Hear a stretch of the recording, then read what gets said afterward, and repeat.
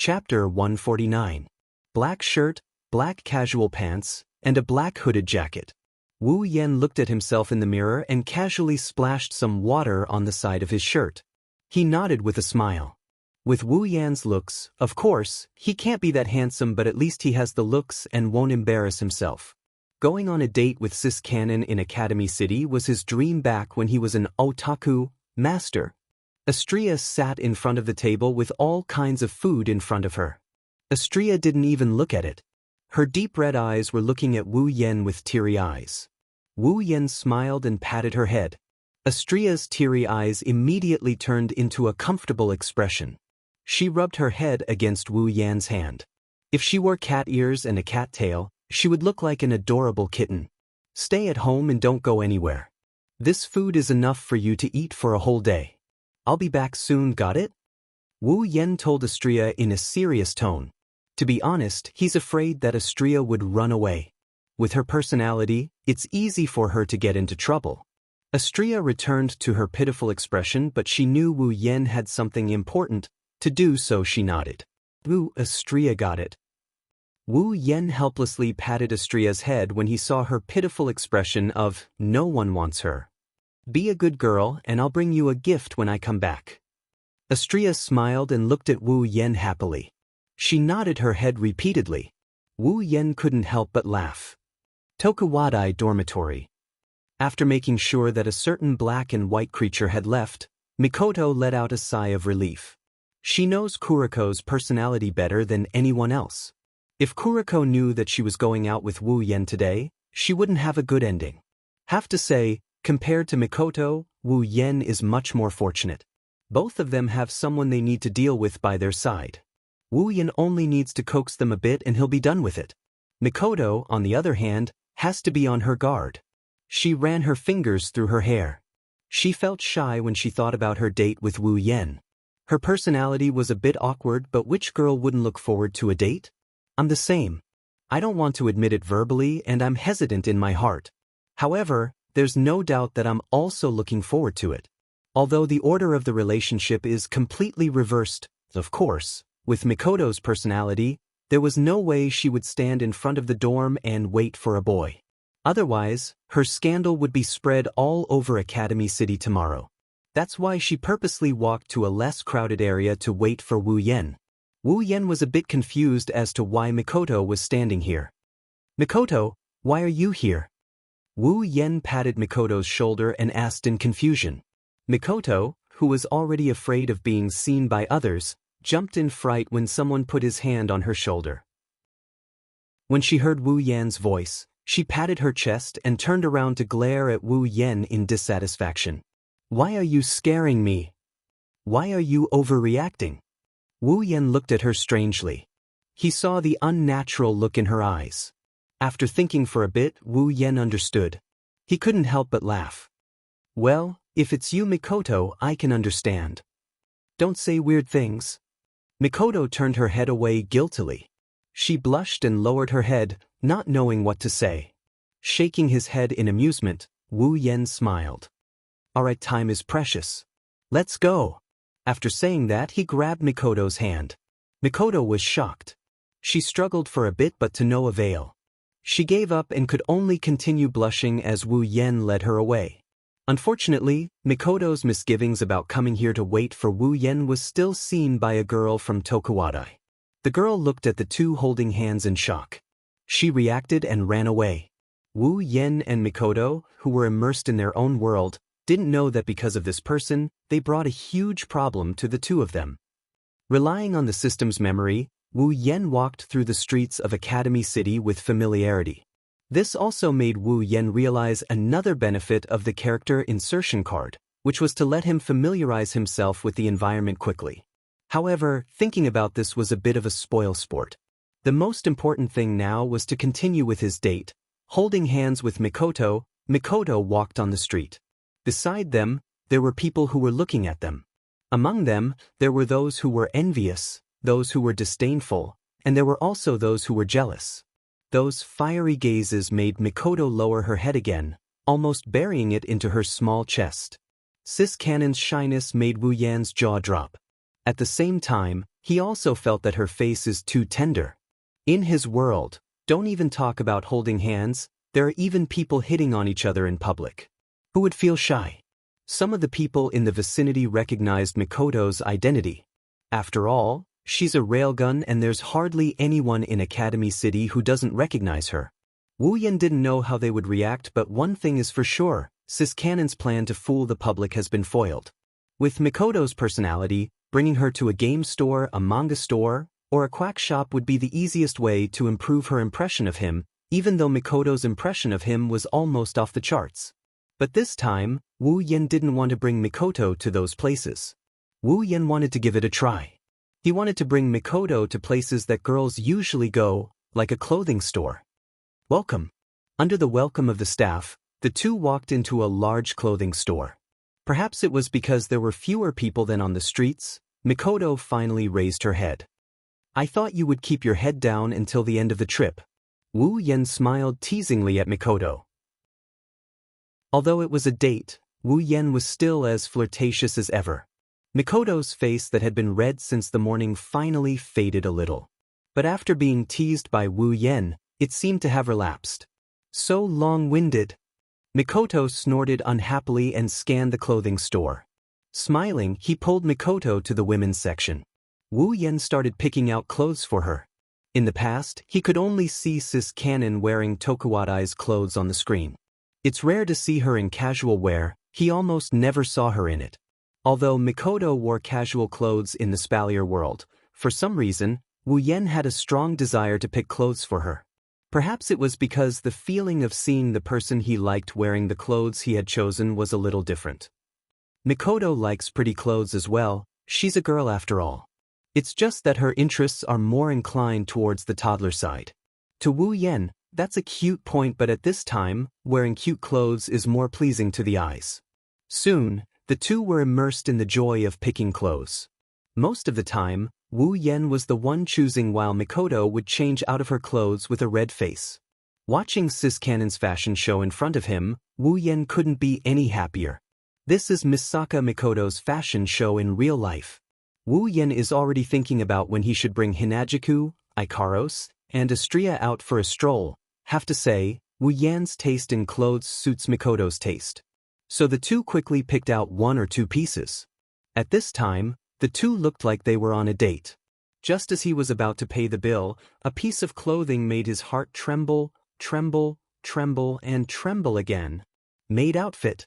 A glint flashed in his eyes and he lowered his head. The moment he lowered his head, his heart started pounding again, pounding again, pounding again and again. Apron. At this moment, Wu Yan's heart seemed to have blossomed under the shocked gaze of the attendant. Wu Yan mustered up his aura, ignoring Mikoto, who was beside him with a red face and white smoke coming out of her head. Attendant, wrap up those two for me too. Chapter 150. On a street in Academy City, all kinds of people are looking at a man and a woman who are fighting over a bag in the middle of the sidewalk with a weird expression on their faces. Throw it away for me. Mikoto's face is red as she desperately pulled the bag and yelled at Wu Yan. From the looks of it, she's going to snatch the bag even if she has to die. This is very important. How can you throw it away? Wu Yan is also desperately pulling the bag. He's not going to give up even if he dies. What's strange is, under the tugging of a tier 7 and a tier 8, the bag miraculously didn't get torn apart. It's really a miracle. What important thing? It's obviously a dirty thing. Mikoto pursed her lips, her face full of shame and anger. Maid outfits and aprons are very attractive to most men, even Wu Yan is the same. It's not that Mikoto hates these two outfits, it's just that when she thought of the person who bought it as Wu Yan, she's not willing to leave it by Wu Yan's side. Mikoto is very clear that Wu Yan doesn't have any weird collecting habits, otherwise, he wouldn't be able to hide it from her who spends day and night with him. But Wu Yan bought these two outfits without hesitation. Mikoto immediately thought that there must be a purpose behind it. And what is the purpose of buying these outfits? No doubt, it's to wear. Wu Yan doesn't have any weird habit of wearing women's clothing, then why did he buy it? A bad thought suddenly flashed through Mikoto's mind, making her heart unable to remain calm. Don't tell me he bought it for me to wear. When Mikoto's face is red, she suppressed the shame and anger in her heart and asked this question. What she got in return was Wu Yan's silence. At that time, she knew that her guess was right. And so, this scene happened. How is this dirty? It's obviously very loving. Wu Yan righteously said, making Mikoto furious. Who cares if you have love? In short, you have to throw it away. The redness on Mikoto's face had already spread all the way to her neck. Just the thought of Wu Yan asking her to wear these clothes in the future made her heart throb. Holding onto the bag tightly, Wu Yan shamelessly hugged it into his arms and earnestly persuaded, Mikoto, calm down first. You really can't throw this away. I have a great use for it. Big your head, isn't it just fur? At this point, Mikoto's face is about to explode, making her extremely angry. Ever since she met Wu Yan, she would blush from time to time. Even when she was being treated by Blackie, she didn't blush as much as when she was with Wu Yan. What a nemesis! In the blink of an eye, Mikoto felt her hands empty. The bag had been snatched away by Wu Yan. With a flip of his hand, Wu Yan ignored the passers-by and kept the bag into his interspatial ring. He then looked at Mikoto with a grin. Hurry up and hand it over. Mikoto stomped her little feet in anger. She wanted nothing more than to use a taser gun to electrocute Wu Yan. Too bad, Wu Yan wasn't afraid of electricity. Wu Yan smiled and didn't answer Mikoto's question. He also didn't hand over the clothes. Instead, he said to Mikoto with a deep meaning, Don't worry, Mikoto, I will only use them under special circumstances. Also, only I can see them, no one else will see you wearing them. Don't worry. Under Wu Yan's strange tone, how could Mikoto not know what kind of special circumstances it was? Her face heated up again, red to the point of almost turning purple. Looking at the smiling Wu Yan, she made a sound and buried her head in the ground. It seems like she didn't want to see anyone. The thought of Mikoto and Chuju wearing the clothes he prepared for them and then having sex with him made Wu Yan's heart burn. Looking at Mikoto's shy face, he couldn't hold it in anymore. Rolling his eyes, Wu Yan suddenly laughed. His laugh was so strange and evil that even Sis Cannon, who was too embarrassed to see anyone, couldn't help but raise her head and look at him strangely. Why are you laughing so hard? For some reason, Mikoto suddenly felt a chill run down her spine, as if something terrible was about to happen. Nothing at all. Wu Yan quickly put away his smile and explained. He then said to Mikoto, All right, let's go to the next stop. Mikoto couldn't help but answer. She forgot about the clothes when she chose the surname. Next stop? Where are we going? It's a date, how can we skip the movie theater? Wu Yan said with a smile, making Mikoto feel shy again. Wu Yan was also speechless. It seems like the word date is quite lethal to Mikoto. Movie theaters are available in many places, including Academy City's School District 7. After a short walk, the two arrived at the movie theater.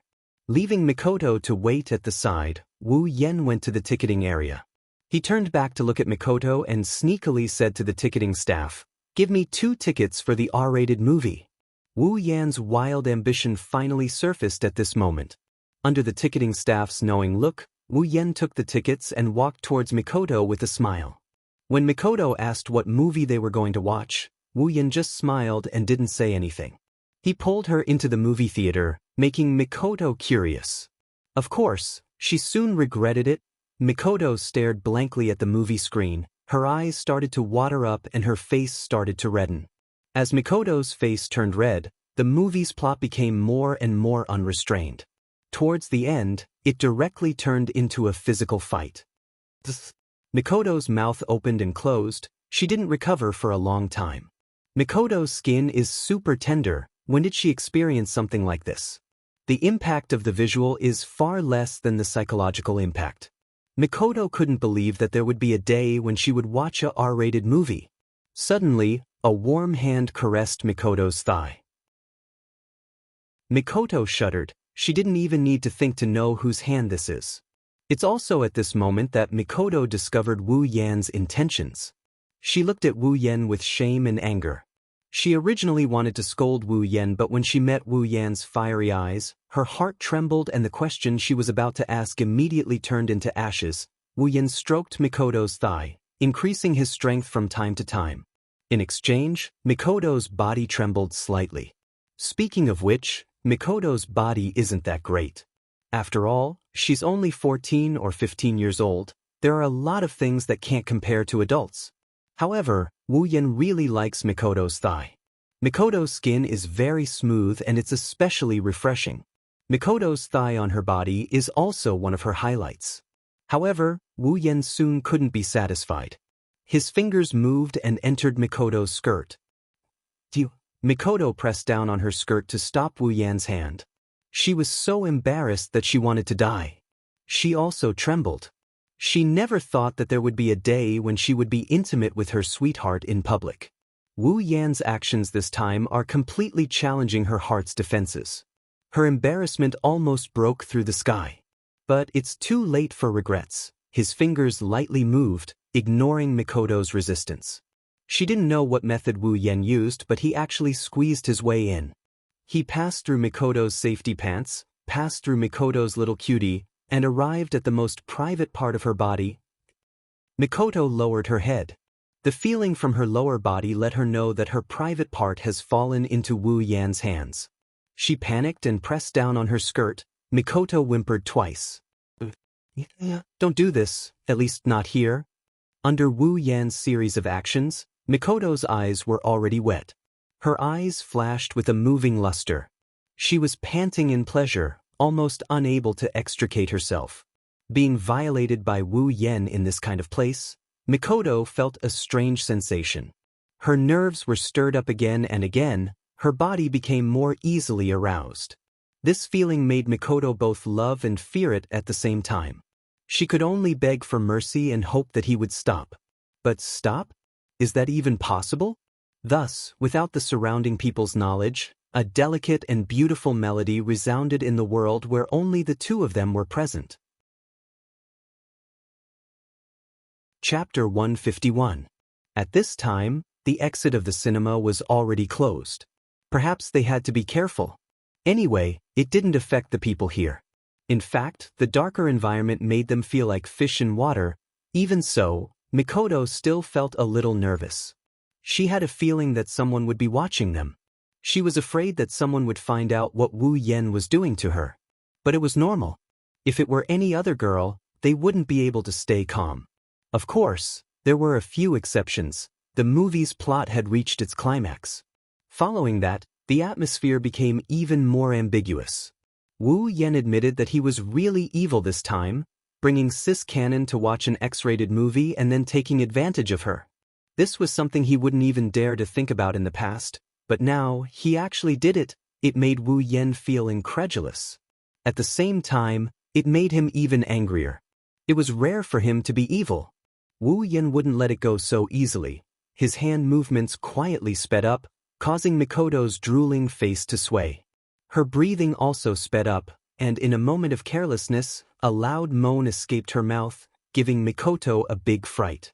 She looked left and right, secretly worried that she might be heard. Stop, don't do it anymore. I beg you. Mikoto had always been a thin-skinned person. Now that she was being done to in such a public place, if it wasn't for the constant electric current flowing through her body that drove away part of her shame, she probably wouldn't have been able to hold it in and run away. But in this situation, Mikoto seemed to have forgotten that she was stronger than Wu. Looking at Mikoto's pleading face, Wu Yan was secretly pleased. Usually, Mikoto was domineering and imposing. It was harder to get her to beg him for something than to reach the heavens. Only in this kind of situation can Wu Yan gain an advantage over Mikoto and take the dominant position. Only in bed can he see Mikoto's submissive side. However, every time it ended with his victory. It was the same this time. To the current Wu Yan, Sis Cannon's begging for mercy was a negative number. Mikoto's begging for mercy was instantly blocked by the sensation of her body. She reflexively raised a hand to cover her mouth, while the other hand was still pressing down on her skirt. The moisture in her eyes was getting thicker and thicker. Seeing this, Wu Yan's free hand started to touch Mikoto's chest. After a few light presses, he started to knead through her clothes. As Wu Yan's actions became bolder, Mikoto's shyness and nervousness reached a peak. Her body trembled violently, and under Wu Yan's stunned expression, Wu Yan's palm was wet.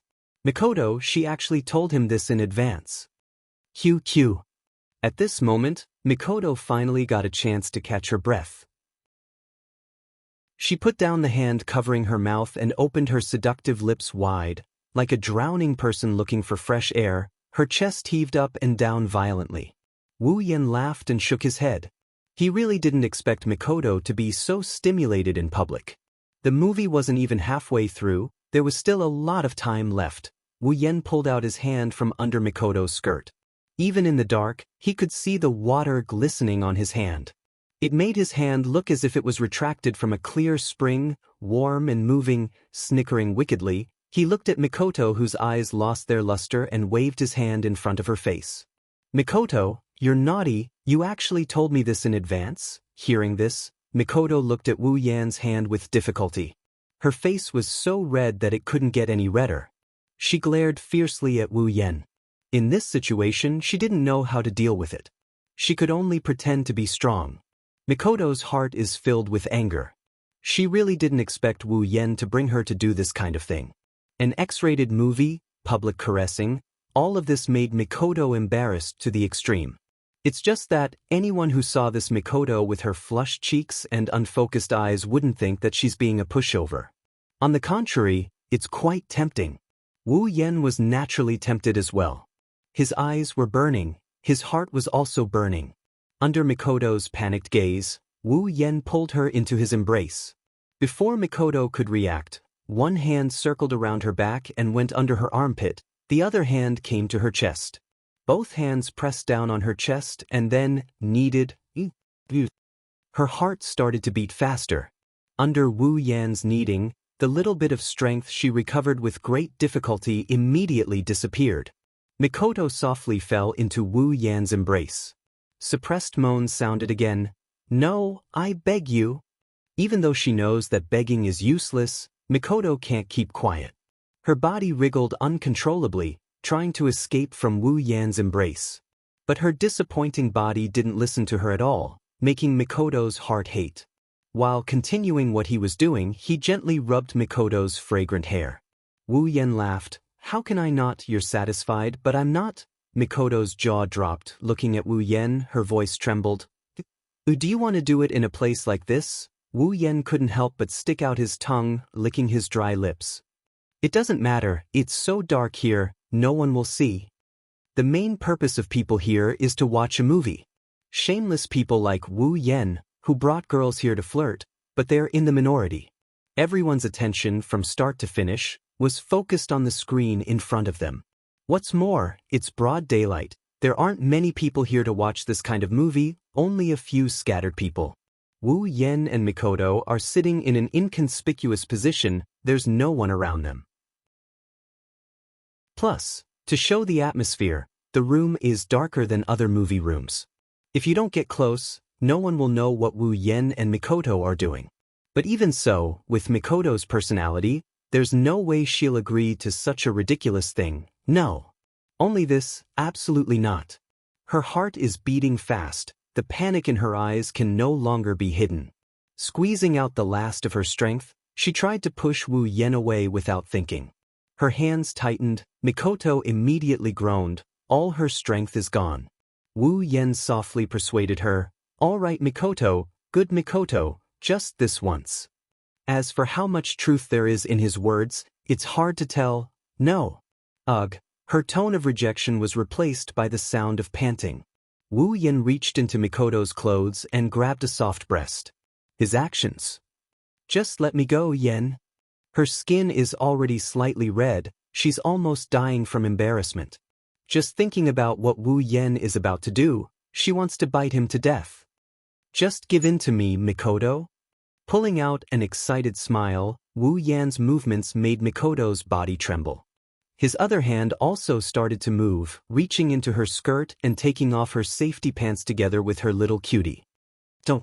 She held onto her skirt tightly, but at this time, her resistance is a little weak. Soon, under Mikoto's soft gasps, The two underwear were taken off and kept in Wu Yan's interspatial ring. Like holding a doll, Wu Yan picked her up and straddled her on his body. His great spear has long been thirsty. She desperately shook her head, hoping that Wu Yan will let her go. Unfortunately, Wu Yan has already made up his mind. He straightened his body and squeezed into her body. Ugh. Mikoto looked like she was struck by lightning, like a swan that was shot by an arrow. She raised her snowy neck and buried her head in Wu Yan's shoulder, unable to raise her head to see anyone. Lightly exhaling, Wu Yan felt like he's in heaven. Hugging Mikoto's body, he impatiently moved. Muffled moans sounded in Wu Yan's ears. Chapter 152. Evening, Academy City School District 7, Tokuwadai Dormitory. One of the dormitory's doors was quietly opened. A tea-haired girl poked her head in and looked around. After making sure there was no one in the room, she sighed in relief. Mikoto's face tensed up. She quickly dashed into the room and closed the door behind her. Her back was against the wall. Her hands were still holding the clothes she bought during the date. Of course, the other two weren't with her. She raised her head, not sure what she recalled, but her face quickly turned red. Feeling the coolness under her skirt, she angrily threw the clothes on her bed, hugged her pillow and started beating it fiercely. Damn bad guy. Big bad guy. You only know how to bully people. How dare you bully me like that? Damn you. I'll beat you to death. I'll beat you to death. Her mouth was muttering curses, but her face was completely red. Even Mikoto didn't realize that compared to her usual self, she's acting like a girl. But you can't blame her. If Wu Yan was here, he'd definitely complain about her, who told her to be so seductive. After beating the pillow, Mikoto started beating the blanket, her face red as she recalled, beating and scolding at the same time. When she remembered that Wu Yan confiscated her safety pants and little cutie, Mikoto became even more embarrassed and started beating harder. QQ. Lying on the bed, Mikoto's head was constantly thinking about that scene in the movie theater. She covered her face with both hands, trying to bury it. After a while, Mikoto recovered a bit and walked towards the bathroom. After all, there's still a sticky feeling under her body. When the bathroom door closed, a small figure suddenly appeared in the room. Two pink ponytails lightly swayed. Seeing the bag on the bed and hearing the sound of water in the bathroom, she smiled. Wani-sama, are you there? In the bathroom, hearing Kuriko's voice, Mikoto couldn't help but be surprised. At the same time, she rejoiced that she came back before Kuriko, or else she wouldn't know when she would pounce on her and find out that her underwear is missing. That would be bad. Kuriko, what are you doing? Elder sister, you seem to have taken a bath very early today. Blackie tilted his head and asked in confusion. I felt particularly sticky today, so I washed up first. Originally, it was just a casual remark, but now, it revealed a part of the truth, causing Mikoto's face to redden again. Oh. Nodding, she rolled her eyes and quickly picked up the bag Mikoto put on the bed. Kuriko smiled foolishly and took out the clothes inside with some saliva. Hugging her Wani-sama's clothes that might have some collectible value, Kuriko quietly flipped through Mikoto's clothes. As she flipped through them, Kuriko's infatuated expression turned to one of confusion. Why does it seem a little different from Big Sister's taste? Blackie fiddled with the clothes strangely and instantly became even more confused. Mikoto's taste, to put it bluntly, was childish. Not only did she like Gouda, she was also interested in things of a younger age group, including clothes, which was also a bit childish. But these clothes, although they couldn't be said to be mature, they were far from childish and leaned towards cute. Putting aside those perverted tastes, even Kuriko couldn't find any flaws in these clothes. If someone were to say that Mikoto's taste suddenly changed, Kuriko would never believe it. One must know, in order to change Mikoto's taste, Kuriko worked hard for a whole year and still, she couldn't change Mikoto's point of view. Could it be that someone else bought these? Kuriko's heart suddenly clenched. A figure flashed through her mind, causing Kuriko to lower her head. The two ponytails behind her moved without wind. A large amount of black smoke started to spread out. With a forced smile, Kuriko said to Mikoto, who was in the bathroom, "Wani-sama, don't tell me you went out with that scum today?" Mikoto, who was using the showerhead to wash her body, heard Kuriko's question and her hand trembled, almost throwing her out. She laughed a few times to cover up her guilty conscience and dryly laughed. No, how could I go out with that scum? Mikoto couldn't help but gnash her teeth. For the first time, she felt that Kuriko's description of Wu Yen was too accurate. Although she was still a bit suspicious, Kuriko could hear the gnashing of teeth in Mikoto's mouth, so she let go of her doubts and started to laugh lecherously. Listening to the sound of water in the bathroom, Kuriko's perverted expression once again appeared on her face. Then, with a leap, Kuriko used her teleportation ability and disappeared from the spot. Kuriko! An exasperated voice immediately came from the bathroom. Wunia, your humble heart is still so attractive. Let go of me. Well, Wani-sama, you're being arrogant again, eh? Why do I feel like you've grown a lot? Kuriko, beep beep beep. Oh, Wani-sama loves whip. At the same time, in another dormitory of Tokuwadai, a girl from Tokuwadai quickly walked into the dormitory and knocked on the door. Her expression started to change into a respectful one. Come in. A very pleasant voice came from the other side of the door into the girl's ears. She quickly grabbed the door handle with both hands and walked in with small steps. The moment the door was opened, a beautiful girl with long blonde hair wearing the same Tokuwadai uniform appeared in the girl's line of sight. Looking at the beautiful blonde figure, the girl's expression became a bit blurred. Her hands were clasped in front of her chest. It seems like she's very infatuated with the blonde figure. What's the matter? The heavenly voice awoke the young girl's intoxicated heart. She came back to her senses and hurriedly tidied herself up. She remembered the purpose of her visit and hurriedly said, "It's about Misaka Mikoto." Misaka Mikoto?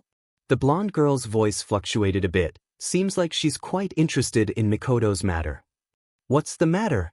The girl pondered for a while and chose her words carefully. Today, your subordinate saw Misaka Mikoto go out with a boy. A boy? The blonde girl was slightly surprised. She was probably surprised that Misaka Mikoto would go out with a boy. Then, her face started to show interest. Yes, your subordinate saw it with my own eyes. Misaka Mikoto and that boy seemed to be very familiar with each other. What surprised your subordinate even more was that when they left, they were holding hands. That boy should be Misaka Mikoto's boyfriend. Misaka Mikoto's boyfriend. This time, the blonde girl's voice was filled with surprise. Who would have thought that Misaka Mikoto, who doesn't have any feminine qualities, would have a boyfriend? The girl shut her mouth. Even though she's on the blonde girl's side, she's not qualified to casually talk about Tokuwadai's trump card. The blonde girl pondered for a while. It's a small action, but it brought about a different kind of seduction. Plus, her figure doesn't look like a high school student's at all. It's extremely seductive. Do you know who that boy is? Hearing this, the girl hesitated. According to your subordinate's investigation, that boy's name is Wu Yen. He seems to be a low-quality hooligan. Hooligan? The blonde girl looked at the girl in confusion. She was a little dissatisfied. You're saying that Tokuwadai's trump card, Misaka Mikoto, found a hooligan as her boyfriend? Why yes. From her voice, it's clear that the girl didn't quite believe it. That hooligan often robs students and even teases some pretty girls. That's why it's easy to find out. Is that so? The blonde girl fell into deep thought. Bring me the information on that Wu Yen. Yes. With that, the girl walked out of the room and closed the door behind her.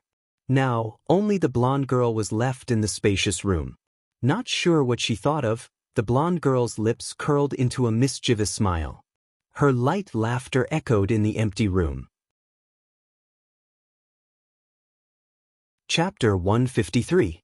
Next it's here.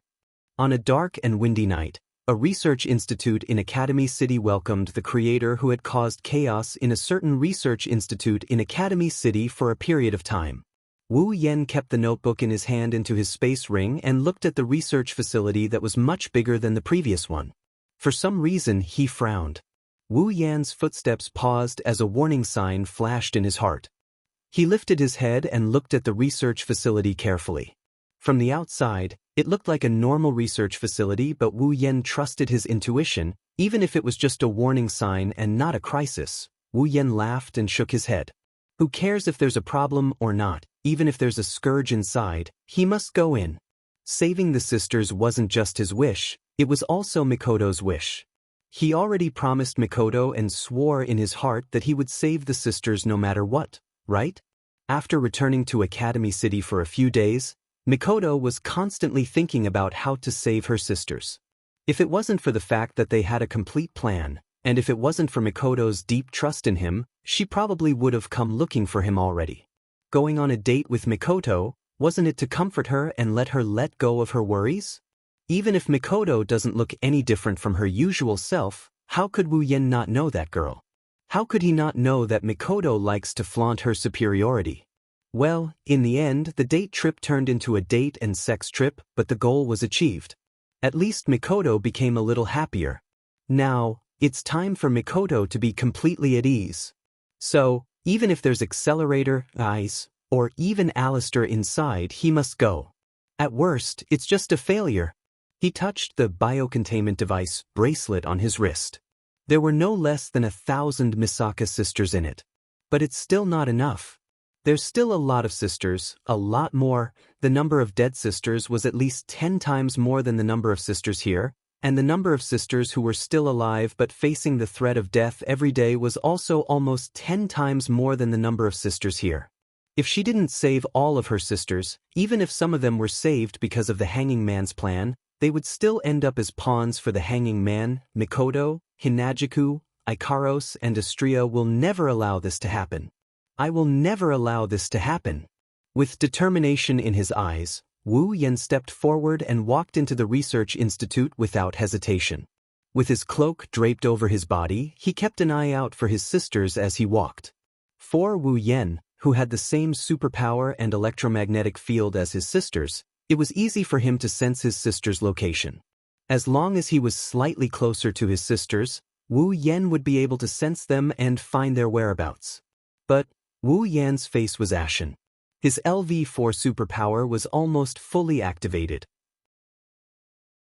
He tried his best to spread out his electromagnetic field, but to no avail. I can't sense them. There are no sisters in the research institute. Combined with the warning signs he sensed outside the research institute and the sisters' disappearance, no matter how stupid Wu Yan was, he knew something was wrong. Just then Wu Yan stepped on something soft. Alarm bells went off in his head. Without hesitation, Wu Yan retreated from his spot. At the same time, a flash of light appeared at his previous spot, followed by a loud explosion followed by a violent gust of wind. The bomb? Could it be? A person's information and figure flashed through his mind. But soon, Wu Yan didn't have time to think about it. The alarm bells in his head didn't stop ringing. Wu Yan knew he wasn't out of danger yet. He quickly retreated. Suddenly, a pure white light beam shot out from the side of the wall and hit the spot where Wu Yan was standing. The appearance of this pure white light made Wu Yan even more certain of the identity of the attacker. Then, beams of light bombarded from the side of the wall, constantly forcing Wu Yan to retreat. Wu Yan kept jumping. In just a short while, the entire corridor was bombarded beyond recognition by the beams of light. Only ruins were left. At a certain moment, Wu Yan's body stopped abruptly. He couldn't retreat anymore because there was a wall behind him. A pure white light beam passed through the side of the wall and blasted towards Wu Yan with unstoppable force. At the critical moment, Wu Yan's whole body was covered in electricity. The pure white light beam was swept by the flashing electricity and suddenly exploded in advance, scattering into a flower of light. However, the pure white light beam was obviously much stronger than Wu Yan's level 4 electric shock user ability. Even if Wu Yan used a trick to offset it, the remaining power still shocked Wu Yan's body. When the remaining power was about to reach Wu Yan, a transparent dragon-shaped armor suddenly appeared on Wu Yan's body, protecting him in the middle. The pure white light beam's remaining power and the transparent dragon-shaped armor only made it tremble for a moment before both of them disappeared. At this time, Wu Yan also saw the attacker's face from the hole in the wall that was blasted by the pure white light beam. She had long, fluffy blonde hair, blue eyes, snow-white skin, and a slender, petite figure of only about 1.5 meters. She wore a beret and a miniskirt. Her legs were wrapped in stockings, and she was holding a doll in her hands. Her black hair was cut to shoulder length and she was wearing a pink tracksuit. One look and you can tell that she was weak. Her breasts were full and conspicuous. Her face was drowsy and she was expressionless. She had shoulder-length brown bob hair and was as petite as the short girl with long blonde hair. Her two slender legs were casually exposed in the air, giving her a different kind of charm. It was a girl wearing a hoodie. The last one stood in front of the three girls. She had a tall and slender figure, and her chest was very imposing. She had a fluffy brown hair, and a ball of pure white light was spinning in her palm, as if she was ready to shoot it out at any time. For figures of different sizes and charms, Wu Yan thought to himself, as expected. Frenda? Sevelen, level 55, Takitsubo Riku, level 51, Kinuhata Sai, level 58, Mujino Shizuri, level 67, Academy City's Black Ops, item. His heart sank. Wu Yan couldn't help but smile bitterly. Even though he was relieved that they weren't Accelerator and Iowa. Wu Yan didn't feel relaxed at all. If it was a one-on-one fight, Wu Yan was confident that he could take any one of them down. Even if the four of them worked together, Wu Yan wouldn't be afraid of them. The reason why Wu Yan smiled bitterly was because the original stories group that was supposed to deal with Mikoto was now involved with him. He didn't know whether to laugh or cry. If it wasn't for his perfect memory ability that allowed him to confirm that this wasn't the research center where Mikoto and Item fought in the original story, Wu Yan would have thought that he was involved in the plot. Wu Yan wasn't surprised that Item would appear here. After all, the current situation was much more serious than the original story. In the original story, the sisters couldn't escape from Alistair's grasp no matter what. Even so, Item was mobilized, let alone now. Mikoto's DNA is gone, the sisters can't be replicated anymore. The remaining sisters are constantly disappearing. As the center of Alistair's artificial heaven realm plan, the fact that he didn't send Iwa's out is already very calm.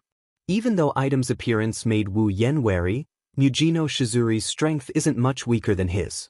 If it wasn't for his armament, he wouldn't dare to say that he could beat her. However, Wu Yan's attention was mostly on Takitsubo Riku.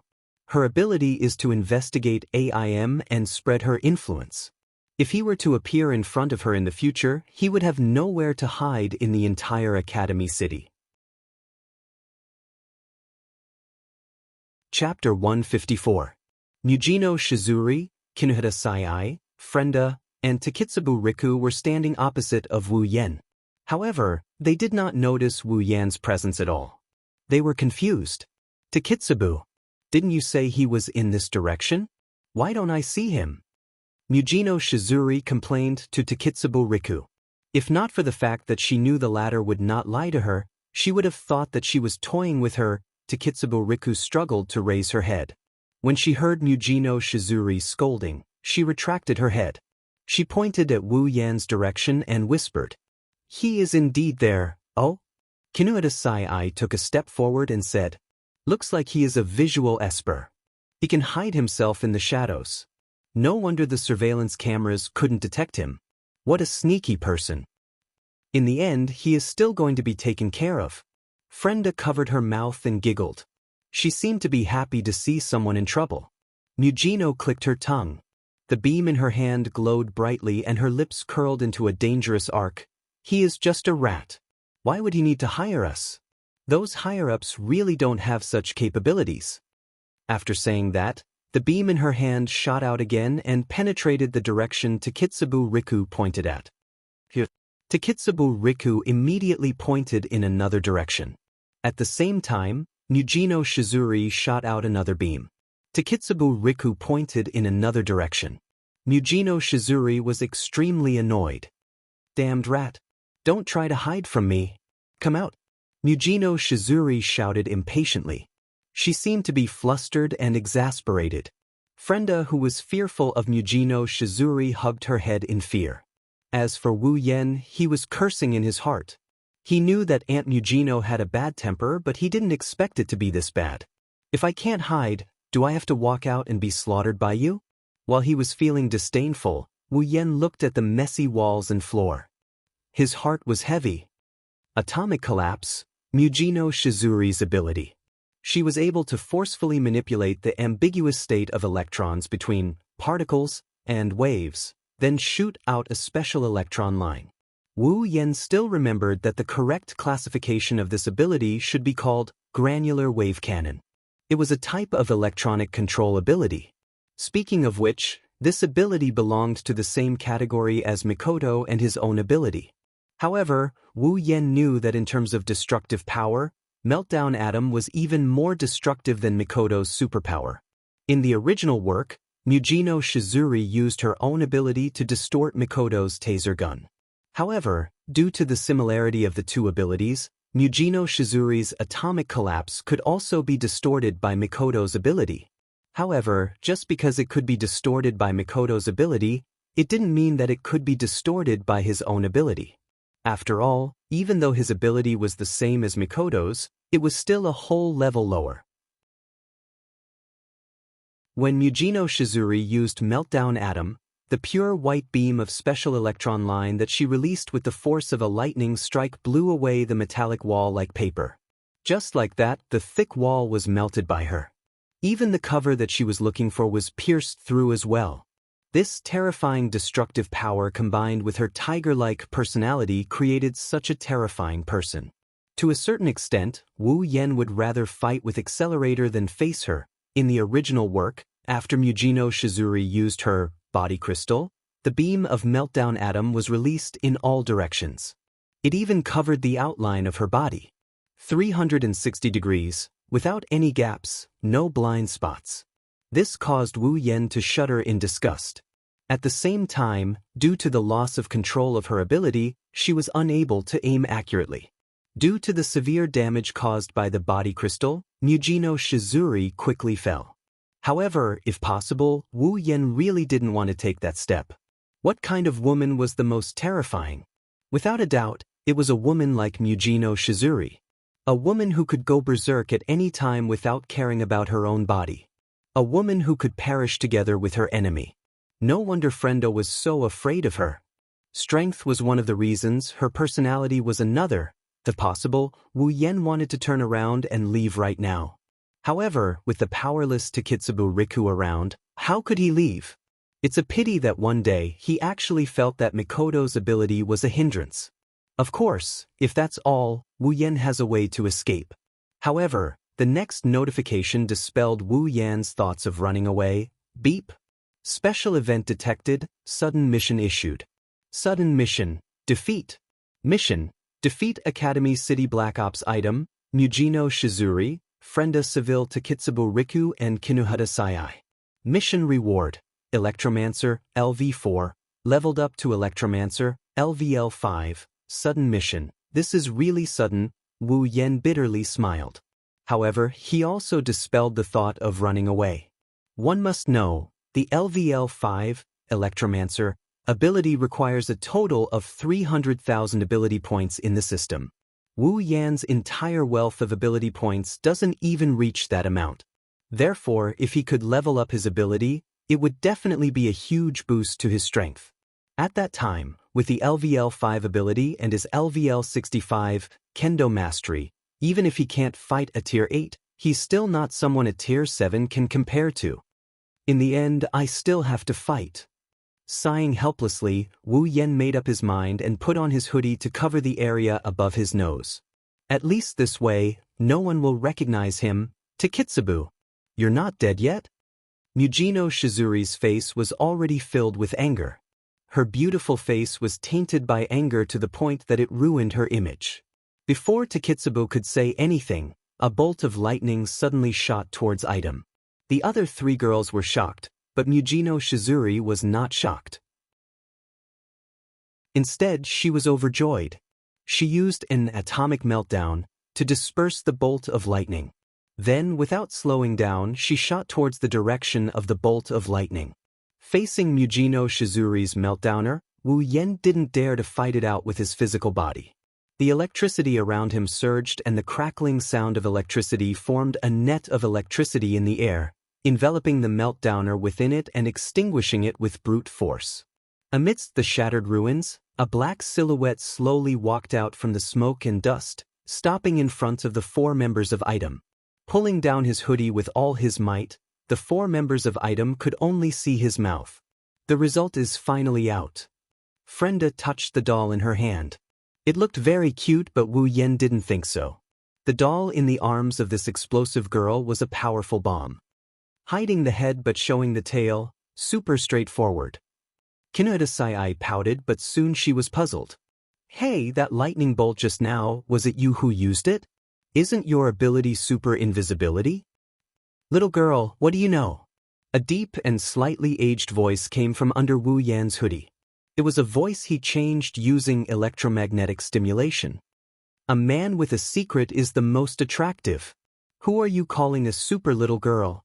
Kinuhita Sai shouted angrily. Her words made Wu Yan embarrassed. I didn't say you're a super little girl, you admitted it yourself. I only called you a little girl. Kinuhita Sai turned her head away in disdain. A perfect super female like me is not something a super shameful person like you can understand. Wu Yan was even more disdainful. With a body like yours, if you're a perfect super female, then there wouldn't be any women with flaws in this world. What did you say? Kinuhita Sai clenched her fists and gritted her teeth. If you have anything to say it when you're in the other world. Mujino Shizuri impatiently cut off Kinuhita Sai's next words. However, Wu Yan's next words made her face completely contort. How much better do you think you are, Auntie? Chapter 155. Following Wu Yan's words, the atmosphere in the room froze. You super shameful bastard, you're super dead. Kinuhita Sai regained her calm demeanor, but Takitsubu Riku and Frenda, who are familiar with her, could hear the schadenfreude in her words. In the end, it was that bastard who sought his own death. I was thinking if I could do it myself, maybe I could get a little more bounty. Frenda said while shaking her head. Of course, it's very cute. Very well, you've angered me. Mujino Shizuri's face darkened as she laughed. Her twisted expression made the other 3 Item girls take a step back in fear. Wu Yan raised an eyebrow when he heard that. Even though Item couldn't see his action due to the hoodie, the 4 girls could hear the mockery in his words. You menopausal auntie, if you're not angry 365 days a year, please tell me. As soon as his words fell, pure white orbs suddenly appeared around Mujino Shizuri, who was lowering her head. Roughly counting, there were at least a dozen of them, each of them so white that they were glowing. You rat, you're dead meat today. Mujino Shizuri waved her hand and the light orbs transformed into cannons. Beams of Meltdowner Atom shot out with lightning speed towards Wu Yan. With a sidestep, Wu Yan immediately retreated and stopped abruptly, dodging all the Meltdowner Atom. Don't be fooled by how easily he extinguished the Meltdowner Atom with his electric net. That was only because there was only one beam of Meltdowner Atom. Against that one beam, Wu Yan had already activated his Esper abilities. What more this many Meltdowner Atom? One must admit that an angered Mujino Shizuri is truly terrifying. The Meltdowner Atom orbs floating around her turned into terrifying mobile cannons. Beams of Meltdowner Atom shot out from them continuously. For a moment, Wu Yan was actually a little flustered. What Wu Yan didn't know was that his actions had already shocked Item. In the end, he's so fast. Seeing Wu Yan's smooth dodging, Frenda was a little stunned. Movement acceleration? Or super body enhancement? Kinuhita Sai was also a little stunned. He could even use super invisibility and super lightning. Just how many super abilities does he have? Multi-ability user. Impossible, multi-ability users don't exist. What is your ability? Although she asked that question, the Meltdowner Atom didn't stop her bombardment. Mujino Shizuri didn't even move and countless beams were already shooting. Wu Yan remained silent as he calmly dodged the Meltdowner Atom orbs, ignoring Mujino Shizuri's threat. As long as he's as long as as long as he didn't die, he was bound, she would, her target. Rather than that, He might as well scold her and fight her to his heart's content. That's what he thought, but in this battle, Wu Yan's hands and feet are bound. He can't use the Nyeten no Morishana. If he uses it in the future, it'll be bad if he's recognized. And since he can't use the Nyeten no Morishana, Wu Yan's battle power will be reduced by half. After all, other than his super ability, all his strength lies in his sword. Just casually exchange for one from the system? Forget it, as long as it's not AC-grade equipment, it won't be able to block the Meltdowner atom orbs. As for exchanging for AC-grade equipment, Wu Yan's teeth hurt. However, with his LV-65 body and LV-4 Electromancer ability, it's not like he can't win this fight. You're hiding again. Go to hell. Mujino Shizuri was so angry that her eyes almost popped out of their sockets. Her originally beautiful face became so twisted that it disgusted Wu Yan. But if he keeps dodging like this, he won't be able to win. Clenching his hands, countless iron sand particles floated into Wu Yan's hands and formed into an iron sand sword. The iron sand sword buzzed. No one would think that it would be fine to be hit by it. Super scary. Kinuhata Sai shrunk her head and looked at the iron sand sword in Wu Yan's hands with fear. She felt that if her nitrogen armor were to be hit by this sword, it would definitely shatter into pieces. In the end, he used an electronic ability. Could it be that the invisibility and dodging just now were all done by manipulating electrons? Using electricity to stimulate the body to dodge at high speed, that seems to be the case. Frenda felt that she had found the truth of her opponent's ability. She squinted her eyes in excitement but was quickly doused by a weak voice. What about invisibility? Lowering her head into her large bosom, Takitsubu Riku raised her hand and whispered. Frenda's smile froze. The result must be. Maybe he used some high-tech item. Frenda turned her head away unnaturally. What she didn't know was that what she said was very close to the truth. It doesn't matter if it's invisibility, electricity, or body strengthening, we can just throw his corpse to those disgusting researchers to find out the answer. Mujino Shizuri snickered sinisterly, causing Wu Yan to curse her for her viciousness. Frenda laughed dryly and nodded. In the end, even if he's a multi-ability user, he's still only LV4. He's no match for Mujino, Wu Yan snorted. Having a high-level ability doesn't necessarily mean one is strong. Mujino Shizuri's ability may be sharp, but its weakness is also very obvious. Just like that, the Mo creatures have already determined his strength. Oh well, let's give them a shock. Stabilizing his feet, Wu Yan turned around and charged towards Mujino Shizuri. No longer dodging, he raised his iron sand sword and charged towards Mujino Shizuri. Mujino Shizuri was stunned for a moment before laughing. You're courting death. As her body moved, the light orb around her vibrated as well. Meltdowner shot out again and sealed off Wu Yan's vision. It covered a 2-meter radius in front of him. Facing the incoming Meltdowner, Wu Yan ignored it and continued charging forward. Seeing this, Mujino Shizuri revealed a victorious smile. However, it quickly froze on her face.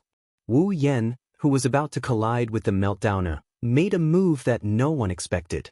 His body twisted in the air, moving from the front to the side. As he stepped forward, the electricity on his body surged and he took the initiative to collide with one of the Meltdowners. The Meltdowner collided with the electricity. After a crisp explosion, the electricity disappeared. The light beam also disappeared. What? Item's 4-man team was stunned. After canceling out the Meltdowner, a gap appeared in front of Wu Yan where the Meltdowner covered. And this gap just happened to allow Wu Yan to pass through. The Meltdowner brushed past his body by less than a centimeter and shot backwards. Wu Yan smirked and turned around again to face the 4 members of Item. With a wave of his hand, an electric gun flashed out. Not good. Mujino Shizuri could not help but be shocked. She quickly took 2 steps back and shouted, Kinuhata! Super received. Kinuhata Sai took a step forward and moved to the front of Item. With a raise of her small arm, the electric gun struck her and disappeared. If one were to observe carefully, one would notice that the flow of air around Kinuhata Sai's body had changed. A thin air wall had enveloped her small body. Nitrogen armor. Kinuhata Sai-I's ability. It was practically the strongest defensive ability below LVL 5, nitrogen armor. If it was Wu Yan's high-speed vibrating iron sand sword, it might have been cut in half. But, against a spear that doesn't have high attack power and focuses more on speed, it's more than enough to defend against it. However, a figure appeared beside Mujino Shizuri. In his hand was the iron sand sword that was vibrating at high speed. Chapter 156. The might of Meltdown Atom was undeniable. At the very least, other than Accelerator, who could even stop the Earth's rotation, and Kakin Taidaku, who could set the laws of physics, it was probably the most destructive ability among all LV5 abilities. However, it had a very big weakness. The power of this ability was too strong, causing Mujino Shizuri's Meltdown Atom to become very unstable. It required a lot of fine-tuning and careful setting before it could be fully utilized. This also caused Mujino Shizuri to have to make adjustments every time she used the ability. As a result, there was a gap between the condensation and firing. In addition, aiming required a lot of time. In other words, she was not good at surprise attacks. If it was a surprise attack from the dark, she would not be able to react in time. Therefore, a surprise attack was the best way to deal with Mujino Shizuri. With a stern gaze, the iron sand sword was swung down viciously. The wung-wung sound of vibration caused all the hair on Mujino Shizuri's body to stand up. Seeing the iron sand sword swinging down, her pupils shrank to the size of a pinhole. Ha! Just as the iron sand sword was about to cut through Mujino Shizuri, a tender voice rang out. For missiles like small rockets suddenly shot out from the side towards Wu Yan. His body paused. Looking at Mujino Shizuri, who was just inches away from him, Wu Yan helplessly retracted his hand and retreated backwards, dodging the 4 small rockets. After dodging the small rockets, they accelerated and exploded. The shock wave from the explosion was so large that it did not match the size of the small rockets. Wu Yan's body was blown to the side. In a hurry, he was unable to regain his balance. Wu Yan's pupils shrank as he lost control of his body. In front of him, a petite figure raised a small fist and mercilessly punched towards Wu Yan's stomach. Kinuhata Sai-I. Beep beep beep. Wu Yan controlled the electric current to envelop his entire body. Wu Yan knew that if he relied solely on electric current, Kinuhata Sai-I's nitrogen armor defense could be completely ignored. Being hit by her nitrogen armor was no laughing matter. With a single thought, the electric current was rapidly amplified and spread out by Wu Yan. The electric current struck Kinuhata Sai-I's body and sent her flying backward. Kinuhata Sai-I, who was sent flying backwards, smiled and controlled her nitrogen armor to crash to the side.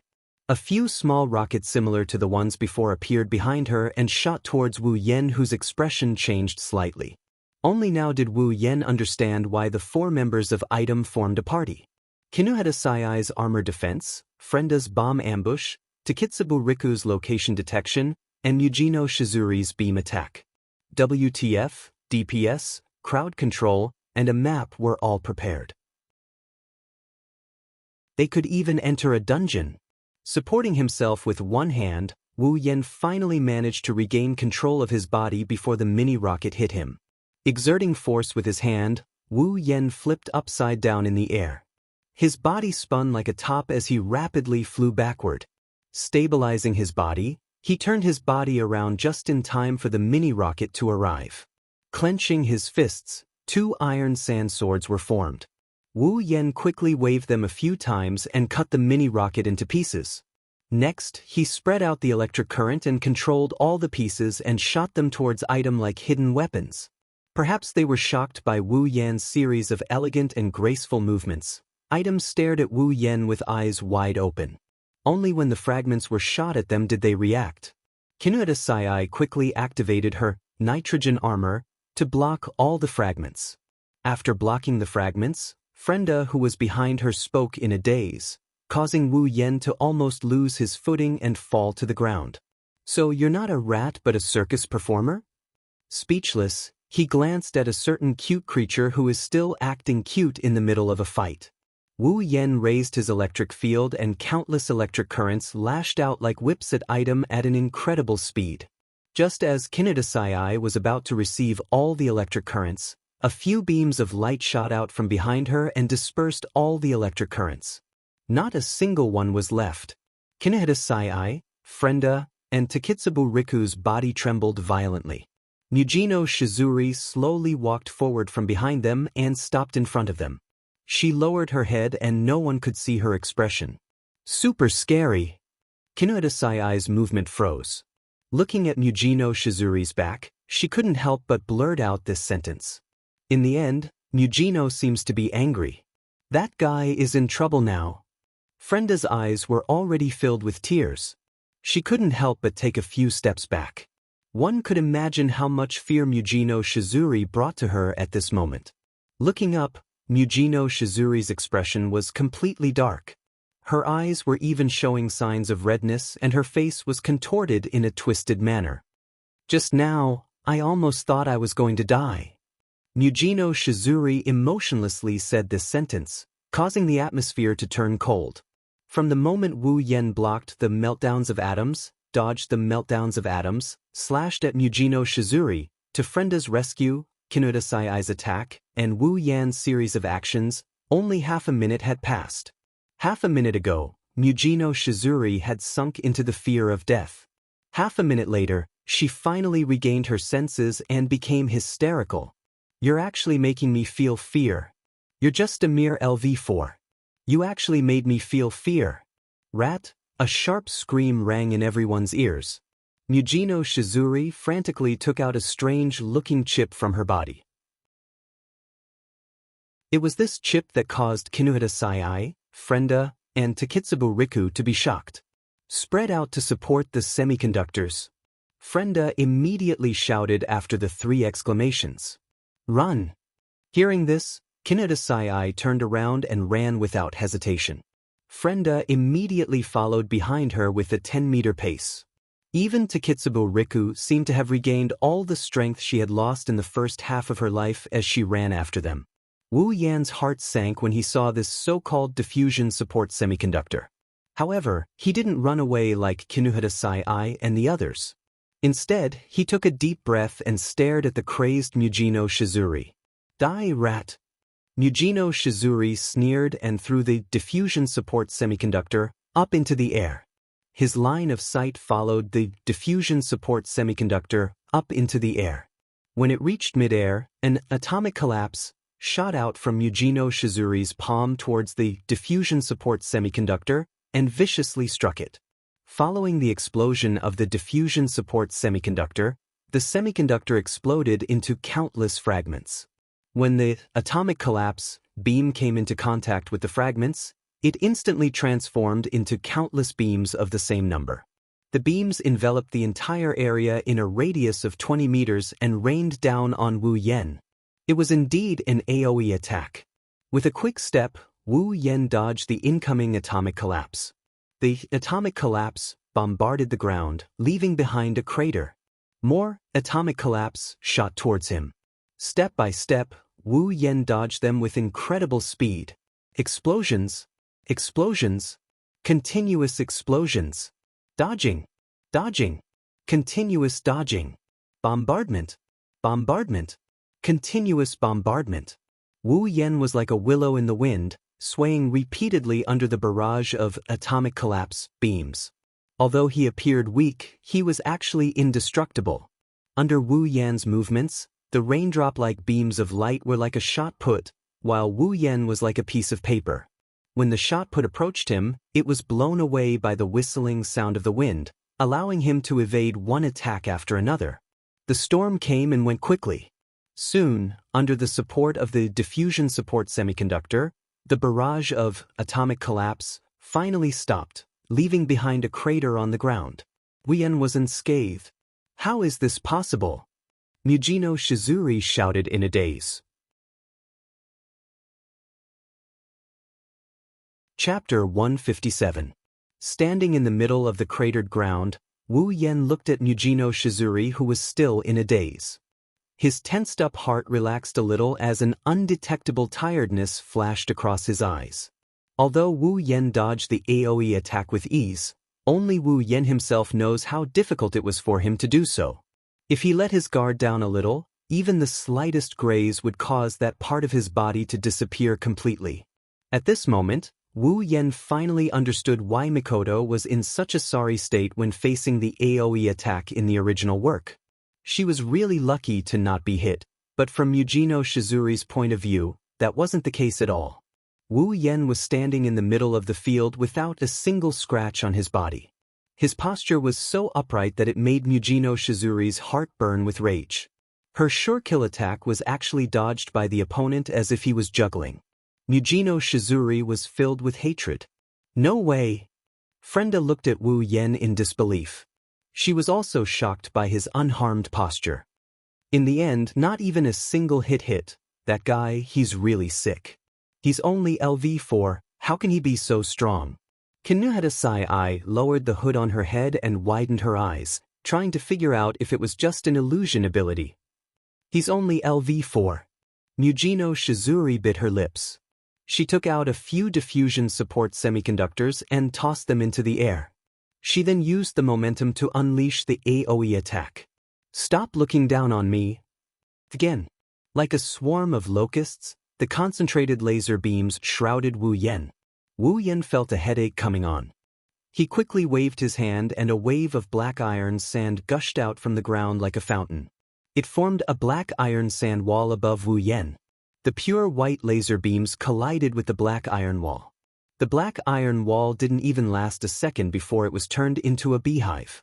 The power of the AoE attack didn't decrease at all as it continued on towards Wu Yan. But for Wu Yan, less than a second was more than enough. With a flash, Wu Yan appeared behind Yujino Shizuri. He reached out a finger and pressed it against her back. Feeling something pressing against her back, Yujino Shizuri's body stiffened. Her face gradually turned pale. She could already foresee what she was about to face. Smiling, a voice that only Yujino Shizuri's ears could hear rang out. Yujino Shizuri's mood. It's over. Ah! The frenzied electric current slammed into Yujino Shizuri's slender body that wasn't considered robust. The intense pain from the electric current caused Yujino Shizuri to involuntarily scream out in agony. In just a short moment, a portion of her skin had turned black. When Wu Yan retracted his electric finger, Yujino Shizuri's eyes had already turned white. Under the incredulous gazes of the other three members of Item, she slowly fell to the ground. Academy City's LV5 number 4, Aoi, Yujino Shizuri, defeated. Kinuhata Sai, Frenda, and Takitsubu Riku were stunned as they watched the invincible Yujino Shizuri fall to the ground. They couldn't react for a long time. Only the sound of Yujino Shizuri falling to the ground was clear. Mai Yi was defeated. Frenda muttered. She even forgot to add the word, result. One can only imagine how big of an impact it had on her. Even Kinuhata Sai couldn't help but gulp. She said in disbelief. That guy can't be a super LV5, right? Takitsubu Riku shook her head. That invader's AIM field isn't as strong as a LV5, he's only a LV4. Can a LV4 be super strong to that extent? Hearing this, the other girls went silent. I say, did you guys forget that the battle isn't over yet? The voice was so close that the three girls who couldn't let down their guard in battle finally realized that the enemy hasn't fallen yet. When they looked up, they saw the enemy's figure in front of them. Looking at the three girls in front of him, Wu Yan smiled brightly at them with his only exposed mouth. Using a kind tone, he said, "Are you guys going to surrender? Or should I just tie you up?" Before the three girls could answer, Wu Yan's face darkened. Of course, when that time comes, what awaits you won't be a rope but a tortoiseshell. A second after the words were spoken, the three girls immediately squatted down and raised their hands, making a gesture of surrender. It was very straightforward. Ding. Sudden mission completed.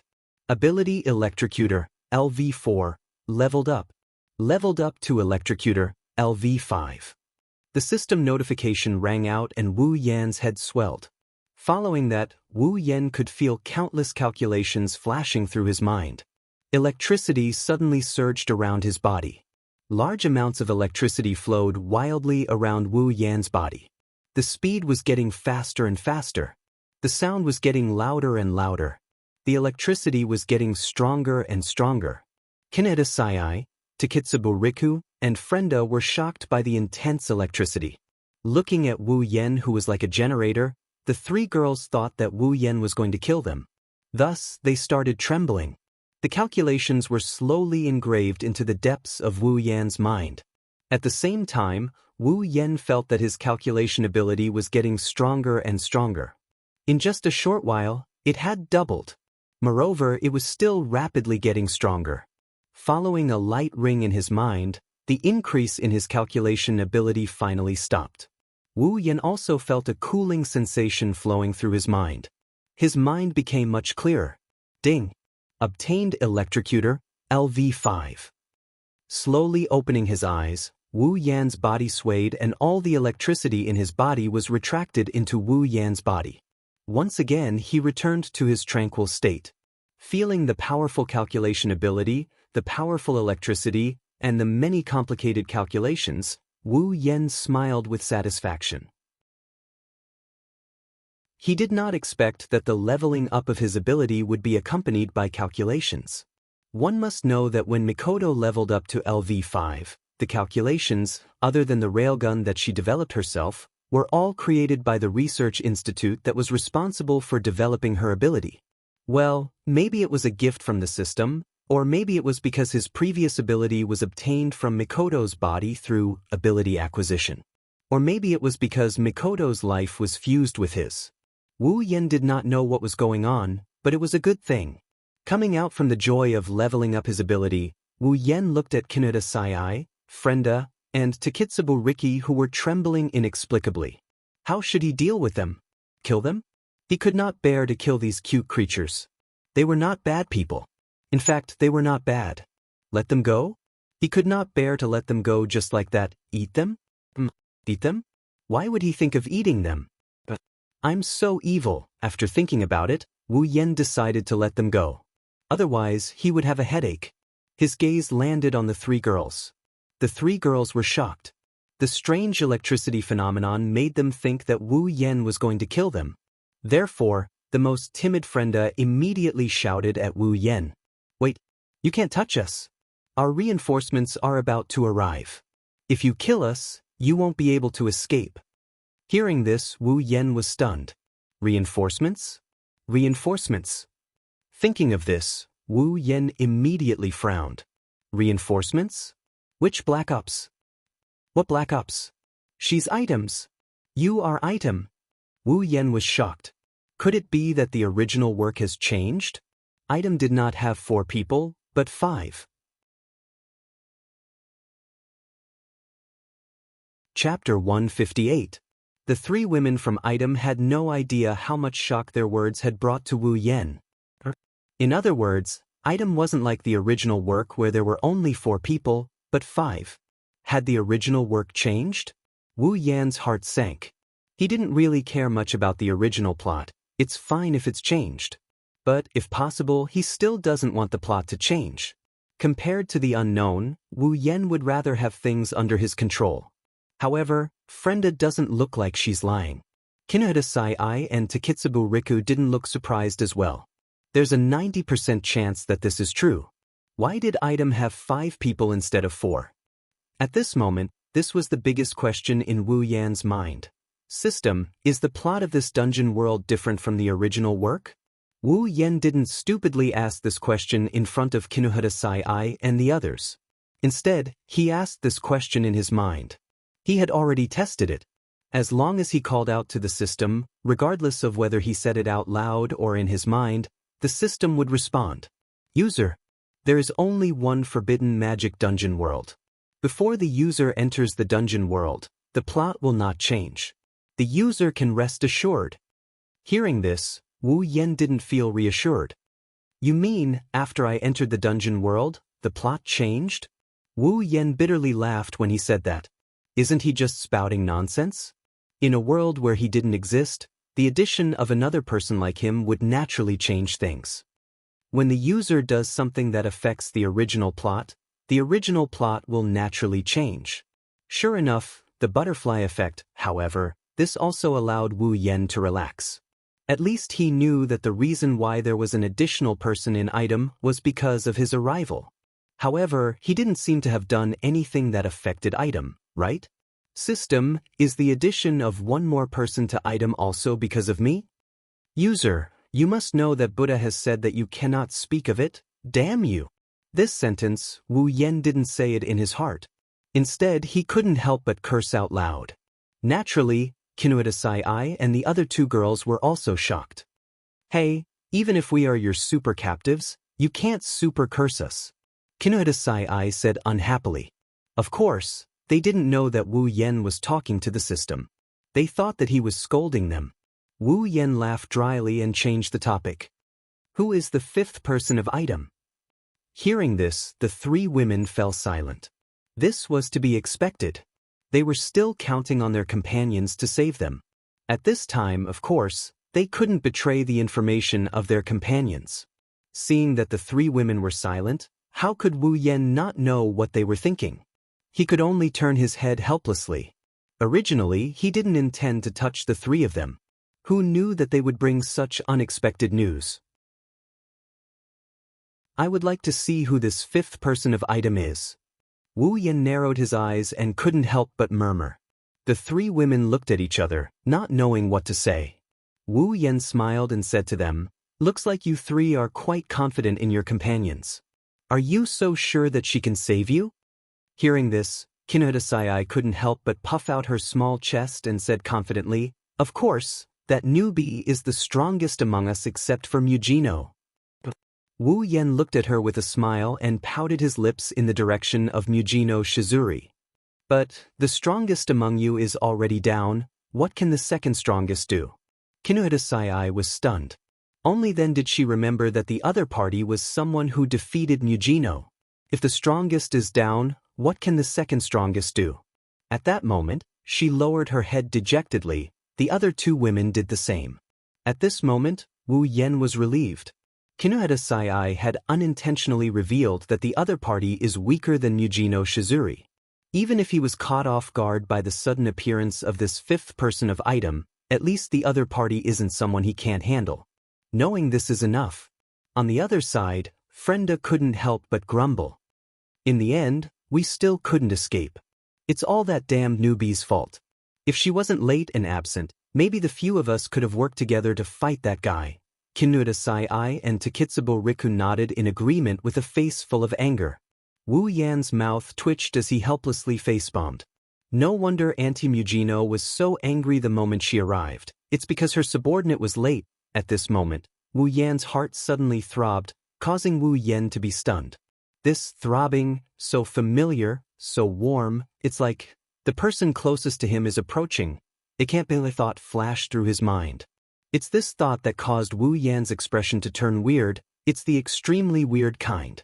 A series of footsteps could be heard coming from the side of the passage. The three girls, including Wu Yan and Ko, all heard the footsteps.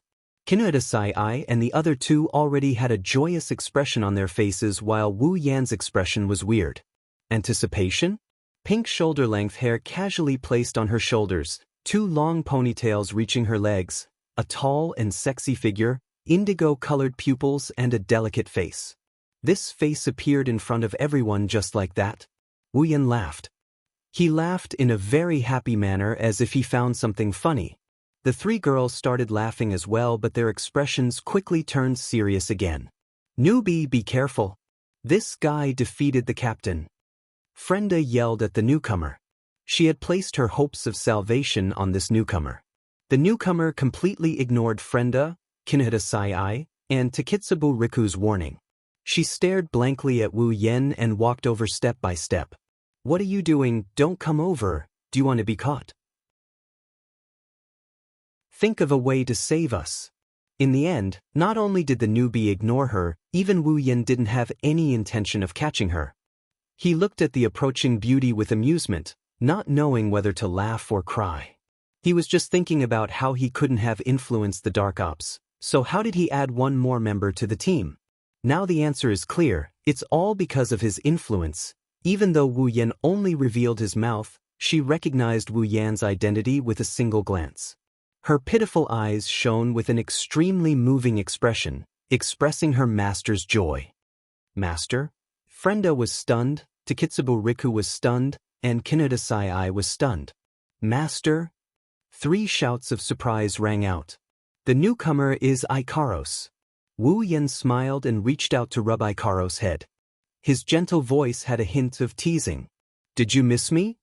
Nodding her head, Ikaros' indigo eyes stared at Wu Yan's face that only had his mouth left. Her pair of eyes could speak, revealing her yearning, longing, and yearning through the hood. Wu Yan felt like he could see the expression in Ikaros' eyes. His heartbeat quickened and an indescribable feeling welled up in his heart. Reaching out, pulling the person in front of him into his embrace. Master! Ikaros was stunned. Her eyes flashed with a hint of uneasiness. Her cheeks actually blushed for the first time ever. Wu Yan, who was smelling Ikaros' fragrance, obviously couldn't see her blushing face. Otherwise, he would have been petrified and howled like a wolf. Usually, when would Ikaros show any expression on her face? Not to mention blushing. Caressing Ikaros' hair, he closed his eyes and said something to the 3 girls in item who looked like they just saw a ghost. I missed you too. Chapter 159. Amidst the dilapidated ground, the dilapidated research facility, and the ruined scene, Wu Yan and Ikaros are in a different world. The atmosphere is warm and cozy, it's like they're in a different world. Little did they know, Kinoda Sai, Frenda, and Takitsubo Riku were completely stunned. What the hell is going on? The 3 of them, including the powerless Takitsubo Riku, couldn't accept what was happening. They were screaming in their hearts. Everything that happened in front of them was enough to make a movie. Looking at Wu Yan and Ikaros, who are stuck in their own world, the 3 girls couldn't say a word. They forgot to resist, they forgot to run, they forgot about their own situation. They just stood there petrified. Wu Yan closed his eyes, enjoying Ikaros' soft body. He was exhilarated. One must know, Ikaros' breasts are not ordinary. Now, 2 sacred mountains are pressing against his chest. How can this be described with the word exhilarating? Ikaros, on the other hand, was completely stunned. Wu Yan's I miss you too made Ikaros completely confused. She touched her chest and mumbled. Energy furnace, so hot, so strange, so warm. After taking in 2 deep breaths of Ikaros' fragrance, Wu Yan finally let go of Ikaros. He held her hand and said, Remember to tell me the details when we get back. Her limpid eyes looked at Wu Yan. Ikaros immediately lowered her head and clutched her chest. Suppressing the heat in her heart, she said softly, Yes, master. Nodding, Wu Yan looked at Kinoda Sai, Frenda, and Takitsubo Riku, who were still in a daze. A hint of a smile appeared in his eyes. The 3 of you, your backup is here, but she doesn't seem to have any intention of saving you. Hey, you guys are super joking, right? Kinoda Sai was going crazy. Do you guys think we're filming a soap opera? Fighting with the enemy for half a day and then finding out they're on our side or something? Wu Yan shook his head with a laugh. We're on the same side but not with you guys. Are you trying to betray us? Newbie. Frenda pointed at Ikaros and shouted. If you dare to do that, Mugino won't let you go. Ikaros didn't even look at her. She kept her gaze on Wu Yan.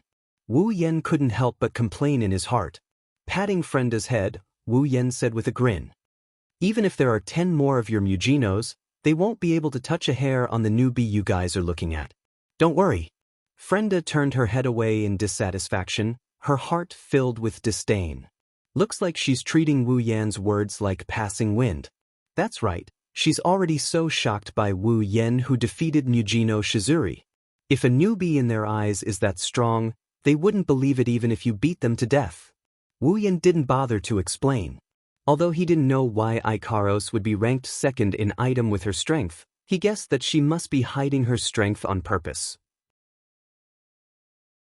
Otherwise, how could she be ranked 2nd when there are barely any tier 8 that could match up to her? This time, we're super dead for sure. Kinohidasai lowered her head and said dejectedly. Their only hope of saving them turned out to be their enemy's comrade. There's nothing sadder than this. Wu Yen sighed and shrugged. Little brat, don't think about dying so easily. Before Wu Yen could finish, Kinohidasai agitatedly interrupted him again. You're the super little brat. Your whole family are super little brats. Wu Yan's mouth twitched, looking at Kinohidasai who's glaring at him. This bro is a real man, not a little brat like you. How am I super little brat? I'm super mature, okay? Kinohidasai yelled without knowing what's good for her. Looks like the word little brat is a big blow to her. Wu Yen squinted his eyes and put his face in front of Kinohidasai's and said without hesitation. You look like a little brat from head to toe, you super little brat. Kinohidasai's face immediately turned red. Looking at Wu Yan's face that's covered by his hood, she wanted to punch him, but since she's under his control, she could only stand there and cultivate her murderous gaze.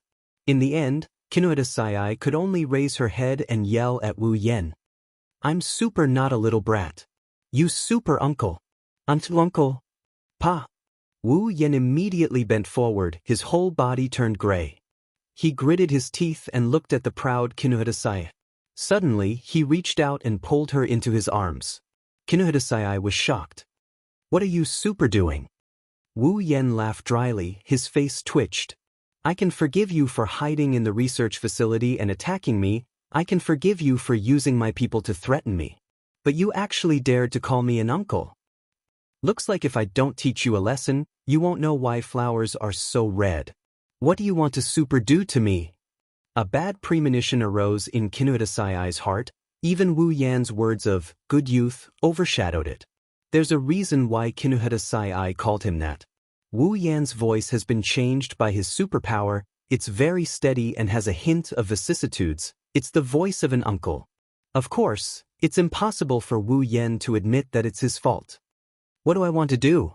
Wu Yan laughed coldly. Didn't you call me uncle? Don't you know that uncle is the type who loves lolis like you the most? The moment he said that, Kinohidasai already knew what Wu Yan was going to do. She quickly activated her superpower and threw a punch at Wu Yan. You super pervert! Faced with Kinohidasai's nitrogen armor, fist, Wu Yan ignored it and quickly took out a bag and blew it at Kinohidasai's face. The powder landed on Kinohidasai's face and was sucked into her body.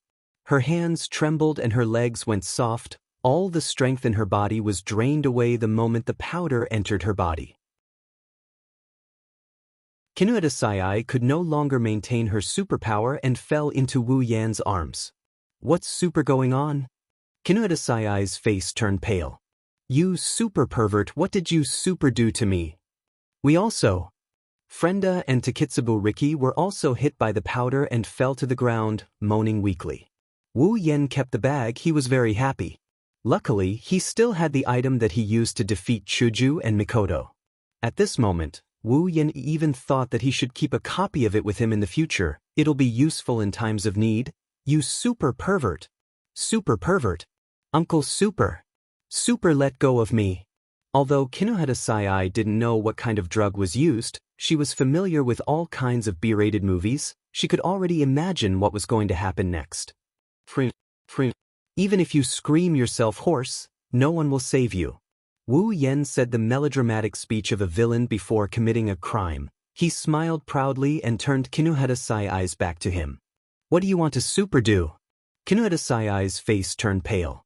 At this moment, she was already imagining all kinds of beep, beep, beep, beep, beep in her mind. What do I want to do? Isn't it obvious? You're super serious. Kinohidasai was already regretting. She regretted provoking this pervert. Wu Yen snorted and said, Of course it's real. Don't worry, I won't do anything to you, but I will definitely punish you. Punishment. Kinohidasai swallowed her saliva. She did heave a sigh of relief when Wu Yen said he wouldn't do anything to her. However, more than that, she felt uneasy as she asked timidly. What punishment? Wu Yen chuckled, but the words he said made Kinohidasai uneasy.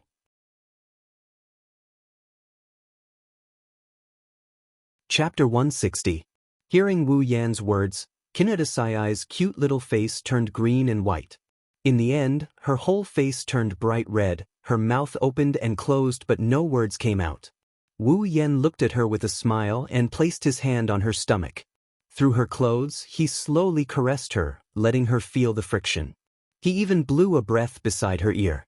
"Tell me, where should I start?" "No. Super no." Kinuhata-Sai panicked. She wanted to shake her head but she didn't have the strength to do so. With her back facing Wu Yan, she couldn't see Wu Yan's expression so she could only squint her eyes and say. Wu Yan smiled. "Since you don't want to say it, then let me decide." After saying that, a large hand started moving up Kinuhata-Sai's clothes. Feeling Wu Yan's action, Kinuhata-Sai's little heart started beating so fast that she forgot to react. No matter how far the distance is, as long as one knows how to walk, one day one will reach it. What's more, the distance between Kinuhata-Sai's stomach and chest is so small. Thus, under Kinuhata-Sai's trembling welcome, Wu Yan grabbed her soft little breast and started caressing it. "Yuwa." Kinuhata-Sai's face turned bright red. She has never been touched by anyone before, even a part of her body that she rarely touches is being controlled by someone else. Kinuhata-Sai's brain short-circuited. Frenda and Takitsubu Riku who were beside her buried their faces in the ground in shock. Their faces also turned fiery red. For them, the scene in front of them is too exciting, of course. They are still a little curious. It can be seen from their small eyes that are fixated on Wu Yan and Kinuhata-Sai. At this moment, Wu Yan's other hand was already on Kinuhata-Sai's seductive thighs and started caressing them. As for the hand that was caressing her small breasts, it was slowly increasing in intensity, causing Kinuhata-Sai to moan softly. While caressing, Wu Yan sighed. "You still dare to say that you're not a little girl? Look at your size, Sai. I'm not happy with you and don't touch me, huff huff." Kinuhata-Sai seems to be very resistant to the term little brat. Even though Wu Yan has taken control of one of her territories, she still blushed and panted to express her dissatisfaction. "Well, although I'm not satisfied with your size, I don't know if it's other aspects." Hearing this, Kinuhata-Sai's slightly dazed eyes flashed with a trace of suspicion. But soon, she no longer has the energy to think about it. Wu Yan let go of his hand on her breasts and placed it back on Kinuhata-Sai's stomach. Then, under Kinuhata-Sai's astonished gaze, he lifted her clothes and reached inside. "Super no." "Wu." A strange moan escaped from Kinuhata-Sai's mouth after the word "super no," followed by a series of continuous moans. Both of his hands reached into Kinuhata-Sai's bosom. He opened his palms and started massaging her breasts. Kinuhata-Sai's breasts may be a bit small, but they're really nice to touch, soft and smooth. "Wu, you super pervert." Kinuhata-Sai could feel the heat from Wu Yan's hands. It went straight to her heart, causing her heart to tremble as she fell into an indescribable feeling. The moans that came out of her mouth made her face and ears turn red. She couldn't believe that she was the one who made such a sound. Wu Yan narrowed his eyes, looking at the small body moving up and down along with his big hands. He whispered into Kinuhata-Sai's ear, "Oh, you don't like this feeling? Who would like it so much?" "Wu, although it's super comfortable." Kinuhata-Sai closed her eyes, because at this moment, she found it difficult to speak. "If you don't like it, then..." Pulling out one hand, Wu Yan caressed Kinuhata-Sai's thigh and moved up. "Then what about here?" "Wu, I can't do it there." Her weak resistance didn't make Wu Yan's heart soften. Instead, he pressed his hand on Kinuhata-Sai's thigh and pushed in. "Wu, super perverted." Kinuhata-Sai opened her eyes. Her eyes were watery and tender like an onion. Wu Yan laughed evilly, glanced at Frenda and Takitsubu Riku who were lying on the ground not far away. Noticing that they were sneaking glances at him, he rolled his eyes and retracted his hands. Now that the intruder has left, Kinuhata-Sai let out a sigh of relief. She didn't know why, but there was a faint feeling of reluctance in her heart. However, as her body turned cold, all reluctance disappeared. "What?" Before she could react, Kinuhata-Sai's few clothes, including her underwear, were stripped clean by Wu Yan's lightning-fast hands, turning her into a little white sheep. I knew it, you super beast, you would never let me go. Finally, you couldn't hold it in anymore. Wu, poor me, I'm about to be violated by a super lolicon. Without the strength to cover up her embarrassment, Kaneda Sai started crying out in a pitiful tone. Her voice was so pitiful that it made Wu Yan's lips twitch. Even his mood of appreciating her beauty diminished. With one hand on Kaneda Sai's thigh, Wu Yan's finger pushed in slightly. What? Ugh. Kaneda Sai's face, which was filled with misery a moment ago, turned into ripples. With a strange blush, she moaned out loud. Once she started moaning, she didn't stop. Her childish moaning sounds echoed throughout the entire space. Lian didn't hold it in, like Kaneda Sai said. Towards these 3 girls whom he met today, Wu Yan didn't shamelessly eat them up. This time, it was more of a punishment. Of course, to other people, it's already shameless to train 3 girls whom he just met today. One of his hands kept roaming around Kaneda Sai's body, sometimes touching there, sometimes touching here, while the other hand was very focused on teasing a certain spot. Kaneda Sai, who has never experienced such treatment before, under Wu Yan's teasing technique that he learned from Chuju and Mikoto, her whole body started to twitch. The pleasure spread from her heart to the rest of her body, making her feel intoxicated and confused at the same time. An unknown electric current kept attacking a certain door in her heart. Every time it attacked, she would feel a wave of panic. As Wu Yan's movements became bigger, the electric current in her body became stronger and stronger, and the door became weaker and weaker. Until a certain moment, Kaneda Sai didn't know what she felt, but when she opened her eyes, they were filled with panic. Her skin started to turn pink, and a strong sense of release made her heart tremble violently. Wait, super wait. Kaneda Sai is very afraid of this feeling. It's as if she's floating in midair without any support, unable to fly, and about to fall, causing her lips to start to tremble. Wu Yan has seen this phenomenon countless times from Mikoto. How could he not know what's going on with Kaneda Sai? Ignoring her protests, Wu Yan's movements suddenly accelerated. Woo woo woo woo wah. It's like a scream, yet it's also like a laugh. An incomparably contradictory sound came out from Kaneda Sai's mouth uncontrollably. Following the sound, an incomparable joy attacked her body. Her heart fell back to its original position. Kaneda Sai couldn't help but close her eyes. A weak muffled sound came from her mouth, as if she's recalling something.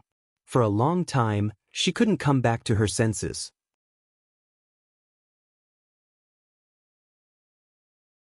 Chapter 161. Wu Yan didn't feel the slightest bit of malice in making a 12-year-old girl look like this. Instead, he felt a sense of accomplishment. After all, this is something no one in the original work has the ability to do, right?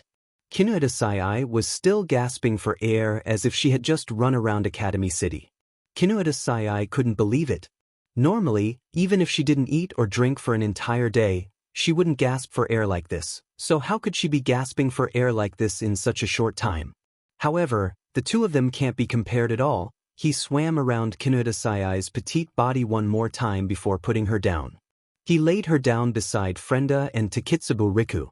Then he looked at them and smiled. Still haven't seen enough? Frenda and Takitsubo Riku were shocked. Takitsubo Riku quickly lowered her head while Frenda smiled embarrassedly. She could tell that Wu Yan didn't intend to make things difficult for them. Of course, she quickly changed her mind. Wu Yan's eyes scanned Frenda and Takitsubo Riku's body before pulling Takitsubo Riku into his embrace like Kaneda Sai. Takitsubo Riku was stunned. She stared blankly at Wu Yan's face as if she didn't realize that she was in Wu Yan's embrace. Frenda was shocked when she saw what happened to Takitsubo Riku. He can't be planning to do the same to us. Lin also looked at Takitsubo Riku. He could see a trace of fatigue in her eyes. Wu Yan knew that was the side effect of consuming the body crystal on her body. Wu Yan sized up Takitsubo Riku's body. When he saw Takitsubo Riku's full breasts, he couldn't look anywhere else. Wu Yan couldn't help but exclaim, "What a big pair!" That was the truth. Takitsubo Riku shouldn't be considered old, but her pair of ample bosoms were exceptionally astonishing. At this moment, the thin sportswear wasn't enough to restrain them as they were pushed up high. Pervert! Frenda immediately gave Wu Yan this impression. However, when Wu Yan touched Kaneda Sai earlier, she didn't give Wu Yan this impression. If Wu Yan were to find out, he would definitely suspect that there's a dark history between them. After hearing Wu Yan's words, Takitsubo Riku finally reacted. Seeing Wu Yan staring at her chest, her body shrunk. Wu Yan patted Takitsubo Riku's surprised little face and laughed. Well, you can't be biased, you can't just love that little girl. After saying that, Wu Yan once again stretched out his sinful hands. He tried his best to open his palms and take in the pair of plump breasts that he couldn't help but feel pity for. A moan escaped from Takitsubo Riku's mouth. Her voice was soft and delicate, causing Wu Yan to sigh. As expected of an exhausted girl, even when moaning, she didn't forget to make it cute. Even though he was thinking about something, his hands didn't slow down at all. Look, he's already kneading her breasts with his fingers. A blush appeared on her cheeks, adding a bit of liveliness to Takitsubo Riku's lethargic face, making her look a bit more alluring. Under Wu Yan's movements, Takitsubo Riku seems to have decided to carry out her role as an exhausted girl to the very end. Other than her body moving up and down along with Wu Yan's movements, she didn't do anything else. Even though her eyes were covered with water, Takitsubo Riku didn't close them. Instead, she stared at Wu Yan's face, as if she wanted to see through that layer of concealment and memorize his face. Wu Yan's actions have already left a faint shadow in the heart of this girl who didn't care about anything. Takitsubo Riku's pair of plump breasts did make Wu Yan feel pity for her. Even though he didn't have this size around him, Ikaros and Astria both had bigger breasts, but he never had the chance to enjoy them. As for the two girls he pushed down, well, even though flat breasts aren't bad, they're still a little protruding and more pleasing to the touch. Thinking about it, Wu Yan grinned. Looking at Takitsubo Riku's eyes, there was a hint of heat.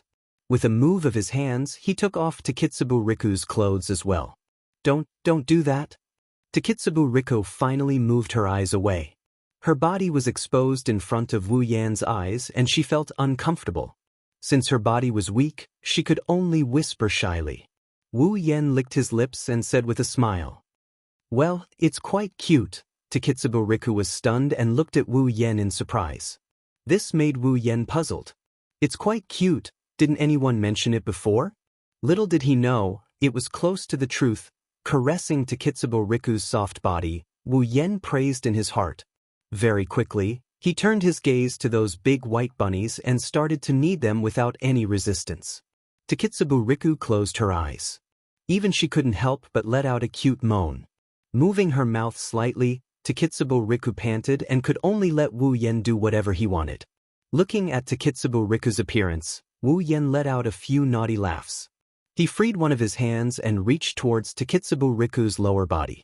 On the other side, Ikaros watched from the beginning to the end. She looked at Kaneda Sai, who was just trained by Wu Yan, and then at Takitsubo Riku, who was panting in Wu Yan's arms. She pinched her own chest. Master seems to like it a lot. After sending Takitsubo Riku to the peak, Wu Yan gently placed this nice body beside Kaneda Sai.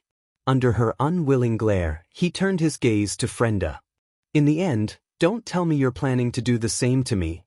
Even though Frenda already knew that she might fall into the devil's claws, when the real thing is about to happen, she still couldn't help but panic.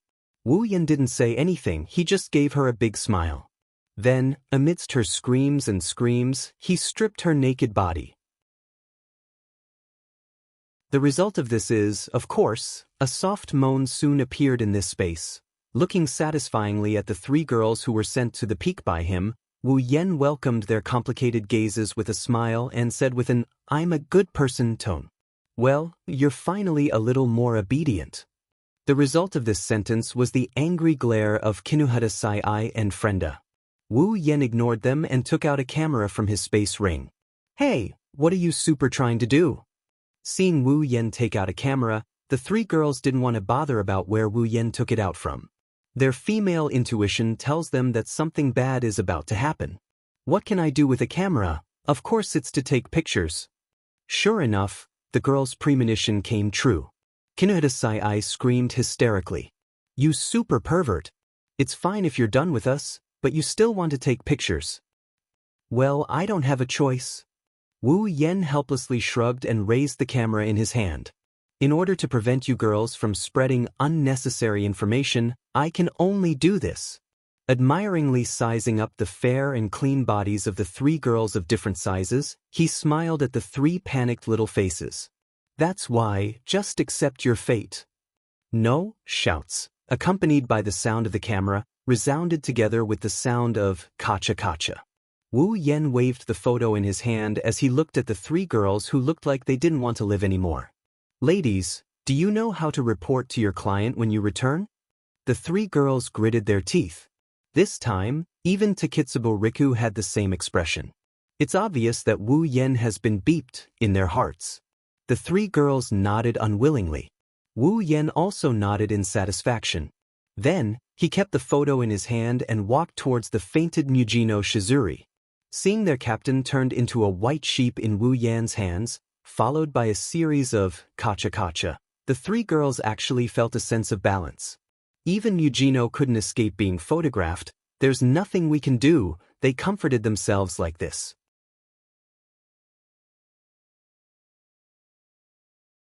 Chapter 162. Academy City, School District 7, inside a windowless building, here, the greatest person of Academy City, here, the craziest person of Academy City, here, the most rational person of Academy City, here, and here, the best at peeping. Floating in the liquid that never changes, Alistair's projection screen is constantly changing the scene. Whenever the scene is projected to the lab that was destroyed last night, it would turn into a static screen. Looking at the static screen, Alistair didn't say a word. Or rather, he's not a talkative person to begin with. If there's no one here, he might just stay silent for the rest of his life. After a while, the projection screen in front of Alistair changed and the scene changed. On the screen, there are 2 small girls and 1 big girl. They are Mujino Shizuri, Kinohita Sai, Frenda, and Takitsubo Riku. In the scene, Kinohita Sai, Takitsubo Riku, and Frenda are hiding in a corner. Mujino Shizuri's face is filled with anger. She's constantly throwing out meltdowns from her palm, destroying everything around her. However, Mujino Shizuri didn't stop because of that. Since there was nothing left to hit, she started hitting the sky and her surroundings randomly, as if she was venting something. One could clearly see that her face was twisted in anger. Alistair quietly watched for a while. Then, the projection screen changed again and changed into a pile of reports. Clearly, there's a very eye-catching summary at the end of the report. Intruder escaped from the lab, evaded items pursuit. Whereabouts unknown, identity unknown, goal unknown. Staring at the report, Alistair's expression didn't change. He seems to be thinking about something. After a while, the screen changed again and changed into another report. The 3rd military clone in Academy City has now been stolen with 1,053 numbers. Not long ago, in the relevant institutions responsible for the recovery of the Absolute Ability User Evolution Project, there have also been many cases of the clones that have participated in the experiment being stolen. Now, the numbers of the dead clones have all been stolen. As for the stolen numbers of the clones, there are... Alistair didn't seem to want to read the rest of the report. He directly switched off the projection screen and closed his eyes. It's as if he's in a deep sleep, there's no sign of activity. After who knows how long, Alistair opened his eyes again. Following his movement, the projection screen appeared again. This time, a very new report was imprinted into his eyes. In order to ensure the Absolute Ability User Evolution Project can proceed smoothly, related researchers have decided to find the original military clone and obtain new DNA samples from it to create new military clones to participate in the experiment. As a result, the original body was unusually resistant. Not only did it say that it would never provide its DNA again, it even declared that if its DNA was forcefully obtained, the original body would withdraw from any research organization that participates in Academy City, and would even withdraw from Academy City. Inside the test tube, the liquid containing Alistair's body began to boil like boiling water. Bubbles continued to rise, completely burying Alistair's figure within. The sound of the boiling liquid resounded throughout the room. Since there's almost no sound in here, The sound of the boiling liquid is especially ear-piercing. If someone familiar with this place was here, they'd be inexplicably shocked. This is because the liquid in this test tube has never reacted violently before, let alone boiling violently like this. After a long, long time, the liquid finally calmed down. The bubbles gradually decreased and Alistair's figure slowly reappeared in the test tube. Alistair's eyes that haven't changed for the past 10,000 years slowly closed. The room once again fell into silence. On the other side, Wu Yan's home. Tell me, what did Master do last night? Why did you come back with Master? But Master said I can't tell you, Ikaro-senpai. Just tell me, I won't tell anyone. Here, tell me. But Master, Wawa. Ikaro-senpai is so sly, sneaking together with Master without telling me. You must have done something bad. What? No, what? Ikaro-senpai. You're actually blushing. You're actually blushing. Wu Yan helplessly watched the interaction between Ikaros and Astria. He face-bombed. He couldn't bear to watch this anymore. The pure Ikaros met the equally pure but dumb Astria. He didn't expect the situation to turn into a situation of being taken advantage of. Wu Yan is speechless at this turn of events. Maybe Astria is just jealous that Ikaros can be with him. Otherwise, she wouldn't keep asking. She's not a bad girl, however, it's obvious Astria's question isn't going to get a response. Ikaros is an easygoing person. She's the only one who'll carry out Wu Yan's orders to the letter. Wu Yan was touched, but at the same time, he felt helpless. Of course, Wu Yan was happy to see Ikaros blushing. Ikaros is good at everything, but she's a little slow when it comes to relationships. Her current self is very similar to the Ikaros who knows how to be bashful at the end of the original work. Wu Yan feels that this is pretty good. It's best if they continue like this. Otherwise, he won't be able to let go of all kinds of things when interacting with Ikaros. As for what he can't let go of, it's a wolf's ambition. Everyone knows that, looking at Ikaros who is struggling under Astria's ferocious assault, Wu Yan really can't fathom how Ikaros can get along with the four girls in item when she's like this. According to Ikaros, after coming to this world, when she regained her senses, she found herself standing in item's activity area. The system gave her the same identity as Wu Yan, no parents, no friends, no boyfriend. However, compared to Wu Yan, Ikaros is also a LV4 aptitude user. Her ability is one of her equipment, Absolute Defense Circle. The system gave her a character arrangement. Ikaros is a lonely girl living in Academy City. Due to an accident, she ran into Academy City's LVL5, Meltdown Atom, Mujino Shizuri. She took a hit from Mujino Shizuri and came out unscathed. Mujino Shizuri took a fancy to her defensive ability and recruited her into item. Due to the fact that Ikaros was a newbie, Mujino Shizuri did not put Ikaros on the item list. Only after a successful mission would Mujino Shizuri add Ikaros to the list and announce her addition to the team. And this mission is to test Ikaros's capabilities. However, Ikaros's heart was filled with her master. Even on the day of the mission, she was still searching for Wu Yan's whereabouts. In the end, she was late. That's why Wu Yan is glad. If Ikaros passed Mujino Shizuri's test and joined item, she would definitely be noticed by the council. Being noticed by the council is the same as being noticed by Alistair. At that time, maybe Alistair would be in the mood to peek at Ikaros, only to be interrupted by the battery shield. That would be bad. Alistair is a perfectionist. He won't let a single chess piece escape his control. In the end, after a round of investigation, fortunately he had something on item, so they wouldn't leak it out. Ikaros hadn't entered their line of sight yet, so nothing had changed. Wu Yan's plan can still be carried out.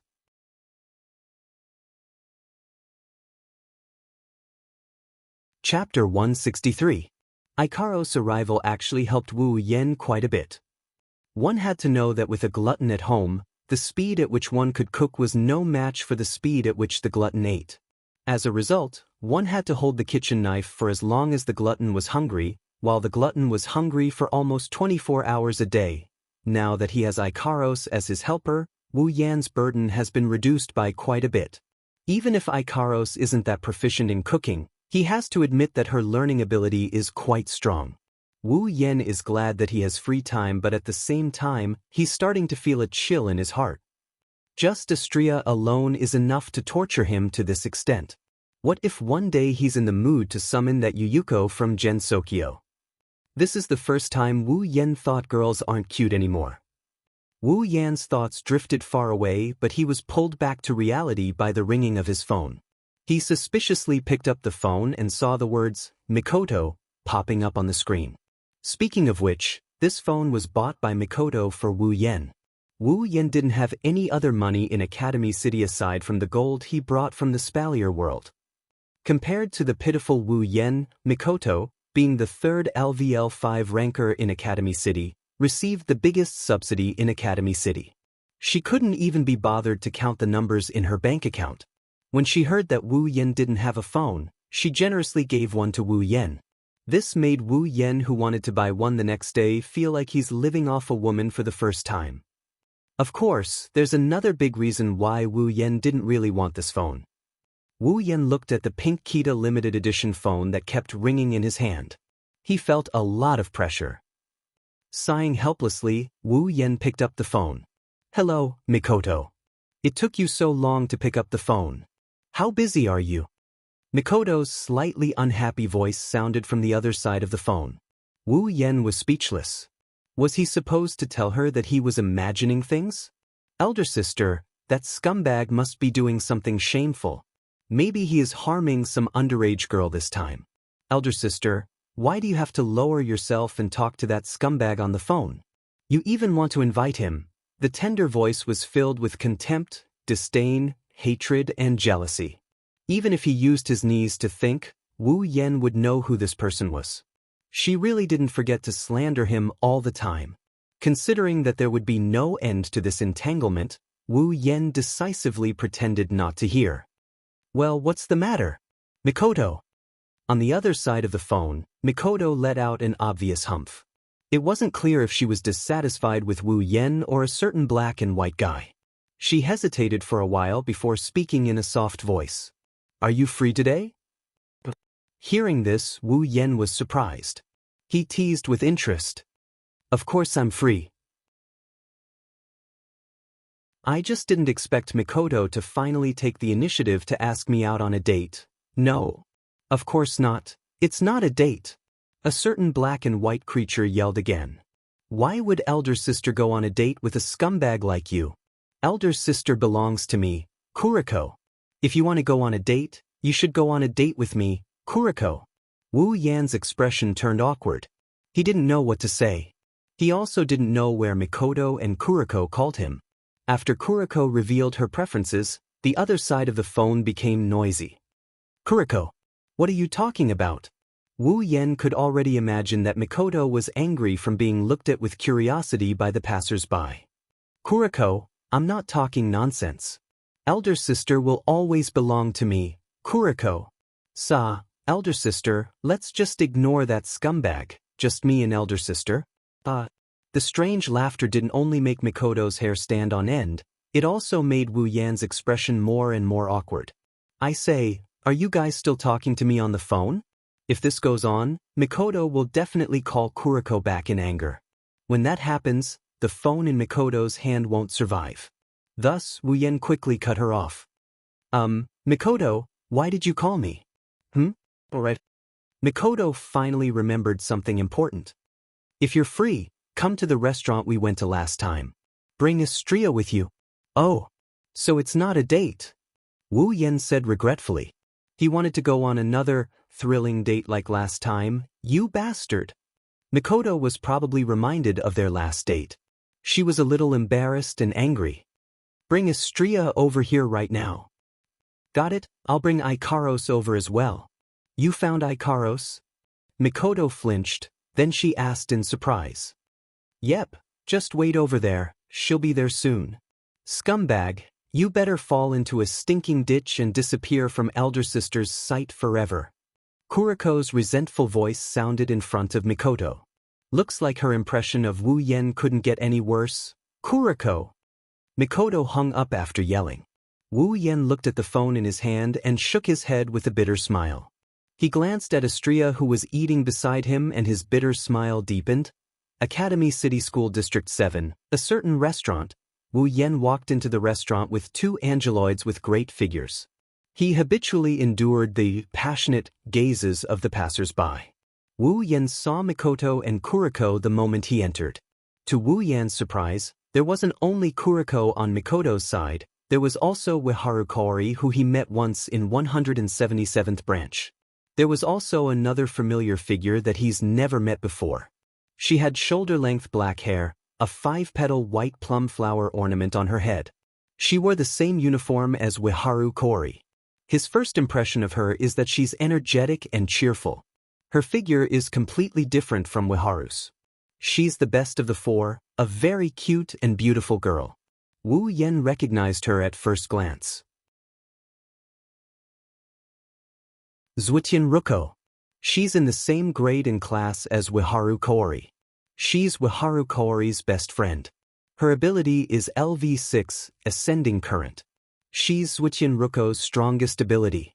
Wu Yan pulled out a series of introductions in his mind. He looked at Zhuqian Ruko with a respectful and admiring gaze. After all, she has an ability that Wu Yan can't be more envious and greedy. He can't even exchange it in the system. And over here, with two super beauties following behind him, Wu Yan couldn't keep a low profile even if he wanted to. Mikoto noticed the three of them and quickly waved her hand. Mikoto's voice rang out and Kuriko immediately shot Wu Yan a sharp and resentful glare. Wu Yan's hand froze when he was about to respond to her. Wiharu Kaori looked at him with surprise and Ruko looked at him with curiosity. "Oh, Sister Mikoto. I'm here." Astria's eyes lit up when she saw Mikoto. She raised one hand and put the other hand beside her mouth. She shouted happily at Mikoto. Her cute and cheerful personality was on full display. Wiharu Kaori and Ruko looked at Astria and Ikaros behind Wu Yan. Their eyes flashed with unconcealable surprise. Even Kuriko, who only saw Astria once, was captivated by her beauty. Mikoto was different. She was feeling awkward. If Mikoto and Astria were to stand side by side, at least 99.5 out of 100 people would think Astria is the older sister. The remaining half would be the rare species with unique eyesight. However, Mikoto and Hinajiku have been taking good care of her for a long time, so Astria decided to call them sisters. She would often call them sisters in public, causing Hinajiku and Mikoto to feel awkward. Mikoto started regretting her decision. Why did she ask Wu Yan to bring Astria along?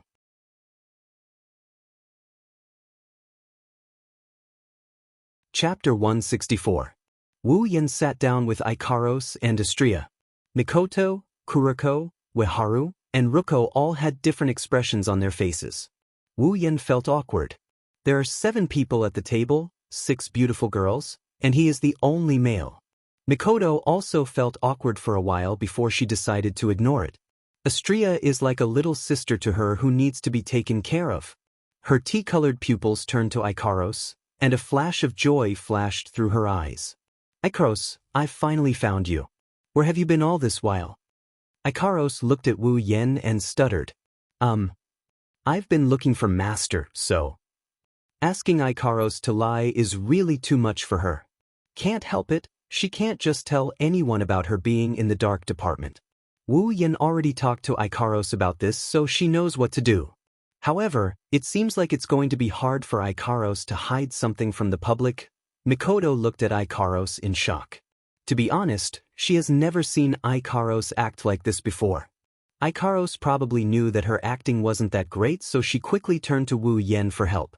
Wu Yan put down his drink with a bitter smile and looked at Zhuqian Ruko. "Hey, new face, you are?" Zhuqian Ruko also looked at Wu Yan and greeted Wu Yan energetically. "Hello. I am Zhuqian Ruko, a first-year student of Zhuqian Middle School. My ability is..." There's no need to introduce my ability. Wu Yan, who is familiar with the plot, knows Zhuqian Ruko's ability is a pain in her heart. He interrupted Zhuqian Ruko's introduction of her ability. "That kind of thing, it doesn't matter what you do." Wu Yan chuckled as he told Zhuqian Ruko the same thing. Zhuqian Ruko's eyes flashed with a strange light. Her beautiful big eyes stared at Wu Yan's smiling face. She was stunned and didn't react. Instead, Hazy snorted. What do you mean by, it doesn't matter? It's just because you're LV0 that you don't want to talk about it. Hearing Wu Yan's level 0, Zhuotian Ruko was stunned. Mikoto smiled bitterly. How could she not know why Wu Yan was level 0? Of course, she didn't know that Wu Yan's ability had been upgraded in response to Kuriko's sarcasm. Wu Yan didn't bother to explain. Kuriko was currently vexed over the fact that my dear Wani-sama invited a scumbag who might be a love rival. If Wu Yan were to get involved, he would definitely give this Yuri girl, who was likely to be corrupted by Mikoto, an excuse to get rid of him. When Blackie saw that Wu Yan had no reaction, he curled his lips in boredom and put down the spearhead against Wu Yan. After all, it was not her style to take advantage of another's sore spot. Hello everyone. I'm Astria. Astria's cheerful introduction attracted everyone's attention. I'm Ikaros. The other girls expressed their curiosity towards beauties like Ikaros and Astria. After some introductions, they got to know each other. While Kuriko, Ruko, and Wihar were curious about Ikaros and Astria, Wu Yan sneaked a glance at Mikoto. Mikoto, you didn't call me out just to introduce some beauties to me, right? Mikoto immediately stepped on Wu Yan's foot under the table. Wu Yan almost cried out in pain. You bastard, all you think about is that kind of thing. I really don't know what your brain is made of. Fine, what's the matter? Wu Yan rubbed his sore foot and looked at Mikoto seriously. You look like you have something on your mind, and you still want to pretend to be normal? Mikoto slightly lowered her head and bitterly smiled. Why can't I hide it from you? Wu Yan rolled his eyes and smiled proudly. Of course, what can you hide from me? Don't you know who your husband is? Who is? Mikoto blushed and rolled her eyes at Wu Yan. You better be serious. If you don't tell me what's going on, I'm not going to be serious. You.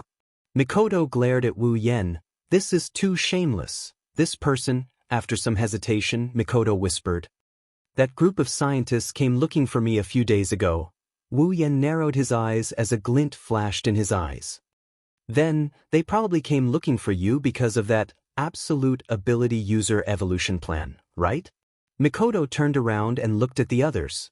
Seeing that they weren't paying attention to her and Wu Yan's conversation, she nodded and said with a bit of melancholy. Yeah, they wanted me to provide my DNA. You didn't do it, right? Even though he knew that Mikoto wouldn't give out her DNA, Wu Yan was still worried. Of course not. Mikoto's voice was unusually loud when she said this. That's right, after the incident with her sisters, how can she just casually give out her DNA? That's good. Wu Yan touched the biocontainment device on his wrist. Mikoto also looked at it. She knows that her sisters are inside. Seeing Mikoto's expression, Wu Yan smiled and comforted her. It'll be over soon, don't worry. Mikoto looked at Wu Yan and for some reason, her heart relaxed a bit. She nodded and said seriously. If necessary, I'll make a move. There's no more worry in her eyes, only determination. Wu Yan also knows that with Mikoto's personality, there's no way she'll just sit there and wait for him to save all her sisters. If that's the case, the guilt she'll feel towards her sisters will completely crush her. Maybe in her heart, even if it's just a little bit of help, she'll do it with her life. She's just that stupid. Wu Yan smiled and pondered for a bit. He then said to Mikoto, the most important thing now is the sisters' safety. There's still a lot of sisters, they can't take care of all of them. But later, when the number of sisters starts to decrease, they'll be able to focus on waiting for them. And that's when you have to make a move, Mikoto. So, let's wait a bit. Hearing Wu Yan's words, Mikoto can only nod unwillingly. At the same time, she swore to herself that she'll play a role in the future. Compared to the original where she only knows how to blindly work and shoulder all the burdens by herself, the current Mikoto is undoubtedly very happy. At least, Mikoto won't hold on to the hope of saving her sisters like she did in the original. This time, with Wu Yan, saving her sisters is no longer just a matter of hope. When the two of them were done talking about their own matters and turned around, they were stunned. The 5 girls who were chatting back and forth a moment ago were all sitting there quietly, Their gazes were all on Wu Yen and Mikoto. Wu Yen and Mikoto could even see Kuriko's lowered head. Her expression was dark and gloomy. Wu Yen laughed embarrassedly. Why are you all looking at us? Ruko looked at one, then looked at the other and suddenly realized something. So, Wu Yen senpai and Misaka senpai are a couple. Mikoto's face instantly turned red. She shrank back, her two hands shook with all her might. She stuttered, No. Who's a couple with him? Wu Yen looked at her helplessly. Even if he doesn't mind her tsundere behavior, isn't it more suspicious? Sure enough, Kuriko, who is familiar with Mikoto's personality, immediately went berserk when she saw Mikoto's expression. I'm going to stuff you into the ground, you scum! Kuriko roared, her whole body emitting a strange aura. She hysterically pounced on Wu Yen. Wu Yen and Mikoto were shocked. Just as Mikoto was about to give Kuriko an electric shock, a voice suddenly came from the table in front. I say, you guys. So noisy.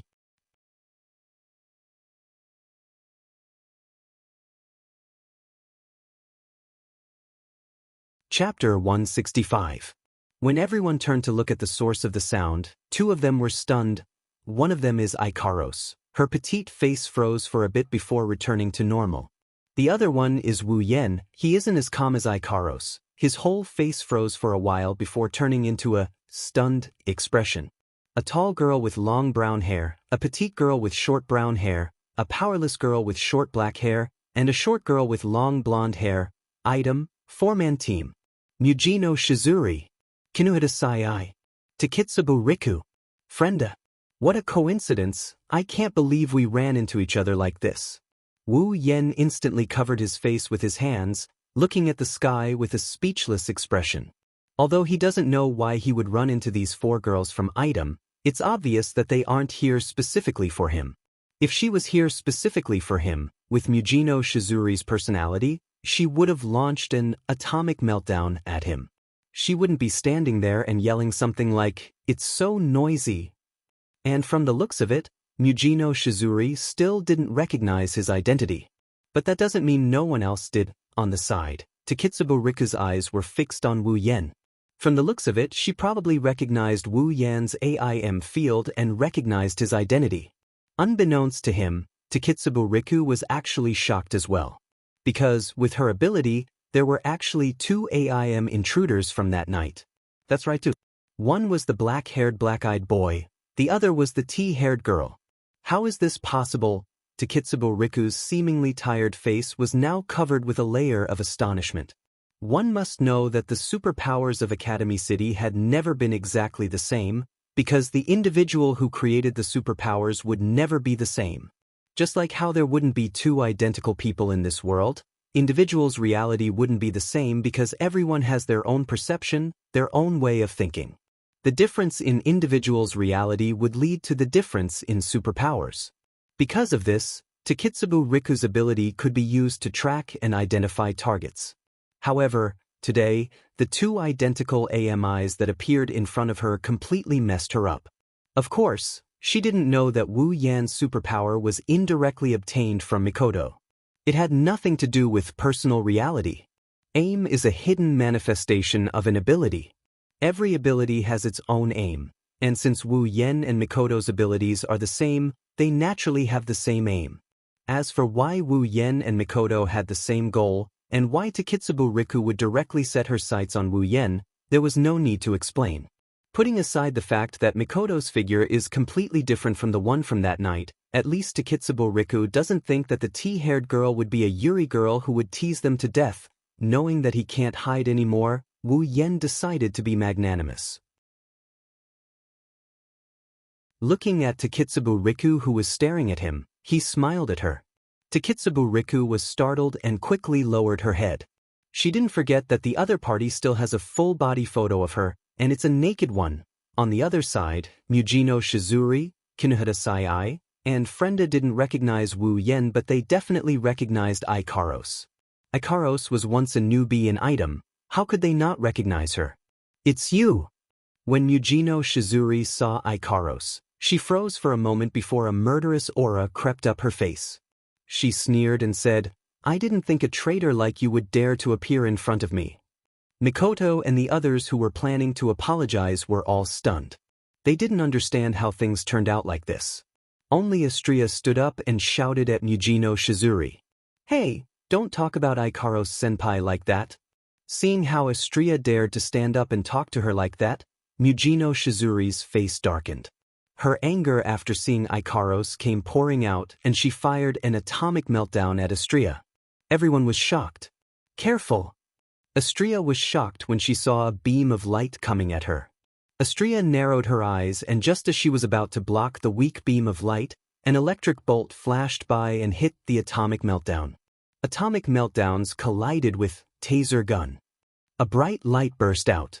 After a while, the atomic meltdown and taser gun canceled each other out. To be precise, they twisted together and both disappeared.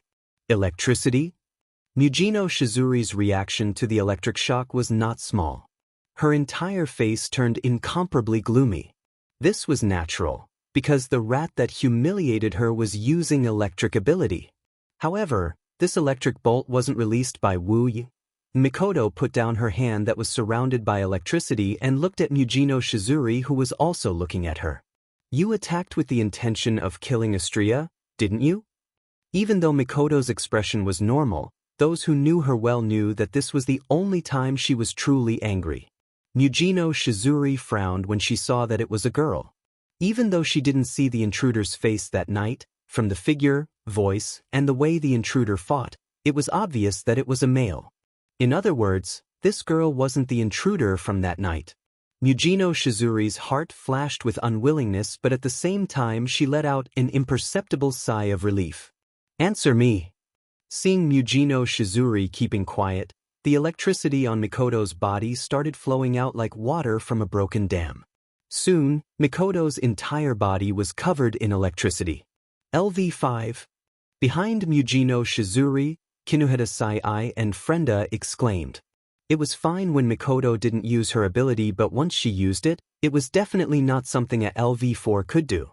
What they didn't know was that Mikoto had a habit of holding back before a battle. To outsiders and even Kuriko, Mikoto used her full strength, but to Wu Yen, Ikaros, and Xianxia, Mikoto didn't use her full strength. This was only natural. After all, Mikoto was no longer the newly summoned Tier 7. Now, she's already a Tier 8. Mujino Shizuri's eyes lit up. Third railgun. Mikoto didn't say anything, but her brown eyes stared at Mujino Shizuri. She looked like she was going to start a fight at any moment. Seeing this, everyone finally reacted. Kuriko's face turned serious as she stood beside Mikoto. You, using your ability to harm others in public, has violated the rules. As a member of the disciplinary committee, I have the right to arrest you. Disciplinary committee? Mujino Shizuri curled her lips in disdain. Just a small organization like you who only knows how to run around dares to say you want to arrest me? Interesting. Blackie's face darkened. What she hated the most was people looking down on her status as a conduct and discipline committee member. At this moment, she had already reached into her pocket to take out her conduct and discipline committee member armband to arrest Mujino Shizuri. Mujino Shizuri didn't even look at her. Instead, she turned to Mikoto and laughed excitedly. I didn't expect to meet you here. Third place. Just nice. I'm very unhappy that you've been sitting on my head. Today, let me see why you're ranked one place higher than me. What? Kuriko, Ruko, and Wiharu exclaimed in unison. Your fourth place, Meltdown. Mikoto was surprised by this as well. Your Meltdown. That's me. Mujino Shizuri laughed. She looked at Mikoto for a while before turning to Ikaros. Her eyes were filled with killing intent. Let me deal with this traitor first, then I'll deal with you. After that, another beam of pure white light shot towards Ikaros.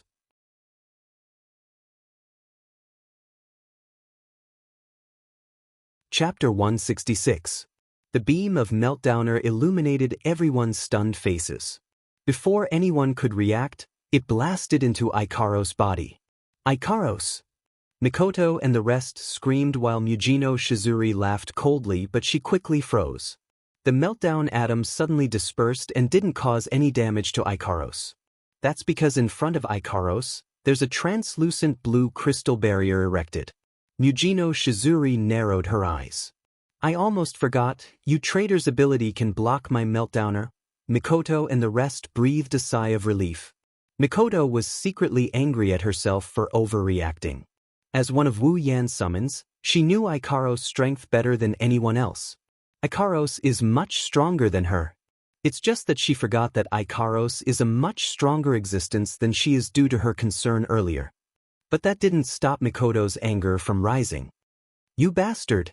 Mikoto clenched her fists tightly, the electricity crackling all over her body could be heard.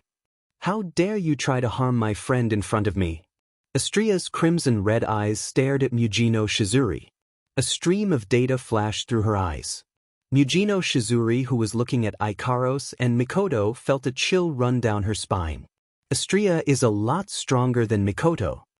Kuriko took out the disciplinary committee's armband from her pocket and said coldly to Mujino Shizuri, "How dare you harm someone in front of the disciplinary committee? Even if you're LV5, I'll arrest you. You'll have to go through us first." Kinuda Sai and Frenda, who were behind Mujino Shizuri, stepped forward and faced off against Kuriko and the rest. Both sides looked at each other and the atmosphere became tense. Wait a minute, why did it suddenly become like this? Ruko pulled Ueharu's hand, not knowing what to do. There's a bunch of strong aptitude users there, there's even 2 LV5s. This isn't something she can interfere with. Early Spring's expression was also uncertain. She couldn't make up her mind whether or not she should call the branch office for support. Takitsubo Riku was the only one who stood behind Mujino Shizuri and the rest like an unrelated person. Firstly, her ability was not suitable for battle. Secondly, the person who was like a demon to them was right there. At this moment, Wu Yen had already returned. That's right, he had returned. No matter how you looked at it, this meeting was very unexpected. But no matter how unexpected it wasn't suitable for others to know about it. Otherwise, Academy City would definitely be filled with news about them tomorrow. Thus, the moment Mujino Shizuri and the others appeared, he quietly got up and used the name of the Conduct and Discipline Committee to disperse the people in the dining hall. The extras didn't have much suspicion either. They didn't care if Wu Yen was a member of the disciplinary committee or not. They only knew that if there was a fight between level 5s, they would definitely be implicated. They all ran away faster than rabbits. While Wu Yen ridiculed them, he couldn't help but sigh in his heart. If this happened in his world, these people wouldn't even think of leaving. They would all run over to watch and cheer them on. When Wu Yen returned, the tense atmosphere dissipated a little. Mikoto retracted the electric current on her body. Mujino Shizuri, on the other hand, stared at Wu Yen without moving an inch. This is only natural. Now that the rest of the people here are all women, a man like Wu Yen standing out like this is naturally very conspicuous. Mujino Shizuri could see that the man in front of her was in cahoots with the third person. A man who appeared beside the traitor in her organization. Mujino Shizuri couldn't help but be suspicious of him. If one were to ask whom Mujino Shizuri hated the most right now, it would probably be Mikoto, the little brat who had always been ranked ahead of her. If one were to ask who she hated the most right now, it would undoubtedly be that damned rat from that night. Plus, for some reason, when Mujino Shizuri saw Wu Yan's appearance, her heart inexplicably became irritable. This caused Mujino Shizuri to look at Wu Yen with all kinds of annoyance. Of course, Wu Yen could see the hostility in Mujino Shizuri's eyes. Seeing this, Wu Yen could only roll his eyes. Forget it, who told me to have a body that attracts hatred easily, master? With Wu Yen by their side, Ikaros and Astria naturally returned to his side. When Ikaros and Astria called him master, Wu Yen knew something was wrong. As expected, Kinuda Sai and Frenda's eyes widened as they looked at Wu Yen. They raised their little fingers and pointed at Wu Yen. Their mouths opened and closed, but they couldn't squeeze out a word. This wasn't the first time they heard the term master. That night, Ikaros called the intruder who took advantage of them this way. "It's you!" Mujino Shizuri screamed. When Ikaros appeared, She was already unconscious, but she still heard Kinuhata Sai and the others report the situation. Wu Yen sighed. If it's a blessing, it's not a curse. If it's a curse, it can't be avoided. However, Wu Yen quickly smiled as if nothing happened. Even though he tried his best to avoid letting others know that he was the thief who stole his sisters, he wasn't afraid even if he was exposed. Yo, long time no see. Wu Yen greeted Mujino Shizuri in front of Mikoto and Kuriko's stunned expression. He acted as if nothing is going on and appeared very calm. You guys know each other? Mikoto frowned. Even though she knew that Wu Yen was stealing his sisters, she didn't know that Wu Yen had already crossed swords with Mujino Shizuri. Even if it's someone you know, I won't show mercy. Kuriko also frowned. Before Wu Yen can say anything, Mujino Shizuri started giggling. Her giggling sound is especially sharp. I know him. How can I not know him? I've been thinking about him these past few days. This ambiguous sentence came out of Mujino Shizuri's mouth. However, no one would think of the relationship between Wu Yen and Mujino Shizuri in that direction. Because when Mujino Shizuri said that sentence, it wasn't filled with affection or nostalgia. It was filled with hatred and killing intent. You guys? Seeing this situation, everyone couldn't wrap their heads around it. Even Astria looked at the two of them in confusion. The laughter stopped abruptly. A pure white ball of light suddenly appeared around Mujino Shizuri and surrounded her tall and slender body. Sizzling sounds came from within. At this moment, no one doubted the destructive power of this ball of light. It was enough to destroy the entire cafeteria. I will never let you go berserk and hurt anyone again. Kuriko saw that Mujino Shizuri was planning to use her ability to attack someone in front of the disciplinary committee member. She immediately reached under her skirt and pinched a few steel needles between her fingers. Mujino Shizuri still didn't look at Kuriko. Her eyes were filled with killing intent and hatred. They were locked onto Wu Yen. In the next second, she would launch her meltdown at him. Wu Yen glanced at Mujino Shizuri and shrugged. A few photos suddenly appeared in his hand. When they saw the photos, Mujino Shizuri, Kinuhata Sai, Frenda, and Takitsubo Riku's expression changed drastically. Wu Yen casually flipped through the photos in his hand and muttered as if there was no one around.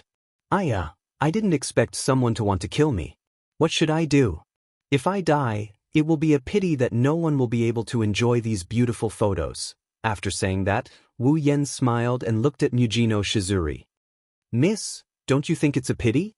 Why don't you give me some time to upload these photos onto the internet before you kill me? Mujino Shizuri's beautiful face contorted. Looking at Wu Yen's smile, her heart was filled with hatred. On the other hand, Kinuhata Sai, Frenda, and Takitsubo Riku were shocked and nervous. How could they not know what's inside the picture when Wu Yen took it out at this time? If this gets out, they won't be able to face anyone anymore.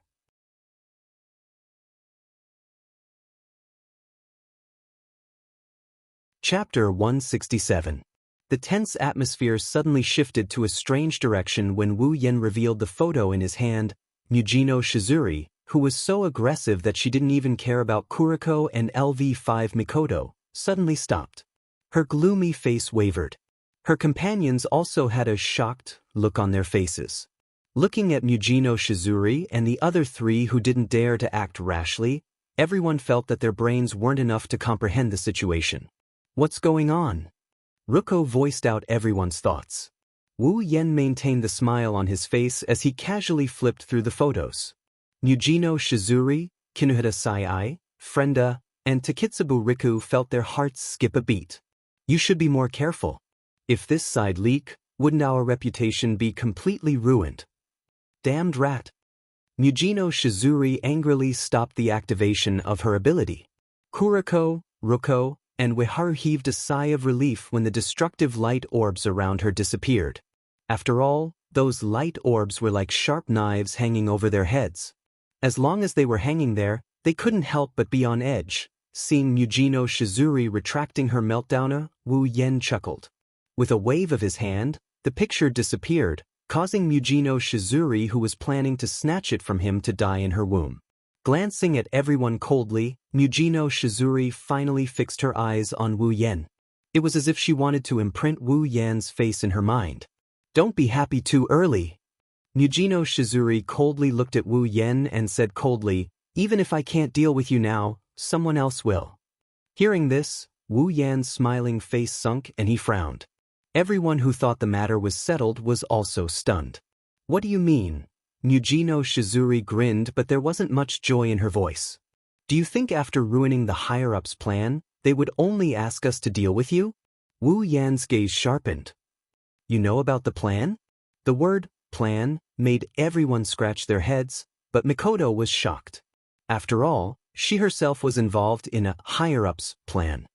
The only plan Wu Yan could ruin in Academy City's higher-ups is the Absolute Ability User Evolution Plan. Mikoto immediately turned her head to Mujino Shizuri's direction. While everyone else was confused by Wu Yan and Mujino Shizuri's words, only her and Ikaros knew what they were talking about. As for Astria's personality, she wasn't a reliable person. Wu's afraid that she would mess things up. That's why they didn't tell her the truth. At this moment, Mikoto was completely silent. She didn't think that the fourth-ranked Meltdown Atom would be related to this matter. And from the looks of it, Wu Yan already had dealings with Mujino Shizuri. And it's because of this. Combined with Mujino Shizuri's and Wu Yan's behavior, Mikoto has a pretty good idea of what's going on. Mujino Shizuri giggled happily. This time she's really happy. Although she didn't manage to resolve the grudge in her heart, but to be able to see Wu Yan's expression change, for her, it's still something to be happy about. I don't know what those self-righteous higher-ups are plotting. I only know a little about the inside story. However, the fact that they can hire us already proves how much they want this matter to be shameful. That's right, I'm not sure. Hearing Mujino Shizuri's words, Wu Yan didn't know if she's telling the truth. He just stared at her. He didn't think that Mujino Shizuri would say all this just to make him nervous. Seeing that Wu Yan didn't say anything, Mujino Shizuri stopped her meaningless laughter and shouted at Wu Yan. Since you've already interfered with their plans, then our failure will only attract more powerful enemies for you. This time, Wu Yan lowered his head and laughed bitterly in his heart. How could he not understand what Mujino Shizuri was talking about? But even if he understood, sooner or later he'll have to face those powerful enemies. What difference does it make if it's a little later? In this aspect, Wu Yan was already prepared. No matter what. Only this matter. I will never back down. At the same time this thought flashed through his mind, Wu Yan's words came out of his mouth at the same time. Everyone who heard his resolute words were stunned. Mikoto smiled. Even though the corners of her mouth only curled up a little, it was enough to express all her feelings. She silently walked to Wu Yan's side and looked at Mujino Shizuri with Wu Yan.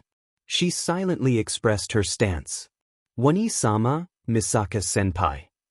Kuriko, Ruko, and Ueharu stared blankly at Mikoto, who suddenly walked out. No matter how brainless they were, they could still deduce a little bit of truth from Mujino Shizuri's words. Wu Yan seemed to have interfered with the plans of some unknown organization's higher-ups. Then, the fourth person was sent to deal with Wu Yan. It seems that the organization didn't intend to let Wu Yan go and sent someone to deal with Wu Yan. Mikoto, on the other hand, was planning to help Wu Yan.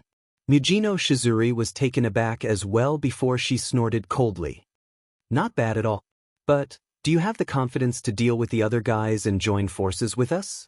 They still haven't canceled their mission to us? Wu Yan laughed when he heard this.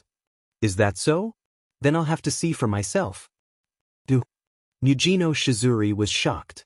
Seeing Wu Yan's fearless expression, she gritted her teeth and turned her head away. I hope you'll be as confident when the time comes. Of course I'm confident, but I just need to make some preparations. Wu Yan grinned. He looked at Mujino Shizuri and said in a meaningful tone. I wonder if Miss Mujino Shizuri is willing to give us the time to prepare. Damned rat. Mujino Shizuri's face turned sinister again. But her weakness is still in the enemy's hands, she can't not obey. Not willing to give up, Mujino Shizuri glared at Wu Yan before continuing in a low voice. Don't worry, even without our intel, it's only a matter of time before they find you. What she meant was that they won't give any intel about Wu Yan to the people they sent to deal with Wu Yan. But, if those people found Wu Yan on their own, there's nothing they can do. But Wu Yan is already satisfied. He just needs some time to find Chuju and then he can focus on dealing with them. Turning around, Mujino Shizuri's back is facing him. Let's see if a rat like you is better at digging holes or if those hunting dogs with dog-like noses are better at finding people. After that, she walked past Kinuhata Sai, Frenda, and Takitsubo Riku and headed towards the door. Hounds with the nose of a dog. Mujino Shizuri's words caught Wu Yan's attention. Nose of a dog? Pumps? Could it be that the person they sent is? If it's really that person, then it's better to just kill him if possible. Thinking of the person who might appear, Wu Yan made up his mind without any hesitation. Just you wait. Kuriko saw that Mujino Shizuri was about to leave and wanted to stop her. But Mikoto grabbed her shoulder and shook her head. Only then did Kuriko unwillingly retreated. Kinuhata Sai glared at Wu Yan but was glared back by Wu Yan. She shrunk her head but still forced herself to straighten up. Just you wait. One day, I'll get back at you. After shouting that, Kinuhata Sai ran away without another word. Frenda looked at Mujino Shizuri and Kinuhata Sai helplessly before laughing dryly at Wu Yan and also running away. Takitsubo Riku looked at Wu Yan seriously before lowering her head and followed behind the former.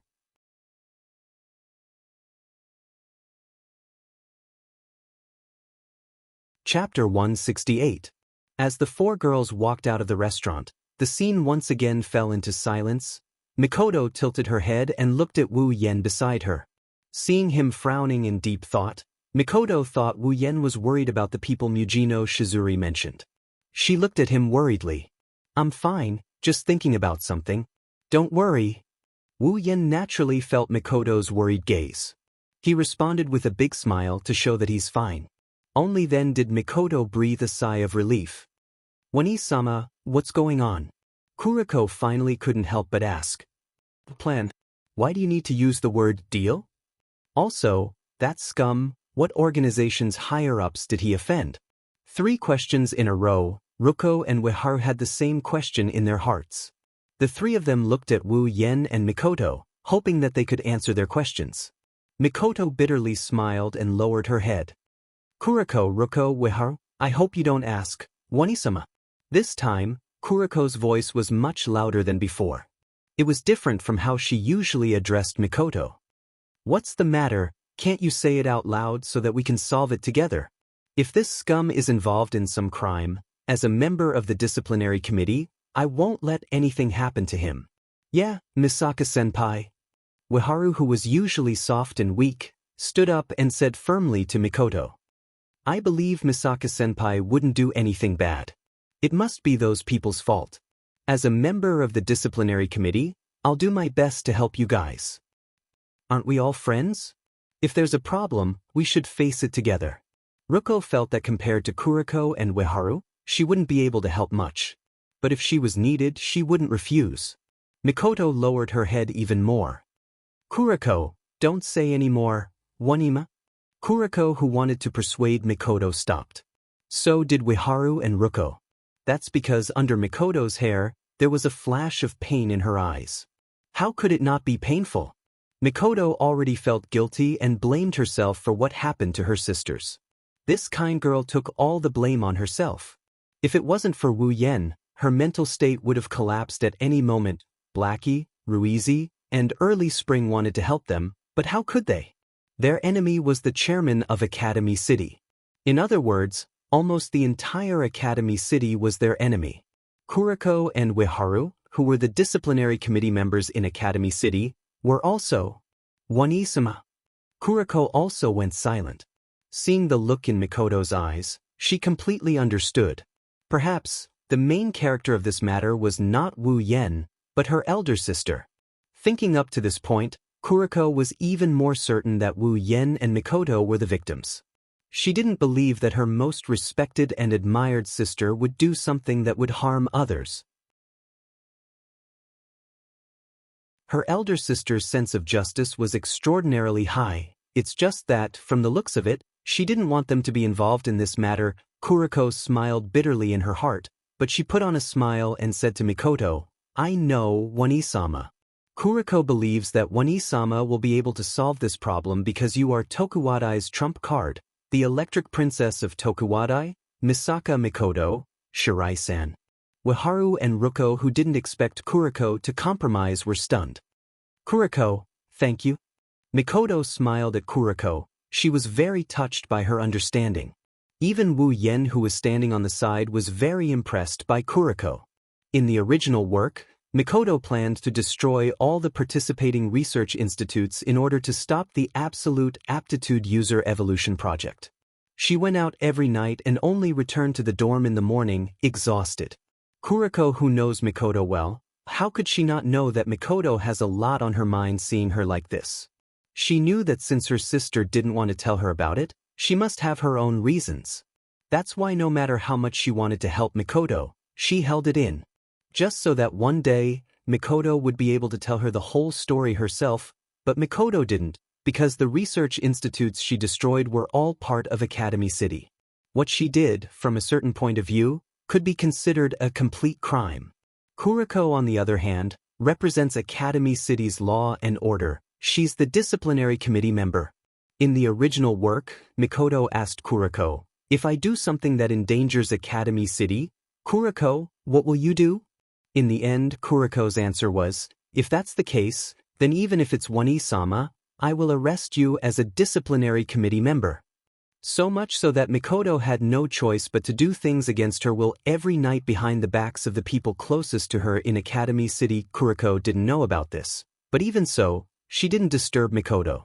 Not only did she try her best to hide the fact that Mikoto went out early at night from the dormitory supervisor, she also kept thinking of ways to make Mikoto happy. In order to make Mikoto smile, she even left School District 7 and ran to another district just to make Mikoto smile. They were both idiots from head to toe. Both of them, but Wu Yen just can't hate them. In fact, he likes them a lot. Now that he's here, things are going in a completely different direction. But the way these two think about each other hasn't changed one bit. How did this kind of relationship come to be? The previous Wu Yen didn't understand, but now he might be able to. Looking at Mikoto, then at Ikaros and Astria, who never left him, Wu Yan's gaze slowly softened. In the end, what's left is a tenderness that made Mikoto, Ikaros, and Astria's heart race, enough to make them engrave it in their hearts. Walking in front of Kuriko, Wu Yen raised his hand and under Kuriko's astonished gaze, he pressed down on her pink hair tied up in two ponytails. Waharu froze, Ruko froze, Mikoto froze as well. Kuriko's expression froze for a second before she went crazy. She violently struggled, trying to break free from Wu Yan's hand. What are you doing? Scum. Let go of your claws. Hearing that, Wu Yen didn't let go. Instead, he pressed down harder on Kuriko's head and rubbed it. He looked at Kuriko's fiery eyes and smiled. He spoke with a firm and gentle tone. Don't worry. I will definitely return you a complete One-sama. Kuriko froze. Wu Yen patted her head and reached out his hand to Kuriko. We made a promise. A pair of pink eyes stared straight at Wu Yan's smiling face. Kuriko suddenly felt a strong sense of bitterness in her heart. She didn't expect that in the end, the one who understood her the most would be this guy who she had always viewed as an enemy. Seeing Wu Yan's hand in front of her, Kuriko hesitantly stared at it. When she realized what she was doing, she quickly moved her hand away, then reluctantly moved it back. After a long while, Blackie slowly reached out and held the hand that was in front of her. If you dare to go back on your words, I will definitely stuff you into the ground. Wu Yen, who heard Kuriko's last sentence no less than 10 times, laughed, because this time, it's different. Definitely. The two of them held each other's hands tightly, and the people around them bore witness to this promise. Mikoto's nose twitched. She resisted the urge to cry. She looked at her best friend and lover of life. At this moment, the worry for the future in her heart faded a lot. Wu Yen glanced at the crowd and he grinned. Don't worry. Everything will be fine.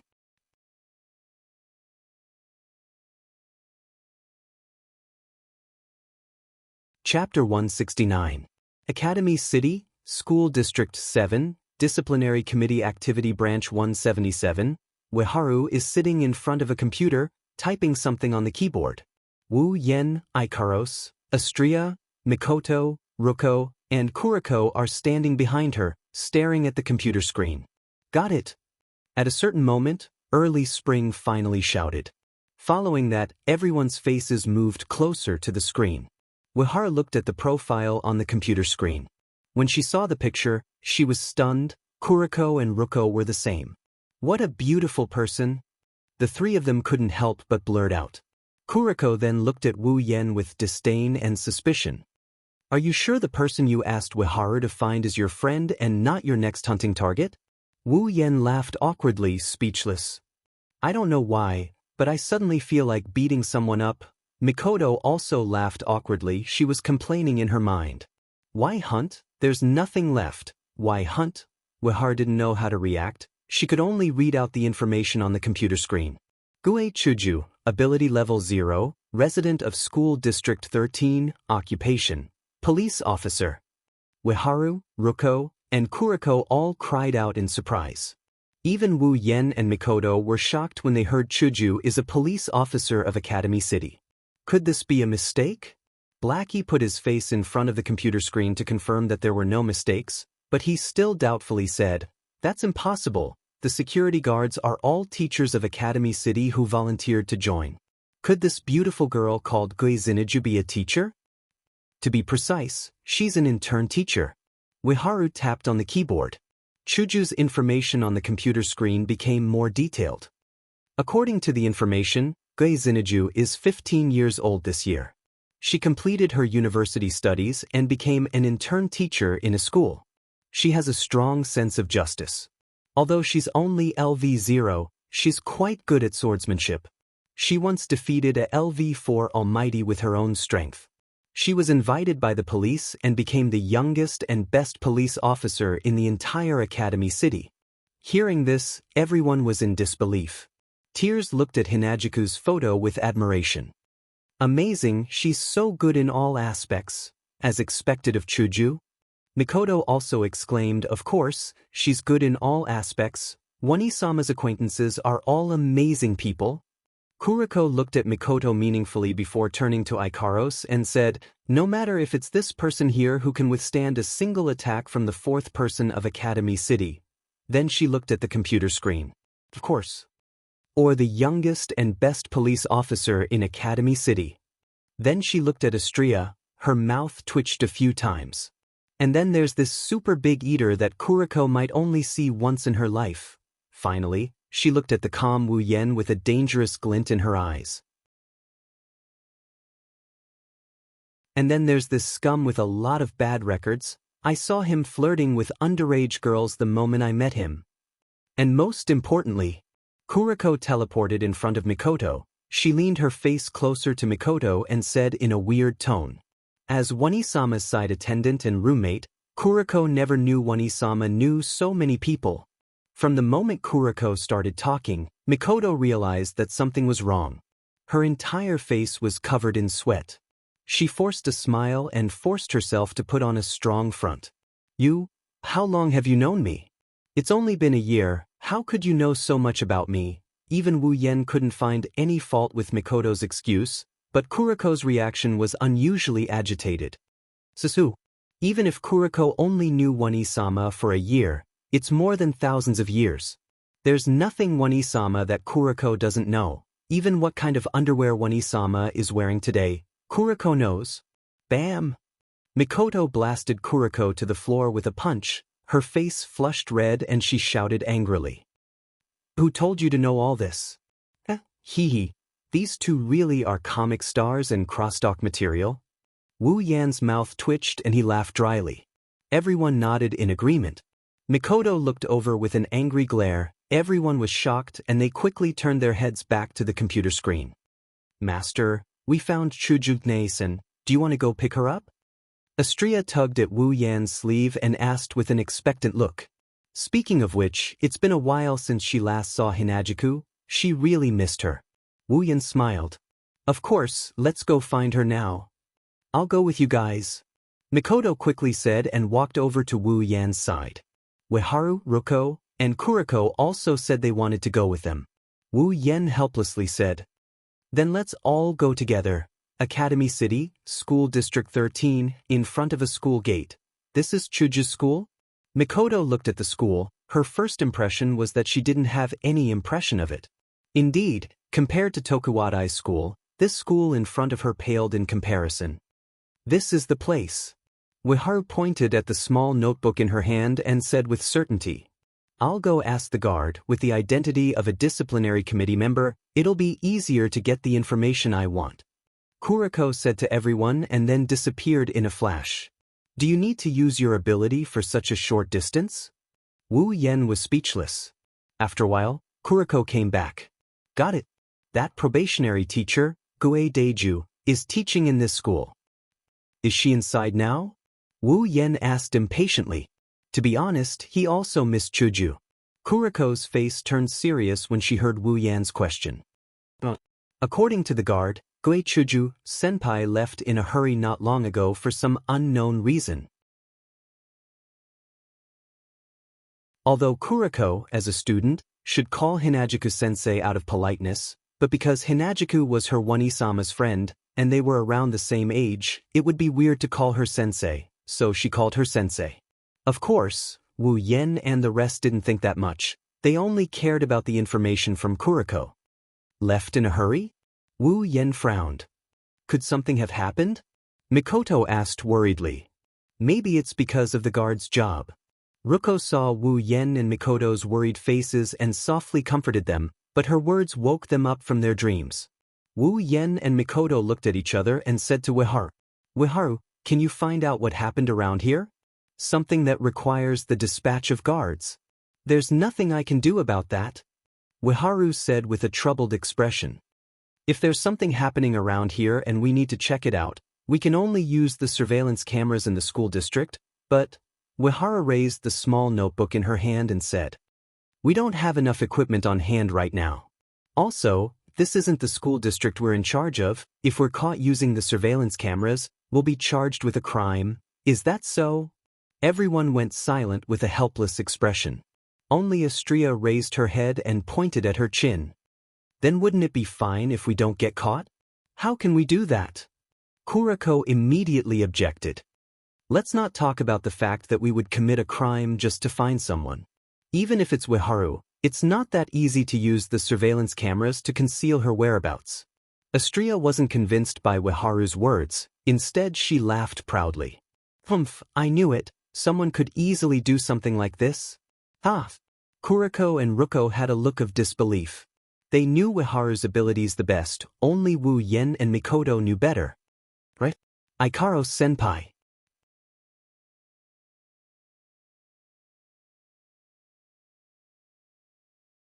Chapter 170. While Wu Yan, Mikoto, Ikaros, Astria, Kuriko, Ruko, and Ueharu were busy dealing with Chuju's situation, Chuju was in big trouble. "What is that?" Hinajiku was wearing a police officer's protective suit. Her delicate body was wrapped in a bulletproof vest. Other than her head, her entire body was armed to the teeth. Holding a submachine gun in her hand, she looked like a female member of the Flying Tigers. Of course, this was all her disguise. She only wore this equipment to deceive others. Her true strength lay in her strength of the seventh step. When she first came to this world, she was a bit overwhelmed by her sudden identity as a sensei and a guard.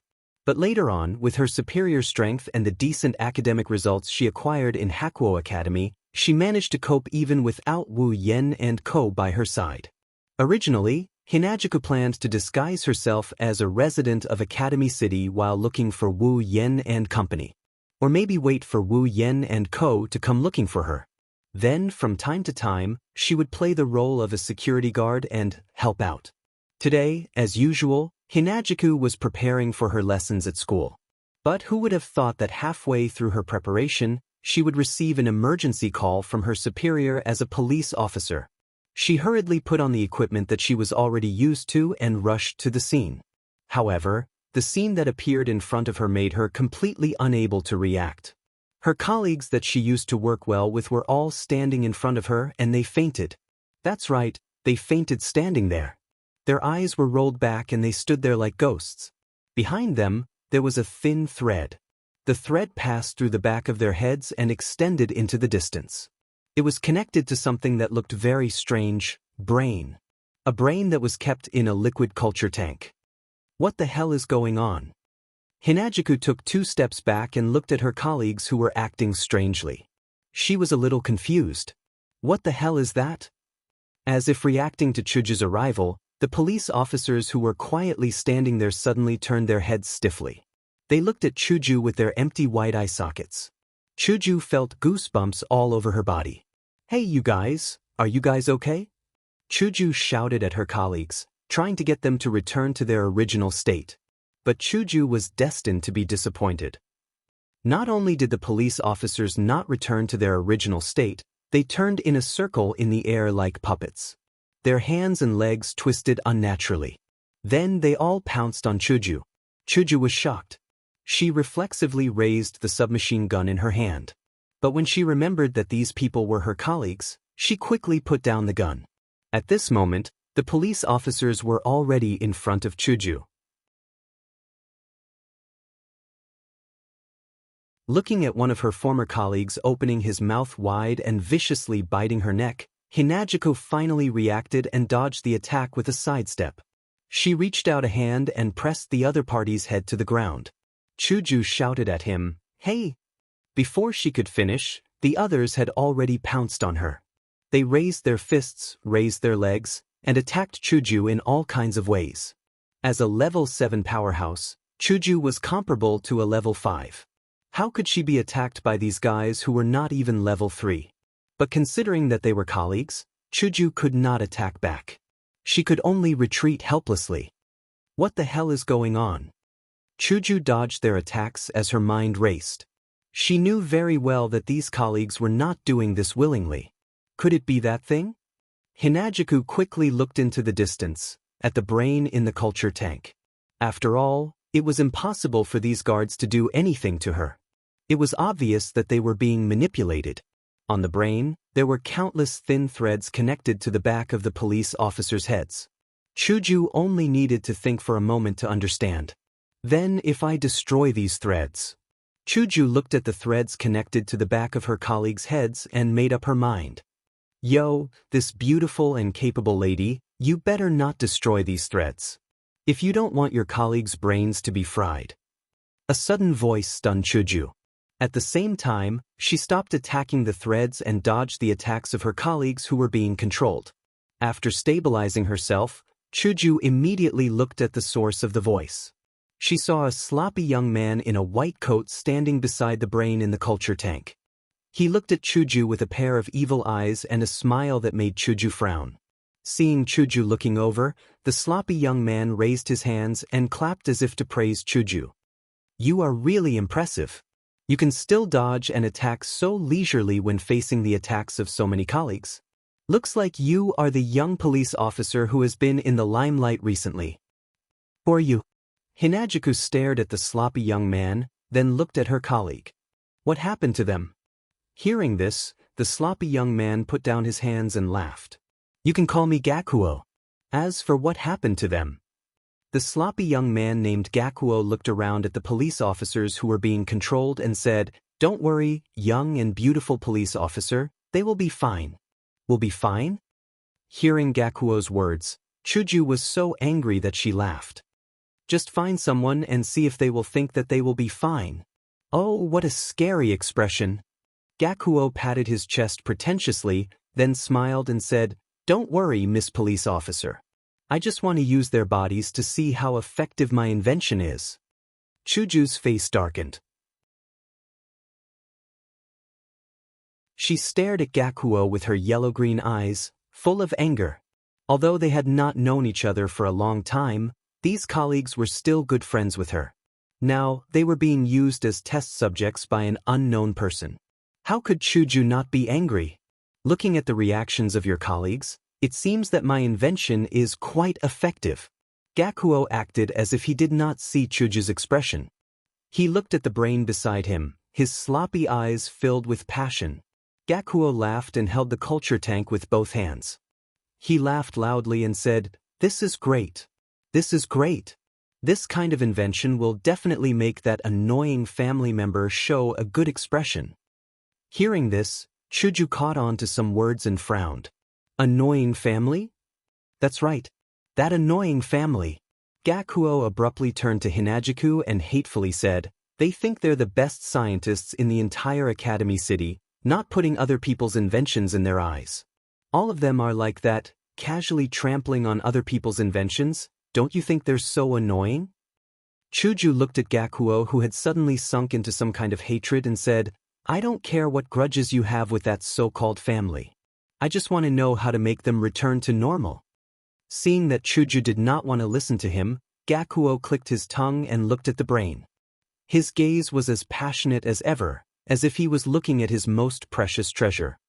"If you want them to return to normal, you just need to do it here," Gakuo said casually and pointed at a remote control device at the corner of the culture tank.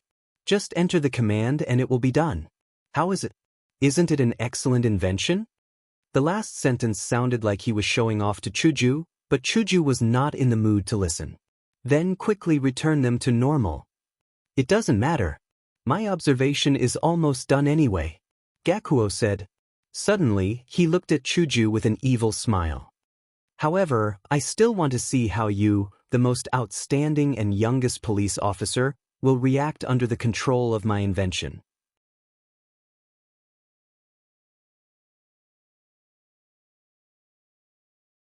Chapter 171. However, I still want to see how you, the most outstanding and youngest police officer, will react under the control of my invention. Hearing Gakuo's words, Chuju's eyes turned cold. She threw away the submachine gun in her hand and stood up. "Looks like the negotiation is off the table." Chuju looked at Gakuo and said. At the same time, she looked at the culture tank beside Gakuo. "Oh, looks like Miss Police Officer wants to try my invention yourself." Gakuo laughed evilly.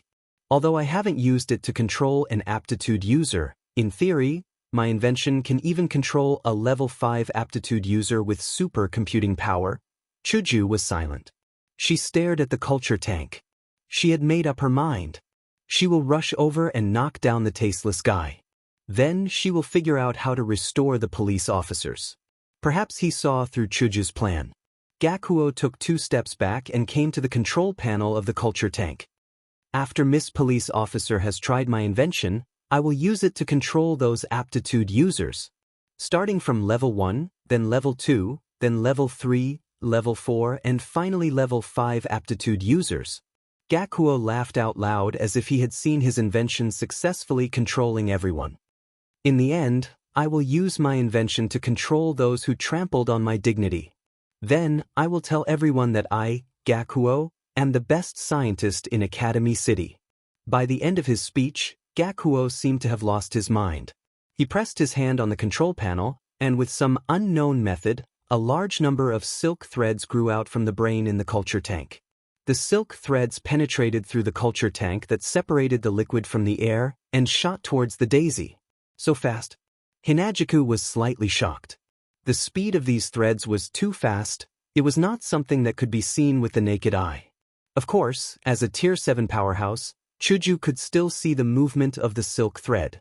He hurriedly dodged to the side, and the silk thread shot at the ground where Chuju was just standing. Before Chuju could breathe a sigh of relief, those silk threads suddenly turned and shot towards Chuju, causing Chuju's pupils to shrink and condense. She clenched her hand, and a cherry blossom that came out of nowhere rolled into her palm and transformed into a crystal sword. White cherry. White cherry had already evolved into a rare armament. Seeing the scene of Chuju transforming into white cherry, Gakuo was stunned and said in surprise, "A metahuman? That's not right." Gakuo looked at the white cherry blossom in Chuju's hand and frowned. "I've never heard that this young guard has any ability." After giving it some thought, Gakuo shook his head and decided not to think about it anymore. That's good too. Although it's not in line with the plan, it's not bad to try out the effects of using the remote brain to control metahumans. Chuju stared at the silk threads that were shooting towards her.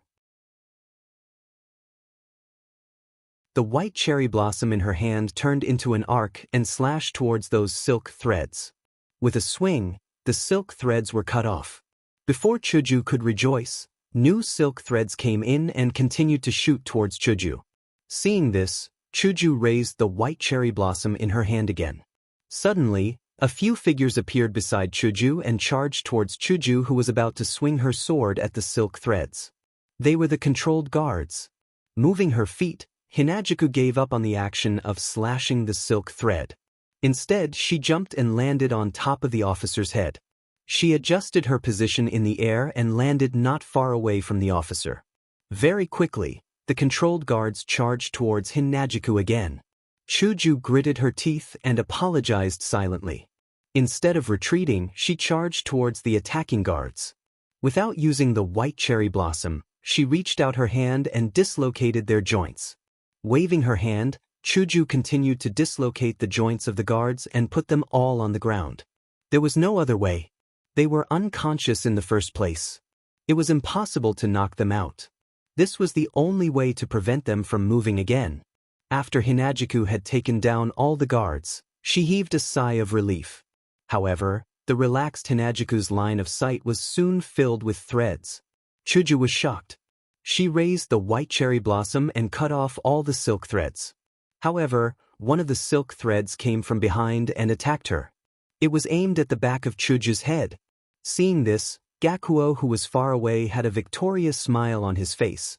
Just as Hinajuku was about to be attacked, a petite figure with two pink ponytails swaying came to the stunned Hinajuku. Her small hand touched Hinajuku's body and the two of them disappeared together. Hinajuku only felt a blur in front of her eyes, and when she regained her vision, several familiar figures were already standing beside her. Mikoto, Karos, Estrella. One by one, familiar faces appeared in front of Hinajuku. Although she didn't know why they suddenly appeared, Hinajuku still cried out in joy. Chuju! Mikoto grinned at Hinajuku. That's to be expected. Ever since she was summoned, Hinajuku and Wu Yen were the only ones who stayed by her side. Among these people, the one who was closest to Chuju is definitely not Wu Yen but Mikoto. Mikoto! Chuju hugged Mikoto in surprise. She was very happy. After all, ever since she came to Academy City, she has been looking for her companions. How could she not be happy? Who are you people? In the distance, Gakuo saw that his plan failed and his face turned gloomy.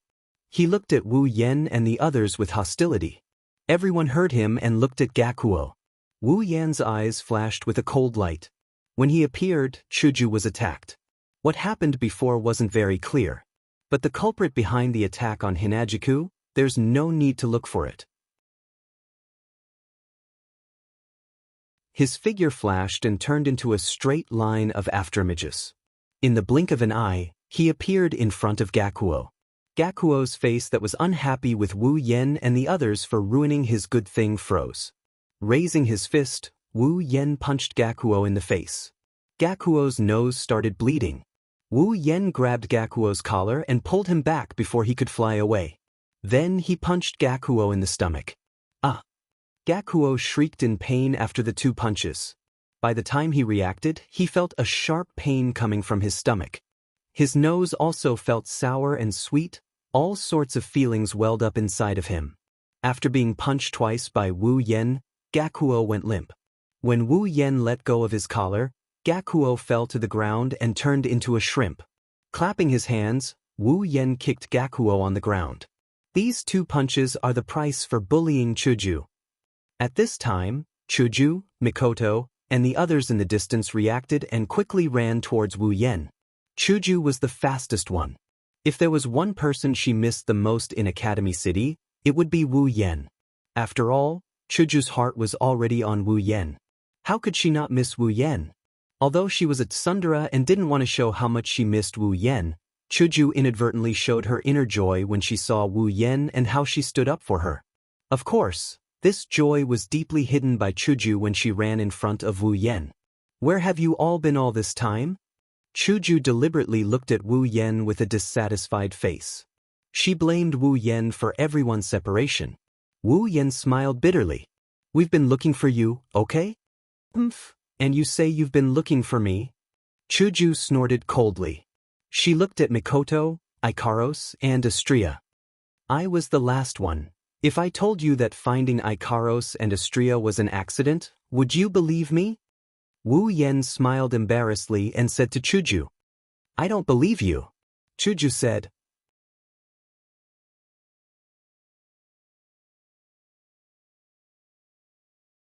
Chapter 172. A reunion is always a joyous occasion. Although Wu Yan always has a bitter smile on his face, he's actually happy to be able to see Hinajiku again. Everyone got caught up in the atmosphere of reunion and introductions. For a moment, they forgot that there's still a person lying on the ground crying out in pain. After the initial introductions, Chuju became familiar with Kuriko, Ruko, and Ueharu. Kuriko, and Ueharu were very friendly towards Chuju because they noticed that the most outstanding and youngest officer in the school had the same personality as Mikoto, especially Ruko. Chuju was pretty and easy to get along with. Not only did she become a teacher at such a young age, she was also a police officer. Most importantly, she was a LV0 just like her. Ruko instantly became Chuju's fan. Oh right, how did you guys end up here? Chuju looked at Wu Yan's group in confusion. She already knew that Wu Yan's group was in the faraway School District 7. She didn't know why they suddenly came to School District 13 and even saved her from carelessness. Hearing this, everyone looked at Ueharu and Ikaros and explained to Hinajiku. Hinajiku finally realized that Ueharu in front of her was an amazing internet expert. Amazing! Ueharu! Chuju didn't hold back her compliments. Ueharu blushed and lowered her head, looking embarrassed. It's nothing. Actually, Ikaro-senpai is the one who's really amazing. Ueharu looked at Ikaros, who was standing beside Wu Yan, with a look of admiration. Using a small portable laptop, she was able to hide from everyone and mobilize all the surveillance cameras in School District 13. That's incredible. That's right, the reason why they found Chuju was because of Ikaros. Speaking of which, Ikaros has great computing skills. For someone like Ikaros who came from Synapse who invented all kinds of weird things, this level of computing is nothing but child's play. In this domain, in the world of things that fell from the sky, other than Nymph who wasn't good at fighting and specialized in dealing with electrons, Ikaros was the strongest. As for Astria, forget it, she's better off not falling down when walking and choking when eating rather than relying on her to operate a computer. Hinajiku, of course, knew about Ikaros' background. Hearing Ueharu's words, she patted Ueharu's shoulder and said under Ueharu's confused gaze. Ueharu, it's better if you don't compare yourself to Ikaros. It's unfair to you. Weichin nodded as if she understood, hiding the question marks on her head in her heart. What's up with this guy? Wu Yan asked Chuju as he kicked Gakuo who couldn't get up from the ground. With Hinajiku's explanation, everyone finally understood what this Gakuo guy on the ground did. Especially Mikoto. Looking at Gakuo lying on the ground, her eyes were filled with unconcealable disgust. She was caught in a human cloning project and her DNA was turned into an experimental subject. Facing a scientist like Gakuo who didn't care about other people and casually played with other people's bodies, Mikoto couldn't hate him more. So you're saying this disgusting thing is the culprit controlling the police officers? Blackie walked around the culture tank and looked at the disgusting brain inside. He furrowed his brows. Ueharu, do you have a way to restore the police officers? I'll give it a try. Ueharu didn't seem to have much confidence. That's to be expected since her strength lies in the internet. She didn't have much confidence in this kind of control device. Chuju thanked Ueharu and glanced at Wu Yan. Seeing Wu Yan staring at the brain in a daze, she nudged him in dissatisfaction. Wu Yan didn't react at all. He was stunned by the system notification that suddenly rang in his mind. Beep. Detected special item, control brain. According to the system, this item can be used to unlock the mysterious crystal on the user's body. User is advised to retrieve this item. It's because of this notification that Wu Yan stared blankly at the unsightly human brain, He couldn't react at all. Mysterious crystal. This is the crystal that he got from the world of Butler Whirlwind. If it wasn't for this notification, Wu Yan would have forgotten about it. He still remembered that Yi Cheng's mother had once said that a very powerful demon was sealed within this mysterious crystal. Now that the system told Wu Yan that the brain in front of him could be used to unlock the mysterious crystal, Wu Yan was of course stunned. Could it be that this monster would become his fighter after it was unsealed? Wu Yan couldn't stay calm anymore. Seeing that Weharu was about to approach the control brain, Wu Yan couldn't stay calm anymore and quickly called out, "Wait, Weharu!" Weharu stopped in her tracks and she looked at Wu Yan in confusion. "What's wrong, Senior Wu Yan?" The others also looked at Wu Yan in confusion. They didn't think that Wu Yan didn't want to save the people. Wu Yan's face stiffened as well. Seeing that Weharu was about to approach the brain, he called out without thinking. He really didn't mean anything else. "It's nothing, you can continue." Wu Yan could only laugh awkwardly. The girls rolled their eyes at him. Mikoto and Chuju thought that Wu Yan was being naughty again. One had to admit that Chu-chun was quite good at manipulating machines. Soon enough, the wires connected to the officers were retracted. Chuju let out a sigh of relief and quickly ran up to them. She couldn't help it, the guard's joints were still dislocated. Wu Yan touched the control brain culture tank and put it into his infinite space ring. He didn't even ask for the others' opinion. Kuriko, Weharu and Ruko were shocked. "What are you doing with that? What's going on?" Gakuo, who was lying on the ground like a corpse, was so excited when he saw the control brain disappear. He ignored the pain and screamed loudly, "Where's my invention?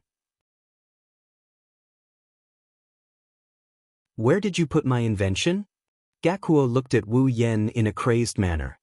He reached out his hand and he wanted to strangle Wu Yan. Wu Yan frowned and kicked Gakuo to the ground. "Do you think you can still protect your so-called invention when you're in jail?" Gakuo looked at Wu Yan with a twisted face. After a while, he bit his lip and punched the ground. Damn it. Damn it. Originally, I wanted to give that despicable Kihara a show of strength. Damn it. Kihara. As the saying goes, the speaker doesn't mean much but the listener does. Kihara is a surname that represents a big deal in Academy City. Everyone would pay attention to it, let alone Wu Yan. "You just said Kihara, right?" "Right." Wu Yan pulled Gakuo up and grabbed him by the collar. "That's right. That's him." Gakuo shouted at Wu Yan. Perhaps he was hit by the fact that he couldn't take revenge on Kihara. "That's the guy. The guy who looked down on my invention." Wu Yan dodged Gakuo's spit and looked at him with a frown. "Kihara, which Kihara are you talking about? Who else could it be?" "It's Kihara Amida." Gakuo's tone was full of resentment when he mentioned that name. "Even if I remember my own name wrongly, I won't forget his name." Wu Yan let go of his hand and let Gakuo kneel on the ground. He looked at him silently. The girls also realized something and looked at Gakuo. "That guy who hides his head but shows his tail. I don't know what's wrong with him recently. He's been leading a group of people everywhere to look for something." Hearing this, Wu Yan narrowed his eyes and confirmed his guess. Last time, Mujino Shizuri said that another person was sent to deal with him. It must be Kihara Amida. He's with his Hound unit. He ruined Alistair's plan. This unit belongs to him and is directly under his command. How could it not be dispatched?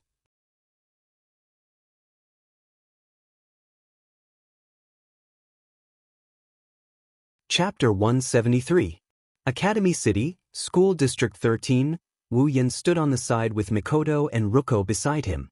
Ikaros and Astria stood behind him. The three of them watched as Gakuo entered the transport vehicle. Kuriko and Weharu were talking to some of the officers, and so was Hinajiku. However, compared to Kuriko's quiet conversation, Hinajiku's side seemed to be having a heated discussion. It was mainly because the officers seemed to have heard something from Hinajiku, and they were all very excited. Wu Yan looked at them and didn't say anything. He could guess the general situation, so he didn't need to pay attention to it. He didn't have the mood to do so anyway. His heart was filled with helplessness. He thought the control brain was the key to unsealing the mysterious crystal. But Just as he was about to figure out how to unseal the crystal, the system sent him another message. The control brain is only a part of unlocking the mysterious crystal. Happy for nothing. Truly happy for nothing. Wu Yan sighed helplessly and put this matter aside. No matter what, the most important thing right now is to save his sisters. He'll look into the mysterious crystal later. At this time, Kuriko and Ueharu came back. They were chatting with Mikoto and Chuju seemed to have made up her mind. The police officers looked helpless. By the time Hinajuku returned, she had already taken off her equipment. Instead, she was wearing a yellow dress and a white jacket. Most of the guards had already left. "You're done." Looking at Hinajuku who was walking back, Wu Yan said with a smile. At this point, they are the only ones left at the scene. Chuju nodded nonchalantly. She looked at Mikoto and Wu Yan. "What do we do next?" Wu Yan understood what Chuju meant. She wants to help Mikoto save her sisters. What does she have to do? "Let's go back first." "Where are we going?" Hinajuku asked curiously. Wu Yan didn't even think before answering. "Of course to my house." "Your home." Hinajuku was stunned, and her face started to redden. "Who wants to go to your house?" "I want to go to Mikoto's house." She grabbed Mikoto's hand. She wanted to use Mikoto as a safe haven. Unfortunately, Mikoto betrayed her without hesitation. "Well, I live in a dormitory. I can't let outsiders live there," Mikoto said after holding back for a long time. This sentence stunned Chuju. "Okay, let's go home." Wu Yan grabbed Hinajuku's hand and led her outside. He can't help it, at this rate, even if Hinajuku doesn't end up at Mikoto's place, she will end up at Ueharu or Ruko's place. Wait, Chuju said in a panic. She knew what would happen if she moved into Wu Yan's house. But she couldn't do anything about it. Ruko and Wiko stared blankly at Chuju being dragged away. Kuriko looked like she saw a new continent. She yelled at Mikoto. "Wani-sama." That scum finally showed his true colors. Mikoto laughed dryly. What else can she say? She could only bury the slight envy in her heart. She shook her head and followed Kuriko and the others. A Academy City, School District 7. At the same time, Wu Yan, Chuju, Ikaros, and Astria were sitting in a circle. They were looking at a bottle in the middle of them with a serious expression. The bottle was filled with a golden liquid. Super Pow's group of 4 already went back to their dorms.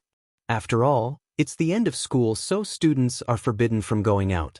Wu Yan shook his head in frustration. He looked at Chuju, Ikaros, and Astria and bitterly smiled.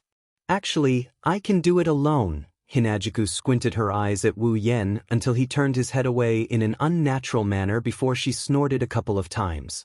"Don't treat me like a kid," Wu Yan complained in his mind. "A 15-year-old like you is just a kid to a 20-year-old like me." While he's complaining about this, he seems to have forgotten that he's already pushed down this kid in front of him. No matter how much Wu Yan complained, Chuju didn't plan to leave Wu Yan alone. Ikaros and Astria, well, from their expressions, Wu Yan knew they didn't plan to leave either. "I don't care anymore. Just don't regret it." Wu Yan lowered his head dejectedly. He ignored Chuju and Astria's victorious expression and touched his space ring. Wu Yan took out some items from the SPC ring. Hinajuku and Astria covered their mouths in disbelief. "Damn it. This is unforgivable." Chuju gritted her teeth. Her eyes were filled with anger. Ikaros and Astria stared at the thing on the floor in silence. Tense, but blood. That's the only way to describe what Wu Yan took out. Even though Wu Yan has seen it countless times, he couldn't bear to look at it anymore. Especially when he saw the face that looked exactly like Mikoto. Wu Yan's heart was filled with all kinds of complicated emotions. Even though he knew Accelerator would be cleared of his crimes, Wu Yan couldn't help but feel angry. If he could, Wu Yan really wanted to kill Accelerator. After taking a few deep breaths, Wu Yan neatly arranged his dead sister's body parts on the floor. Then he picked up the genetic life serum and poured some on her body. The golden liquid seeped into his sister's body like water. Then, under the gaze of Wu Yan, Chuju, Ikaros, and Astria, It slowly melted into her body. When the last drop of liquid entered her body suddenly turned into a ball of light. The light on the ground constantly twisted, disintegrated, integrated, and finally molded. After a short while, a familiar figure was formed. When the light faded, a face and body identical to Mikoto's appeared in front of everyone's eyes. Wu Yen, Chuju, Astria, and even Ikaros's heart were in their throats. They looked at Misaka's sister's tightly shut eyes and waited for them to bloom again. Misaka's sister didn't disappoint. Her eyelids twitched a few times under everyone's expectant gaze. Then, under Wu Yen and the others' surprised gaze, she slowly opened her eyes. It worked. Astria cheered in joy. Wu Yen and Mikoto exchanged glances and smiled. At the same time, they also let out a sigh of relief. It worked, that's good. Misaka's sister looked around with the same eyes as Mikoto. However, there wasn't much vitality in her eyes. It was like a plate of stagnant water. Where is this? Didn't Misaka die already? Misaka looked around in confusion. At the same time, she was wondering if this place was heaven or hell. His face was expressionless, and his voice was as calm as an ancient well. He stated this sentence with an incomparably calm tone. Even Wu Yen felt a bit speechless. Hinajiku and Astria looked at each other before looking at their sister. They didn't know what to say. Misaka's sister sat up straight and looked at Wu Yen and the others. She tilted her head. Are you guys the ones who died with Misaka? Misaka's sister said in a relieved tone. At the same time, I'm happy that even if I die, I won't be lonely anymore. Wu Yen, Chuju, Astria, and Ikaros were speechless. After some explanation, Misaka's sister finally realized that she wasn't dead. She was saved by these people. Misaka's sister was silent for a moment before she spoke. Why did you save Misaka? Misaka's sister's body is borrowed, her heart is fake as well. Each one costs 180,000 yen and there are more than 10,000 of them in stock. You just have to press a button and you can make them? Wu Yen smiled when he heard that. He reached out and patted Misaka Mei's head. Misaka Mei didn't know what he was talking about. Just think of it as doing it for your Oni-sama.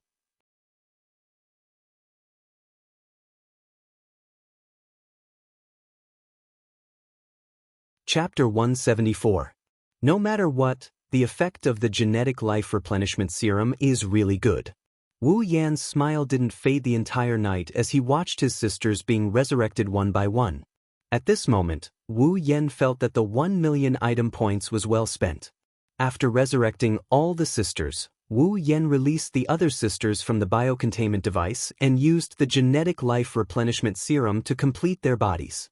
More than 10,000 sisters were resurrected under the efforts of Wu Yan, Chuju, Ikaros, and Astria. Wu Yan felt a great sense of accomplishment when he completed the last sister's life cycle and placed her into the biocontainment device. How could Wu Yan not feel a sense of accomplishment after saving nearly half of his sisters? Wu Yan can't wait to save all the sisters that are still alive. However, this matter can't be rushed. If he acts too hastily, he might expose himself to Alistair. If Alistair only had strength, Wu Yan wouldn't hesitate to do so. However, Alistair's scariest part is his monstrous IQ. Who knows if he would be dragged into some scheme by Alistair if he was exposed. Like a seductress, he would be sold to the point that even his own mother wouldn't recognize him. Wu Yan felt like his brain is better than his seductress hands. However, compared to Alistair, he really can't compare. That's why it's still too early to relax. After all, there are still a lot of sisters that haven't been saved yet. Every day, more and more sisters are dying. Of course, Wu Yan was happy that he managed to resurrect all of his sisters. It's obvious from the good sleep he had that night. However, Wu Yan didn't feel that way when he woke up the next day. Good morning, Master. Karos, why are you lying on top of me again? Wu Yan jumped up out of shock. However, he forgot that Ikaros was lying on top of him with her hands on both sides of his head. Wu Yan got up and buried himself in a huge pile of soft flesh. The soft touch on his face, the oddly fragrant aroma that wafted into his nose, and the suffocating sensation that could take his life, all of these are reminding him of the situation he's in right now. Wu Yen couldn't help but move his head and he burrowed deeper into the ground. Master? Ikaros stared blankly at Wu Yen. Suddenly, she turned around and left Wu Yen. When Ikaros left, Wu Yen, who put his weight on his head, tumbled and fell to the ground. The pain in his head woke Wu Yen up. Realizing what he did, Wu Yen raised his head and looked at Ikaros awkwardly. Wu Yen froze. The usually expressionless Ikaros's cheeks were slightly red, her eyes were shy, her hands were hugging her breasts, and she gave Wu Yen a look before lowering her head. I'm not dreaming, right? Wu Yen mumbled. The Ikaros is actually shy about being taken advantage of, Master? Seeing Wu Yen staring at her, Ikaros blushed again and lowered her head even more. Looking at the bashful Ikaros with her arms crossed in front of her chest, making her already extraordinary breasts look even bigger, Wu Yen couldn't help but gulp down a mouthful of saliva. Ikaros's morning grumpiness is like a match thrown into a gas tank. The fire in him is burning. Ikaros. Under Xianxia's control, Wu Yen finally raised his hand and reached towards Ikaros. It's impossible for Ikaros not to see Wu Yan's actions. When she saw Wu Yan's hand reaching towards her, an inexplicable burning sensation rushed into her kinetic furnace, making her feel a little dizzy.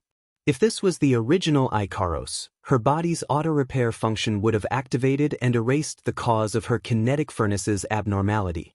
In other words, she would have erased all memories of Wu Yen. But as someone who's seen the original, Wu Yen wouldn't let that happen. When he first summoned Ikaros, Wu Yen already found an item that could identify the state of the kinetic furnace. In other words, at that time, Wu Yen was already preparing himself for the day when he and Ikaros would make love.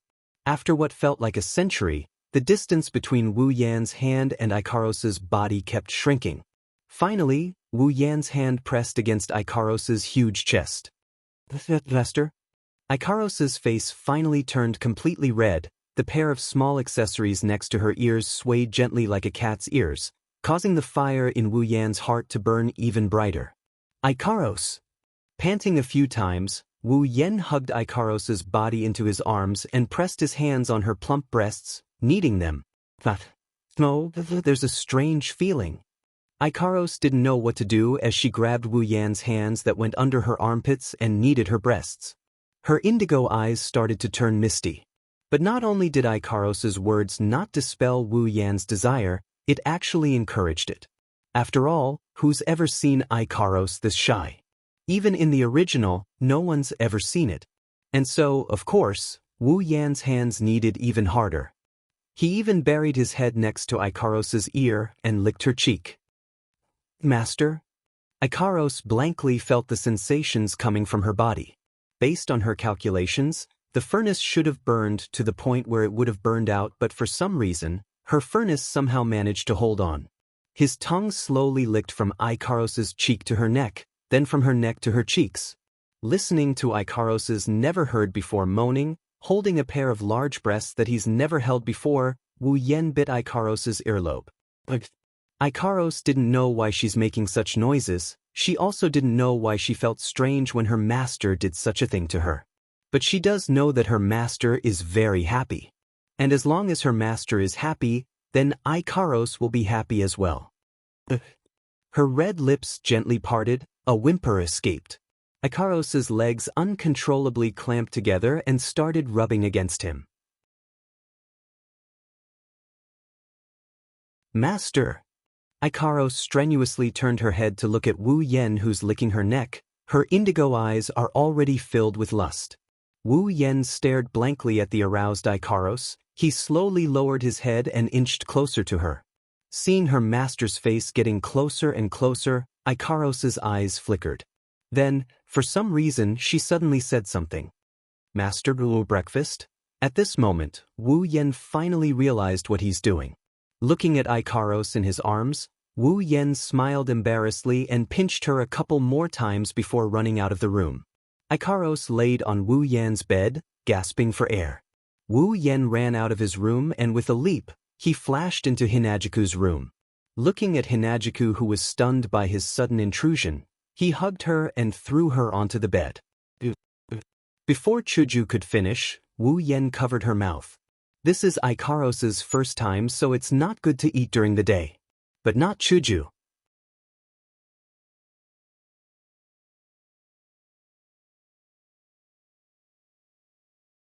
Chapter 175. For the whole morning, Wu Yen stayed in Hinajiku's room. The sheets wrapped around both of them wriggled and Hinajiku's sweet moans came from inside. Even with the blankets separating them, Wu Yen could still hear Hinajiku's moans clearly. Ikaros and Astria also heard the sounds coming from inside the room. Astria buried her head in the middle of her food like a glutton. But if you look closely, you'll notice Astria's face is as red as a tomato. Astria wasn't an all-purpose angel like Ikaros, who excelled in combat and computing but had poor emotional skills. Compared to Ikaros, Astria didn't have any computing skills, but her emotional skills were outstanding. Ikaros might not know what Wu Yen and Chuju are doing, but Astria definitely knows. Of course, Ikaros didn't know about it. Astria looked at Ikaros in shock. Her mouth was wide open as if she saw a UFO. It was an exaggeration. Ikaros's cheeks were pink, her skin was pink, and her eyes were watery. Just like Astria, she buried her head in the middle of her food and kept eating. If she didn't share Wu Yan's perceptive ability with her, Astria would have suspected that Ikaros is an impersonator. Finally, the noise in the room stopped. Ikaros and Astria let out a sigh of relief. Of course, Astria knew why she was relieved. Ikaros, on the other hand, didn't know why she was relieved. After a while, Wu Yen walked out of Hinajiku's room. His attire is neat and tidy. If it wasn't for his relaxed expression, others might have thought that he wasn't the culprit behind all of this. Master. Ikaros and Astria blushed at the same time when they saw Wu Yen. Then they called out to him softly. Wu Yan's expression turned awkward when he heard that. Coughing pretentiously, Wu Yen sat beside the two girls and greeted them as if nothing had happened. One can't help but sigh at how thick-skinned he is. Ikaros looked at Wu Yen with a blushing face. Wu Yen wanted to nibble on her again, but Ikaros acted like she didn't see it. She hesitated for a while before she mustered up her courage and spoke under Astria and Wu Yan's curious gaze. Master? Master wants to do something fun, Ikaros. Pause. Can do it. If. Cough cough. Wu Yen and Astria spat out all the food in their mouths. They covered their mouths at the same time and started coughing violently. Master? Ikaros didn't know what to do with herself. Wu Yen raised his hand to signal that he's fine. He wiped his mouth and looked at Ikaros in shock. Ikaros, where did you learn that from? Hearing this, Ikaros lowered her head and clutched her short skirt with a bashful look. No one taught me that. I wanted to say it myself. You wanted to say it yourself? Wu Yen and Astria looked at each other in shock. Ikaros nodded and looked at Wu Yen. Her indigo eyes shone with a strange light. The master looked really happy, so Wu Yen went silent. He reached out and stroked Ikaros' hair. Ikaros, this kind of thing, if you don't want to, it's not like that. Ikaros interrupted Wu Yen before he could finish. Wu Yen was stunned. Ikaros looked away when she saw Wu Yan's stunned expression. Seeing how happy Master is, Ikaros is also happy. Looking at Ikaros in a daze, Wu Yen suddenly laughed. At the same time, he scolded himself for his stupidity. Ikaros isn't the same as she was at the start of the original work. She's an all-purpose angel who only entertains her master. How could he think that way? Rubbing Ikaros' head, Wu Yen met Ikaros' indigo eyes and he whispered. Ikaros, I'm happy to see you happy. Then? Ikaros looked at Wu Yen expectantly. Her innocent gaze made Wu Yen feel uncomfortable. He helplessly said, Next time. Let's talk about it when we have the chance, okay? Ikaros fiercely nodded and started eating. Her chopsticks danced in the air. She seemed to be in a good mood. Wu Yen looked at her with a smile. He was looking forward to it too. After all, he likes Ikaros a lot too. Astria threw away her bowl and chopsticks. She jumped in front of Wu Yen and shouted, Master! Astria can make Master happy too. Wu Yan's lips twitched. He looked at Astria, who was stunned by his words, and he didn't know what to say to her.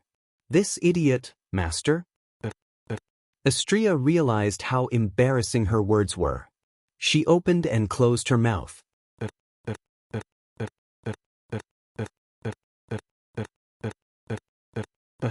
She realized she just said something embarrassing. Her eyes rolled up and smoke started coming out of her head. Speechless, Wu Yan looked at Astria, who was shaking her head from side to side. He reached out his hand and rubbed Astria's head. Under her bashful gaze, he shook his head and laughed. Okay, I got it. When I need to be happy, I will look for you too, huh? Astria shrieked in shock. She jumped up and pointed at Wu Yan with a blushing face. Master, you idiot! Who wants to do something perverted with you? Astria, I'm not looking forward to it. Idiot! Wu Yan's expression kept changing until the word awkward hung on his face. Looking at Astria, who kept calling him an idiot, he felt really sad for his balls. Before Wu Yan could recover from his grief, a delicate fist smashed into his head, sending him sprawling on the table. His chin hit the table hard and he howled in pain. Hinajiku's fists were tightly clenched. On her pretty face, a part of the redness still hadn't subsided. It made Hinajiku's somewhat immature face even more charming. Even the culprit behind all of this was a little stunned. You bastard, in the middle of the day? Hinajiku closed her eyes. She's so embarrassed that she wanted to die. She punched him again. This time, Wu Yan managed to catch it. Wu Yan smiled at Chuju awkwardly. He shook his head and sighed. Are you trying to kill your husband? Chuju glared at Wu Yan. It would be best if I could kill you. Scratching his head, Wu Yan helplessly mumbled. What can I do? I was seduced as well. Don't tell me you want me to make sure Ikaros can't get out of bed in broad daylight. What are you mumbling about over there? Hinajiku's dangerous gaze landed on his face. She clenched her fists so hard that they made cracking noises. Looks like she's still holding a grudge against him for forcing himself on her again. Nothing. Wu Yan laughed dryly and shook his head. Chuju glared at Wu Yan. She looked at Wu Yan's smiling face and blushed again. She turned around and saw Ikaros and Astria's blushing face. She felt even more embarrassed. It's fine, my voice wasn't loud, they couldn't have heard me. Yep, that's right. After comforting herself, Hinajiku sat down on the table. At the same time, Ikaros's eyes suddenly flashed with a data frame. Master, the enemy has appeared. Ikaros's expression returned to normal. She looked at Wu Yan and whispered. Wu Yan's expression froze and he sneered. Finally.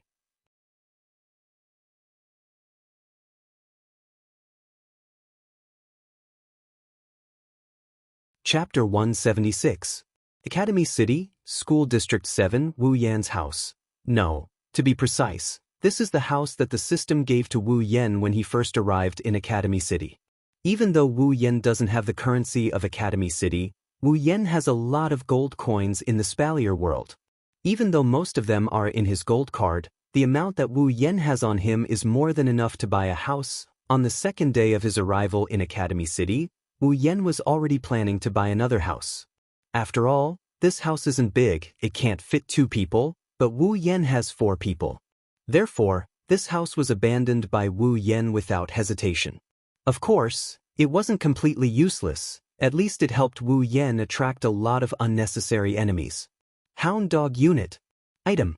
At this time, the 2 Umbu organizations in Academy City have surrounded this house. The passers-by around it have been dispersed by them for some unknown reason. Now, all of the people here are members of the Hound Dog Unit wearing synthetic armor. And standing in the middle of these people is the leader of the Hound Dog Unit, Kihara Amida. Also, Mujino Shizuri, Kinuhita Sayai, Frenda, and Takitsubu Riku.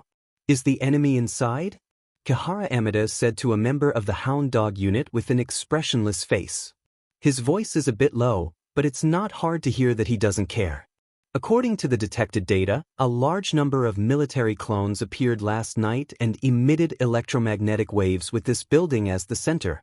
Combined with the other military clones' reactions to the missing body samples from the Misaka network, the enemy is most likely among them. Very likely? Kihara Amida suddenly smiled and looked at the reporting member. He grinned and said, "You mean to say that the enemy's whereabouts is only a possibility?" That member's back was soaked in sweat, but because he was wearing a thick armor, nothing could be seen. However, his trembling appearance could be clearly seen. Soon, with a gunshot, the member fell to the ground. The blood on his head flowed down his cheeks to the ground, evaporating the last bit of warmth. Kihara Amida did not even look at the corpse on the ground. He put away his gun, as if he had not killed a person, but a dog. Trash does not have the right to live in this world. This is one of the rules in Kihara Amida's heart. There is another rule, and that is, subordinates are nothing more than a group of scum that can be abandoned by their leader at any time after their value has been exhausted. The 4 members of Item frowned but quickly recovered. It seems like they also know about Kihara Amida's personality. It's just that they don't seem to like him, except for Mujino Shizuri. Kihara Amida looked at the other members and the mechanical dogs that were sniffing around on the ground. He asked, "What's the reaction of the smell detector?" There is indeed a human aura inside.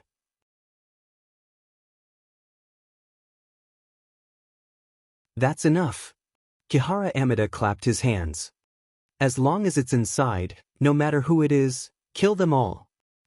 But the orders from the higher-ups. Kihara Amida glanced at the member who spoke, and that member stopped talking. Kihara Amida turned around and said, "The higher-ups only want the military clones. Why are they looking for them? They can just recreate them.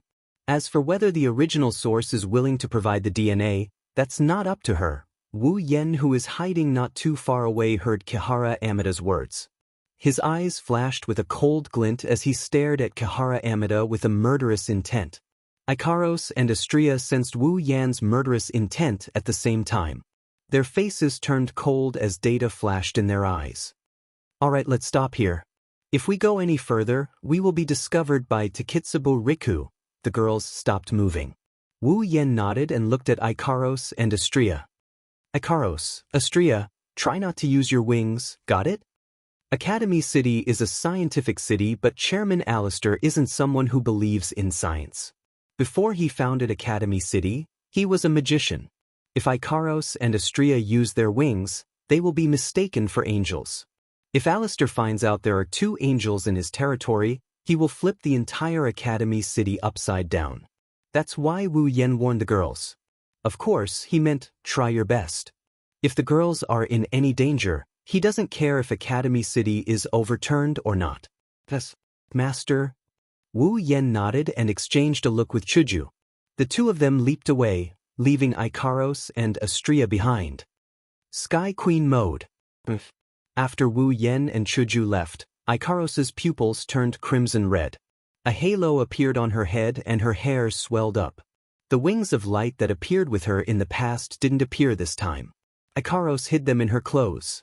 Compared to Ikaros, Astria didn't change at all. She took out a sword hilt with a blue gauntlet. Chrysor, super vibrating photon blade. A blue lightsaber came out of the sword hilt. The body of the sword vibrated slightly, and the air surrounding the body of the sword was instantly wiped clean, leaving not even a bit of it behind. After adjusting themselves to their best condition, the 2 women took out 2 more capsules and swallowed them at the same time. Then, a miraculous scene happened. Ikaros and Astria's bodies distorted. 2 completely unfamiliar faces appeared on their faces. Even their bodies were distorted. The 2 of them became shorter by a few centimeters. Even Wu Yen wouldn't be able to recognize them if he didn't know what was going on.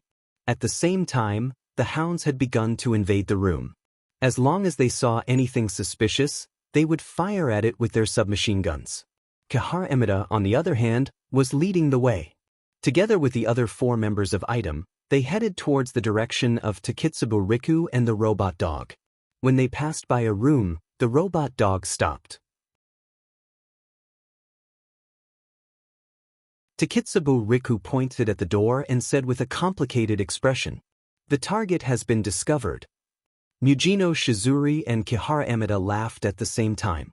Mujino Shizuri immediately raised her hand and a meltdown atom burst through the door, breaking through the wall and smashing everything in the room into smithereens. However, Mujino Shizuri wasn't happy. Instead, her face turned dark. The veins on her forehead were throbbing. Kihara Amita narrowed his eyes. His eyes were filled with murderous intent. In the room, there wasn't even a bed, let alone a person. Only a few words were written on the wall in front of them, words that infuriated Mujino Shizuri and Kihara Amita. Take your time. Idiot. Meltdown Atom was used. Mujino Shizuri turned her head to look at Takitsubo Riku after destroying the wall with the words. Takitsubo, didn't you say the target is here? Takitsubo Riku seemed to be at a loss of what to do. She closed her eyes and carefully sensed for a moment.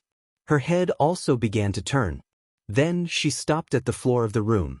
Looking at the few chips that were thrown on the floor, she pointed at them in astonishment. The target's AIM came from these chips. What did you say? Kihara Amita laughed in disdain. You're saying these chips can spread the AIM field? That's the funniest joke I've ever heard. Kinohita Sai, who was standing at the back, was even more disdainful. Didn't your dog also discover the target's location? Kihara Amita's face turned dark. He clenched his teeth and kicked the smell detector robot dog into pieces. Right at this moment, something unexpected happened.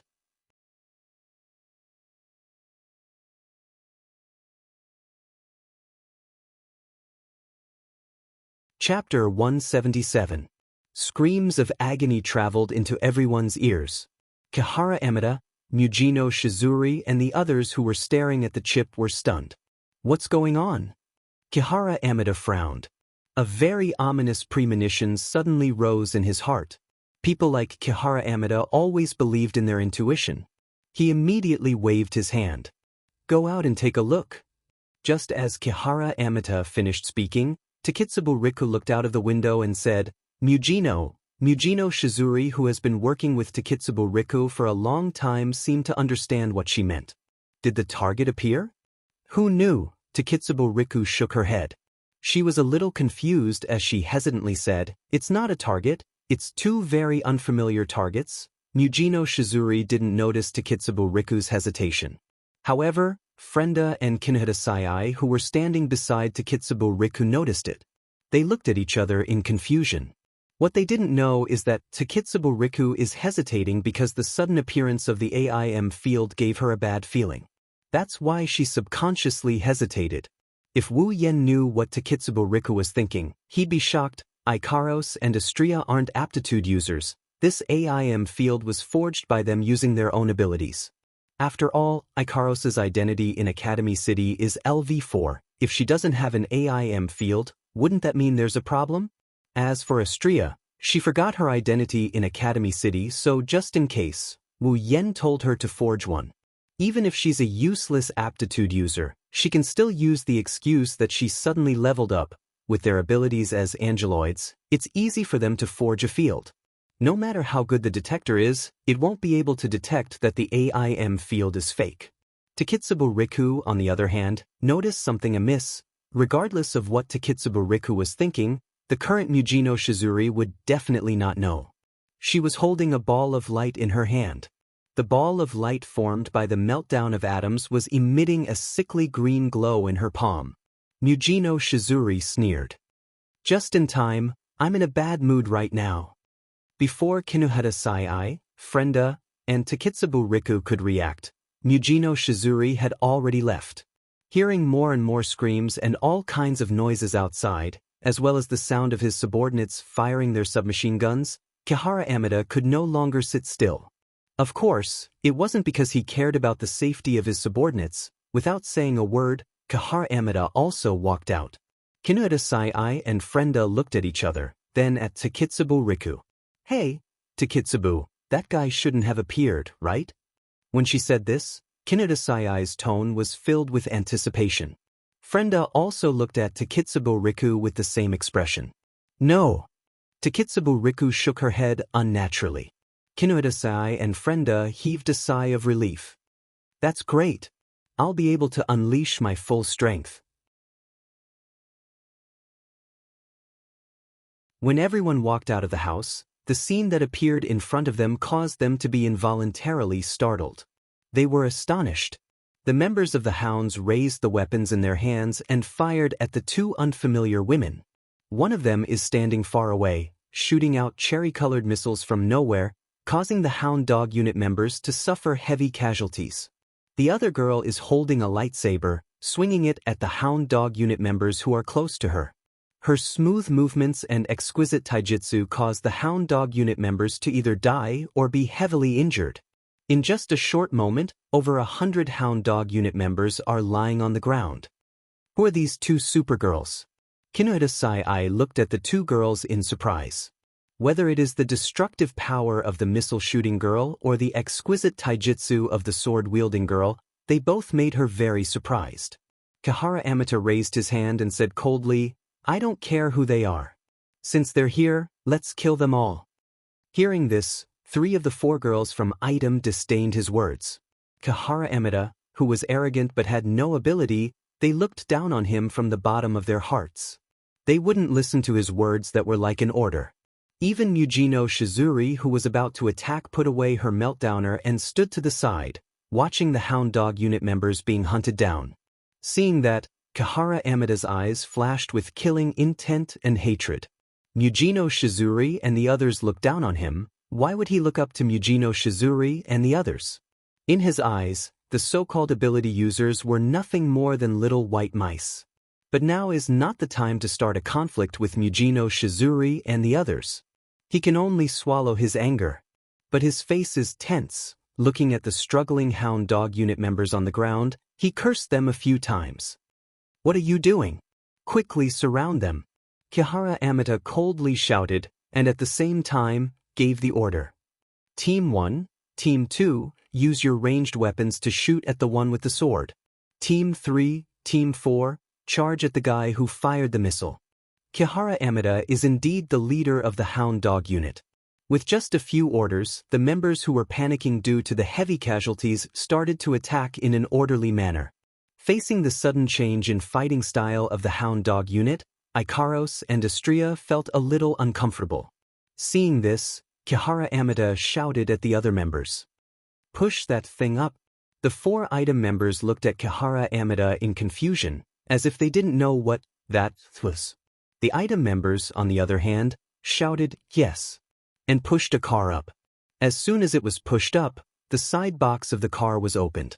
As the side box was opened, something that looked like a stereo appeared in front of everyone's eyes. Seeing the stereo, Ikaros and Astria's expression turned serious. They looked at the stereo and data started to flow in their eyes. But soon, the data in their eyes stopped and they continued to attack the Hound Dog unit as if nothing happened. Under the puzzled gazes of the 4 Item members, Kihara Amata smiled sinisterly. "Capacity down device. Release it." Right after he said that, an ear-piercing sound was released from the stereo. Hearing this sound, Mujino Shizuri, Kinohita Sai, Takitsubo Riku, and Frenda trembled. They covered their heads and squatted on the ground in pain. What the hell is going on? Kinohita Sai screamed in pain, but Frenda and Takitsubo Riku were even worse than her. They couldn't speak at all. Kihara Amata didn't even frown when he saw Item's pained expression. Instead, he laughed and said, "I didn't think that Brat's invention would be so useful." "You bastard!" The moment Mujino Shizuri moved, she covered her head and knelt down again. She didn't even have the strength to glare at Kihara Amata. Kihara Amata smiled at them as if he wanted to take revenge. However, the screams that came again made his smile freeze on his face. In his mind, the 2 girls who couldn't move due to the capacity down device and were torn to shreds by his subordinates were still alive and kicking, harvesting the lives of his subordinates. Damn it! What capacity down device? It's really useless. Kihara Amata's face was ashen. He didn't have the time to think about why the capacity down device didn't work on the 2 women. Instead, he blamed everything on the capacity down device. How would he know Ikaros and Astria don't have superpowers? How could they be affected by the device? The AIM that Takitsubo Riku detected was fake.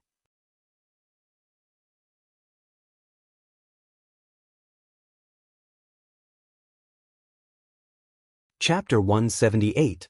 Artemis, Ikaros muttered under her breath. No one heard her, but it triggered a huge reaction.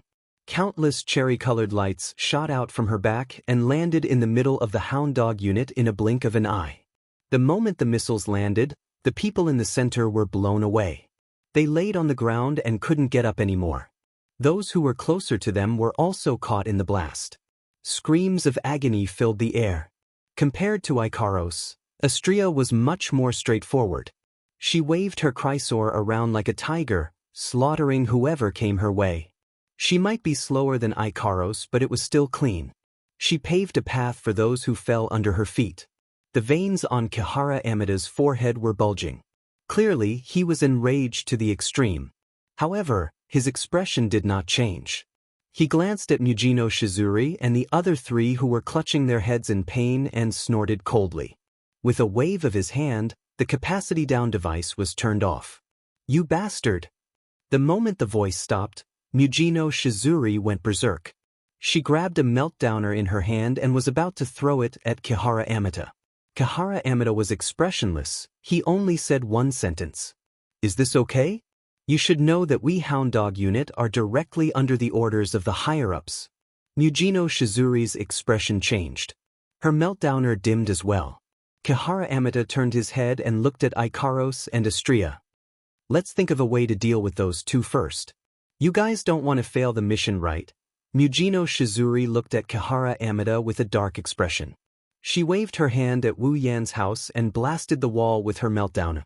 Mujino Shizuri threw out a few more meltdowners before looking at Ikaros and Austria. A dangerous glint flashed in her eyes. "That guy is going to suffer." Kinuhata Sai gloated at Kihara Amida. She knew that Mujino Shizuri's gaze wasn't directed at the two girls. Mujino is a vengeful person. Frenda rubbed her head cutely and spread her hands. In the end, that dog thought that he could live peacefully by relying on the people above him. Even if she didn't kill him, Mai Yi had her ways to make him suffer. Poor guy. Kihara Amida didn't hear Kinuhata Sai and Frenda's conversation. Even if he did, he probably wouldn't care. Mujino Shizuri and the others probably don't understand that the higher-ups Kihara Amida mentioned aren't the useless people in the board of directors. At this moment, Mujino Shizuri has already walked out. Slowly walking to the front of the hounds, Mujino Shizuri raised her voice. "You guys came at the wrong time. Just in time. I've suffered enough today." After that, several orbs of light suddenly appeared around Mujino Shizuri and circled around her. Then, without warning, meltdowners shot out from the orbs towards Ikaros. It wasn't that Mujino Shizuri recognized Ikaros' identity. It's just that Ikaros is far more of a threat to her than Austria. After all, Austria is a close-range fighter. Meltdowners are perfect against close-range opponents. Ikaros looked at the incoming meltdowner atom. Her eyes flashed and the trajectory of the meltdowner atom was calculated. She dodged the meltdowner atom and looked at Mujino Shizuri with her crimson eyes. Even though she can't use absolute defense circle for the sake of her master, Wu Yan didn't say that she can't initiate an attack. Artemis, the cherry-colored missile with a cherry-colored glow streaked across the air. Under everyone's gaze, it came from Mujino Shizuri. Mujino Shizuri reached out her hand and drew a circle in front of her. Following her movement, the meltdowners were pulled into a circular fan shape. The missiles were melted into powder the moment they came into contact with the fan shape. After all the missiles were melted into powder, Mujino Shizuri looked at Ikaros. She saw an afterimage charging at her and her pupils shrunk. Ikaros raised a fist and under Mujino Shizuri's horrified expression, she punched her in the stomach. "Ah!" Mujino Shizuri reflexively covered her stomach and lowered her head, only to see a knee raised towards her face. Under everyone's stunned gaze, Ikaros' knee landed on Mujino Shizuri's face and sent her flying. She fell to the ground and fainted. "That's super impossible." Kinuhata Sai couldn't believe it. Their captain was defeated by the opponent in a single exchange. Frenda and Takitsubu Riku were also stunned and couldn't recover from their shock. Kihara Amida clenched his fists when he saw Mujino Shizuri being defeated in an instant. The way he looked at Ikaros and Astria changed. At least he didn't look at them with the same disdain as before. Even a LV5 was defeated in a single exchange. How could Kihara Amida still look down on them? Actually, Mujino Shizuri's defeat was understandable. After all, she neglected Ikaros's close combat ability. Not just her, even Wu Yen forgot that Ikaros's close combat ability is also very strong. Even if it's not as good as Astria, who specializes in close combat, it's not something any random person can match up to. At the very least, in this academy city, other than Wu Yen, Hinajiku, Astria, and Iwa, Ikaros is the strongest in terms of melee combat. However, compared to her long-range attack, Ikaros's close combat ability is much weaker. That's why everyone neglected the fact that Ikaros can also fight in close combat. Mujino Shizuri's defeat can be attributed to her carelessness. She saw Ikaros didn't use close combat and thought she wouldn't be able to fight in close combat. Of course, if she fought Ikaros seriously, she would have lost without a doubt. Where the hell did these two strong women come from? Kihara Amita gritted his teeth. He's at his wit's end. 2/3 of his men are down and Item's women are probably unreliable. He can only rely on external forces. What else can he do? At this time, Kihara Amita's communicator suddenly rang. Kihara Amita was stunned. He picked it up and looked at it. His face was completely filled with anger. He slammed the communicator in his hand on the ground. Kihara Amita was breathing heavily. He even let out a few low growls. Damn it. I've been completely fooled. What's going on? Kinuhata Sai asked subconsciously. However, her eyes were still on Ikaros and Astria, who weren't far away from her. Kihara Amita lowered his head and said in a low voice. The research facility was infiltrated again. Infiltrated? Frenda was shocked. You mean, these guys are in cahoots? They used a trick to lure us here, and the mastermind invaded the unguarded research facility. It seems that these two women are just bait. After that, he ignored the stunned Kinuhata Sai, Takitsubo Riku and Frenda and shouted at the Hound Dog Unit members. Everyone retreat. The Hound Dog Unit members stopped in their tracks and slowly retreated to the sides. Too bad they didn't ask for permission from their master. Artemis, following the loud boom, the sound of missiles bombarding the area was heard. What followed was the screams of the Hound Dog Unit members. They aren't going to keep them here, right? Frenda, Kinuhata Sai, and Takitsubo Riku, who rescued Mujino Shizuri, looked at each other and retreated. What does the Hound Dog Unit's survival have to do with them? Retreat. All of you retreat. Only the screams of the Hound Dog Unit members and Kihara Amita's furious roar could be heard.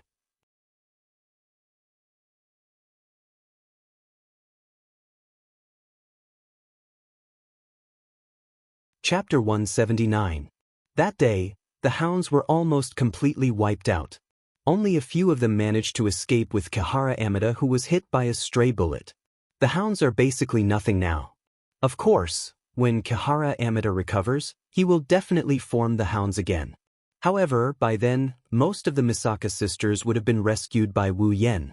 Item had 1 injured and 3 unharmed.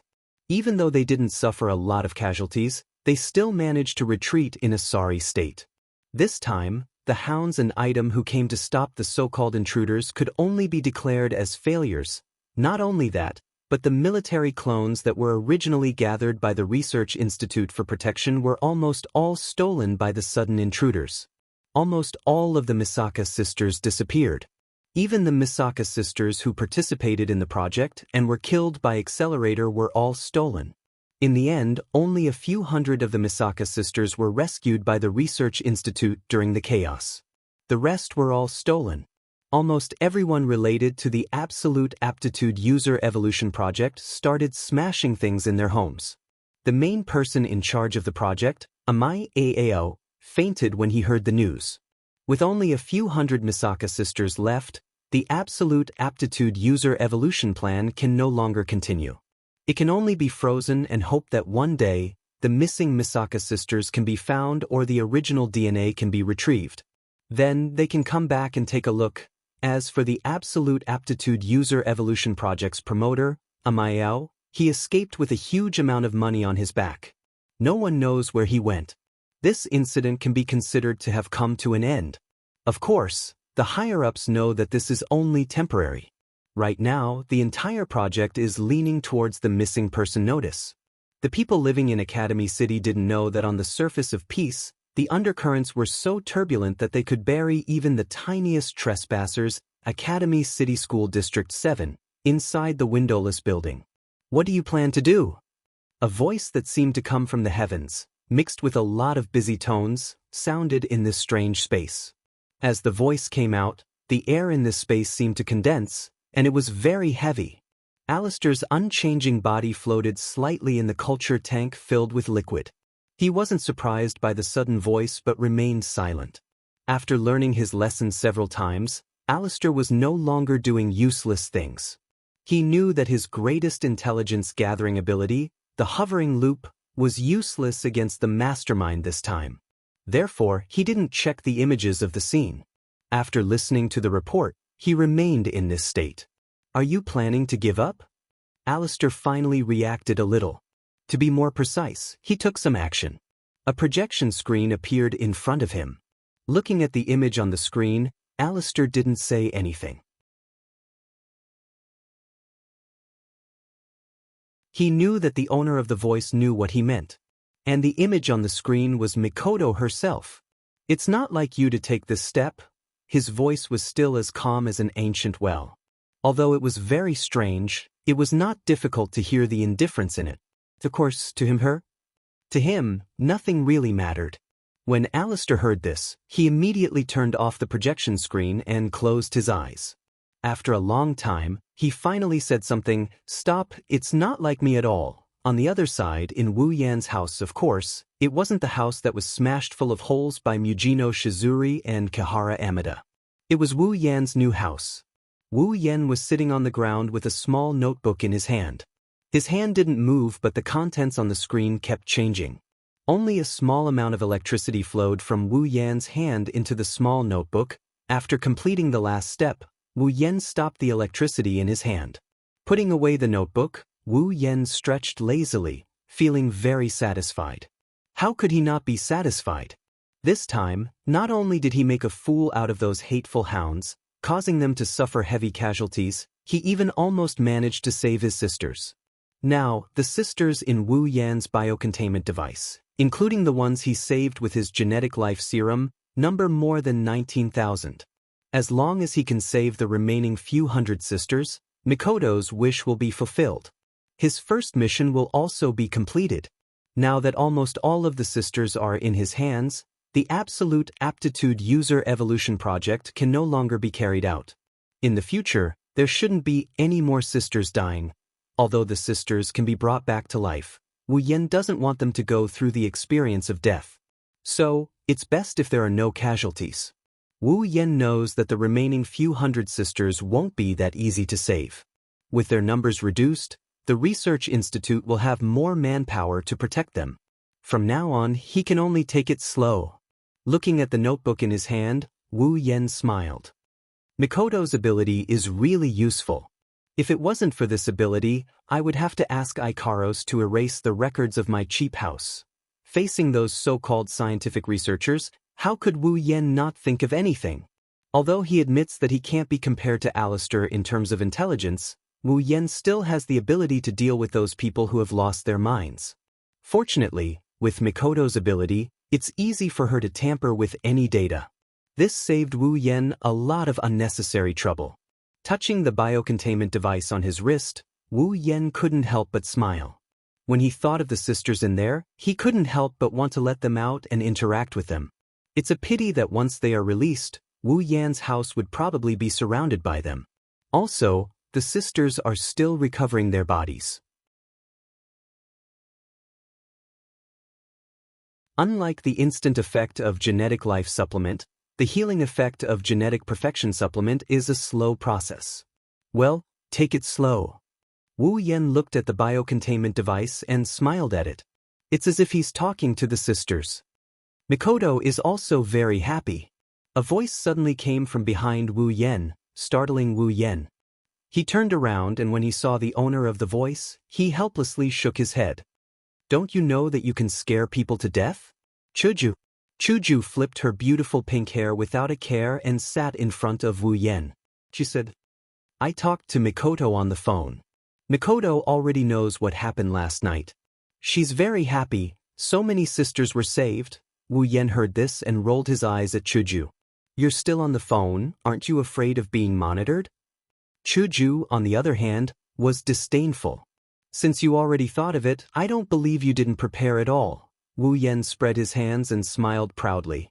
Chuju looked at him with hatred and resisted the urge to bite him. Chuju thought of something and sighed. "I really didn't expect there to be so many people who are exactly like Mikoto." Wu Yan laughed. "If the sisters know you call them people, they'll be very happy." Chuju also laughed. "Yeah, they're happy because of something that's only natural." "How cute, I also want a sister." Wu Yan heard Chuju's words and looked at Chuju. He stared at her until she felt uncomfortable, and then he said with an evil smile, "Well, if you want a sister, I can't help it." Wu Yan moved to Chuju's side and hugged her under Chuju's surprised cry. "But if you want a daughter, I can help you." Chuju's face suddenly turned red. "W did I say? I don't want." Wu.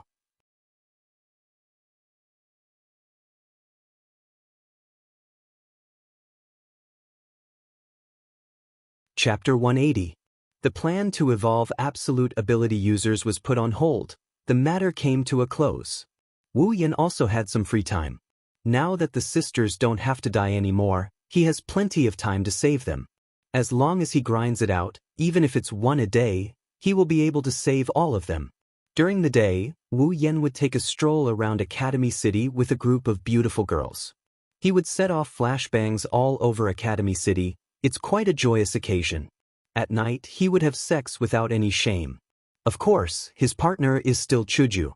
As for Ikaros and Astria, Wu Yan doesn't have the guts to push them down yet. Even if Ikaros and Astria said they wanted to make Wu Yan happy, Wu Yan wouldn't dare to push them down in public with Kaisha-sama at home.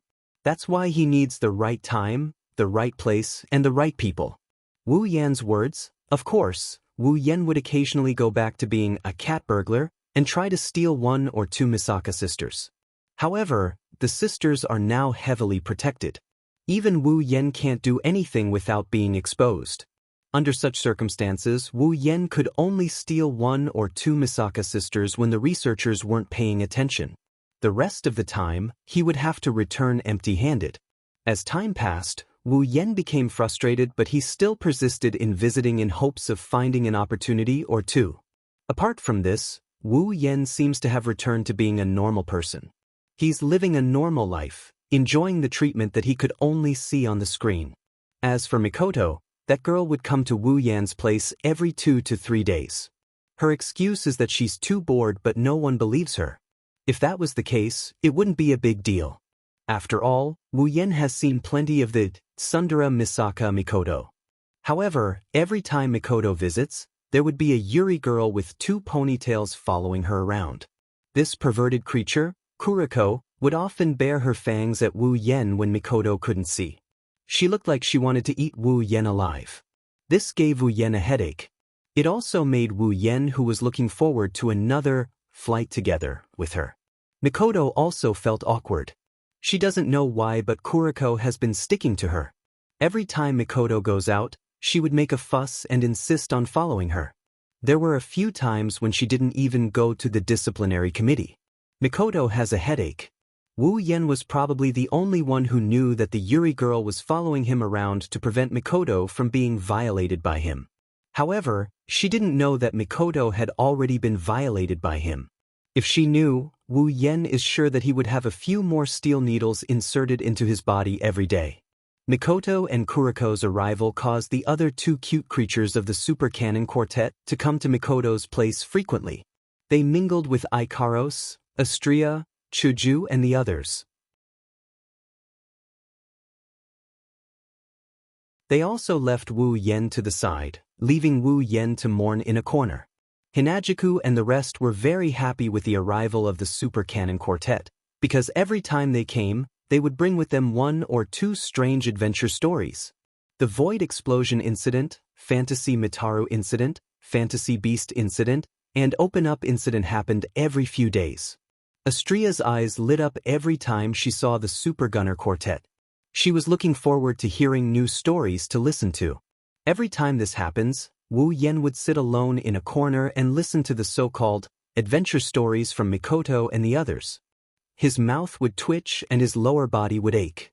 His entire body would feel like it was in pain. Can't you see the plot? I've seen it countless times on the screen. It had already been replayed dozens of times, hadn't it? I can't afford to be hurt. Can't you see? Can't you see? On the other hand, Wu Yen couldn't help but sigh in relief when he heard that the plot didn't change. At least this forbidden world is still the forbidden world he's familiar with. Time passed by peacefully until one day. Master! Wu Yen, who was browsing on the computer, turned around when he heard Ikaros' voice.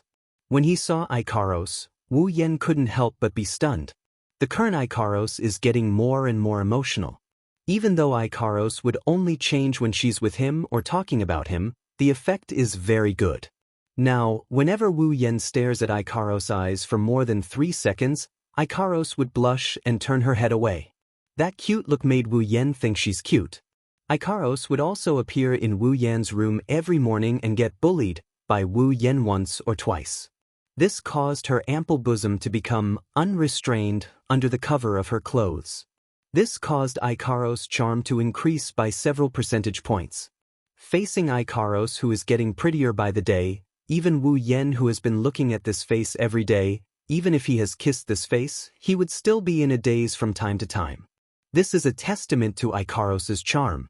Seeing her master staring at her in a daze again, Ikaros couldn't help but blush. She lowered her head, only then did Wu Yen come back to his senses. Rubbing his nose, Wu Yen smiled at Ikaros. At the same time, he called her a vixen in his heart.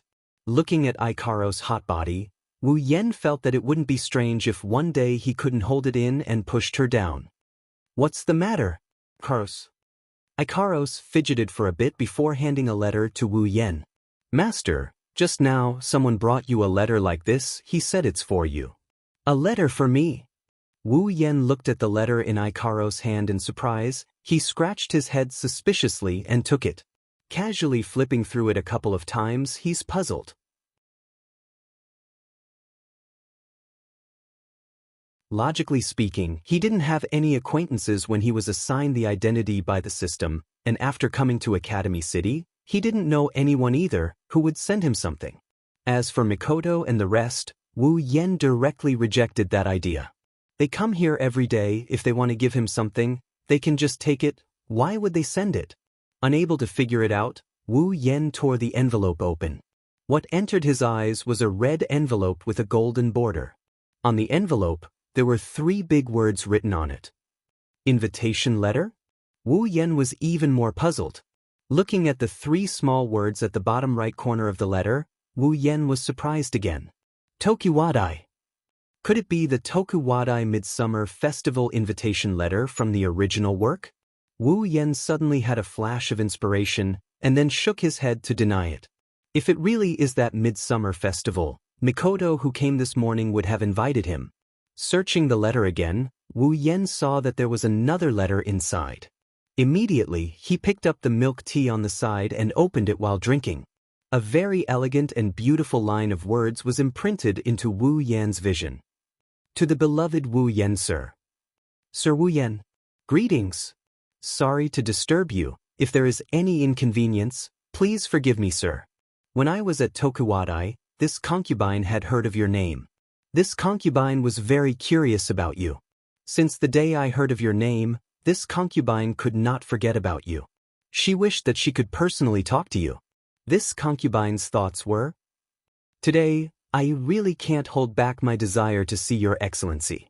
Therefore, I personally wrote an invitation letter and handed it to your excellency. I hope that your excellency will not be stingy and will be able to meet me. I am extremely grateful to your excellency. Looking at this genteel and ambiguous letter, more like a love letter than an invitation letter, Wu Yen helplessly shook his head. At the same time, he sighed in his heart. As expected of someone from Tokuwadai, there was both a concubine and sir, the style of a big miss is undeniable. However, this also made Wu Yen certain that the owner of this letter was definitely not Mikoto. If Mikoto could write such a genteel letter, she wouldn't be Mikoto. When Wu Yen saw the signature at the bottom, his eyes suddenly widened, and he spat out the milk tea in his mouth and cried out involuntarily. How could it be her?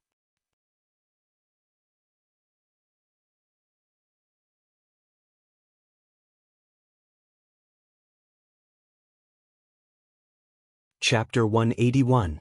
Academy City School District 7, Tokuwadai. Wu Yen stood in front of a door that was much taller than the wall. He looked at the inspection facility in front of him. For some reason, he couldn't bring himself to walk in. He was still holding the invitation letter that made him want to spit out milk. Wu Yen had mixed feelings. He didn't know what kind of expression he should use to face what's about to come. After all, why would they invite a person like him who has no accomplishments in Academy City and is even considered a delinquent in his personal records to come here? Being familiar with the original plot, even if his IQ is limitless, he would have more or less guessed the reason. It's probably because of Mikoto. Looking at the name on the invitation, Wu Yan's lips twitched, but he said with certainty. That's why Wu Yan didn't bring Ikaros and Astria with him. Who knew what that black-bellied guy was plotting again? If Mikoto finds out that I've come all the way here to look for someone as annoying as her, she'll definitely give me an electric shock without a second thought. That guy, don't tell me he's just trying to flirt with me and then inform Mikoto to catch me, this kind of plot from the 8 o'clock TV. Wu Yan made up a story with a fake smile. He sighed and walked towards the door. Screw it, if worse comes to worst, I'll just *CK her up. Walking on a small path, Wu Yan looked around and felt a bit puzzled. He thought that he would go through layers upon layers of checks before being released. After all, he's a guy who wouldn't be at ease if he came to a place where there are only girls. Who would have thought that after he showed the invitation in his hand, there would be no obstructions along the way? Of course, along the way, the girls would look at him as if he was a prehistoric beast or a beast. Sama, this is the place. My mistress is waiting for you inside. After walking for some time, the girl who came out of nowhere to lead the way stopped in front of a building and said respectfully to Wu Yen. Of course, if you look closely, you'll notice that the girl kept looking at Wu Yen with suspicion. If you look closely, you'll notice she's the girl from Tokuwadai who saw Wu Yen and Mikoto going out on a date. Wu Yen stopped and looked at the building in front of him. With Wu Yan's eyesight, he saw a girl with long blonde hair sitting in front of a table on the balcony on the second floor of the building. When he saw this figure, Wu Yen thought to himself. Then, under the guidance of the Tokuwadai girl, he walked inside. She had long blonde hair and a voluptuous and perfect figure. She was wearing Tokuwadai's school uniform, but her hands and feet were covered in white long gloves and stockings with spider web patterns. She was a beautiful girl that people couldn't take their eyes off of at first glance.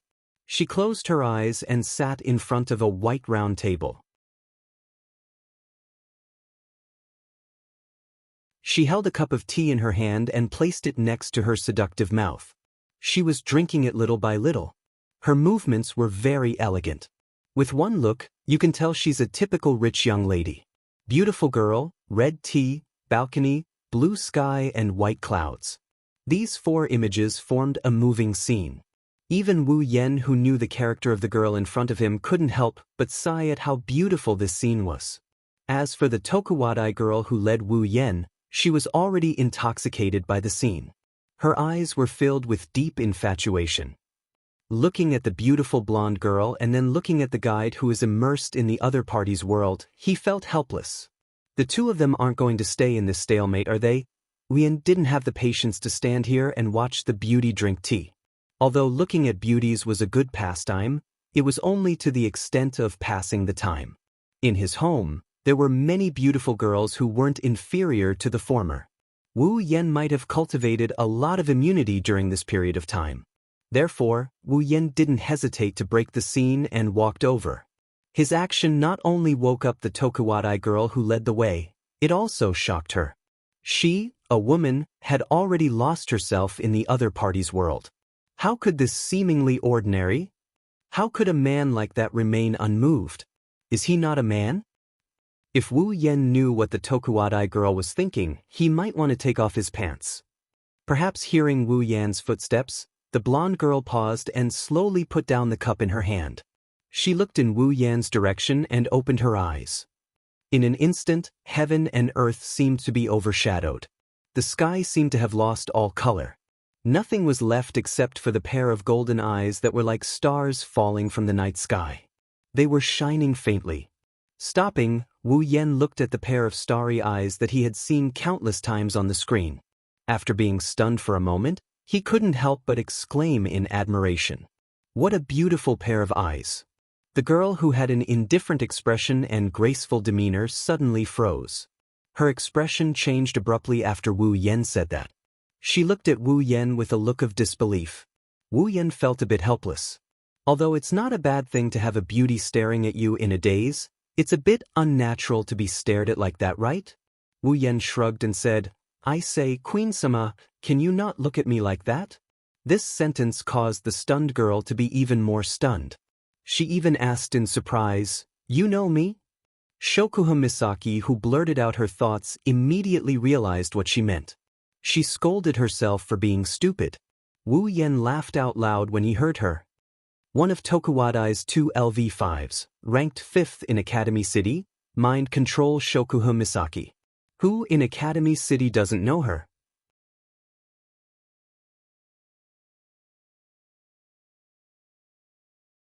Please tell me, I'll help you beat her up. Shokuha Misaki was stunned for a moment before she burst out laughing. She covered her mouth with the back of her hand and laughed softly. Her queen-like personality is unmistakable. Sir Wu Yen sure is a humorous person. Shokuha Misaki's starry eyes curved into crescents. She looked very sweet. Inviting your excellency here was indeed the right choice. Wu Yen smiled and walked to the opposite side of Shokuha Misaki. Under the incredulous gaze of the Tokuwadai girl, he sat down in front of Shokuha Misaki. Then, Queen-sama, can you tell me why you called me here? Shokuha Misaki looked at Wu Yen and said with a smile, Era, didn't I say I wanted to talk to sir? Wu Yen also smiled and shook his head. He jokingly said, Queen-sama, do you really believe that a beauty who can get hundreds of thousands of people to come to her door when she says she wants to talk to someone in Academy City would write an invitation letter to a hooligan who has nothing better to do all the time for a talk? Shokuha Misaki calmed down and casually raised the cup in front of her and drank from it. Suddenly, a burst of electric sparks appeared in front of Wu Yen. The sudden flash of electric sparks made Wu Yan's eyes hurt, and he could only raise his hand to block them. Electromagnetic barrier? Seeing this, Shokuha Misaki was shocked. How could she not have seen this phenomenon before? This was obviously the railgun, the electromagnetic shield that Misaka Mikoto used to defend against her ability. Wu Yen narrowed his eyes. His heart was filled with helplessness. Looks like this cute thing with a great body didn't have any good intentions. If he didn't have the same ability as Mikoto, he would have been under her control by now. Wu Yen helplessly said to the stunned Shokuha Misaki, Are you satisfied now?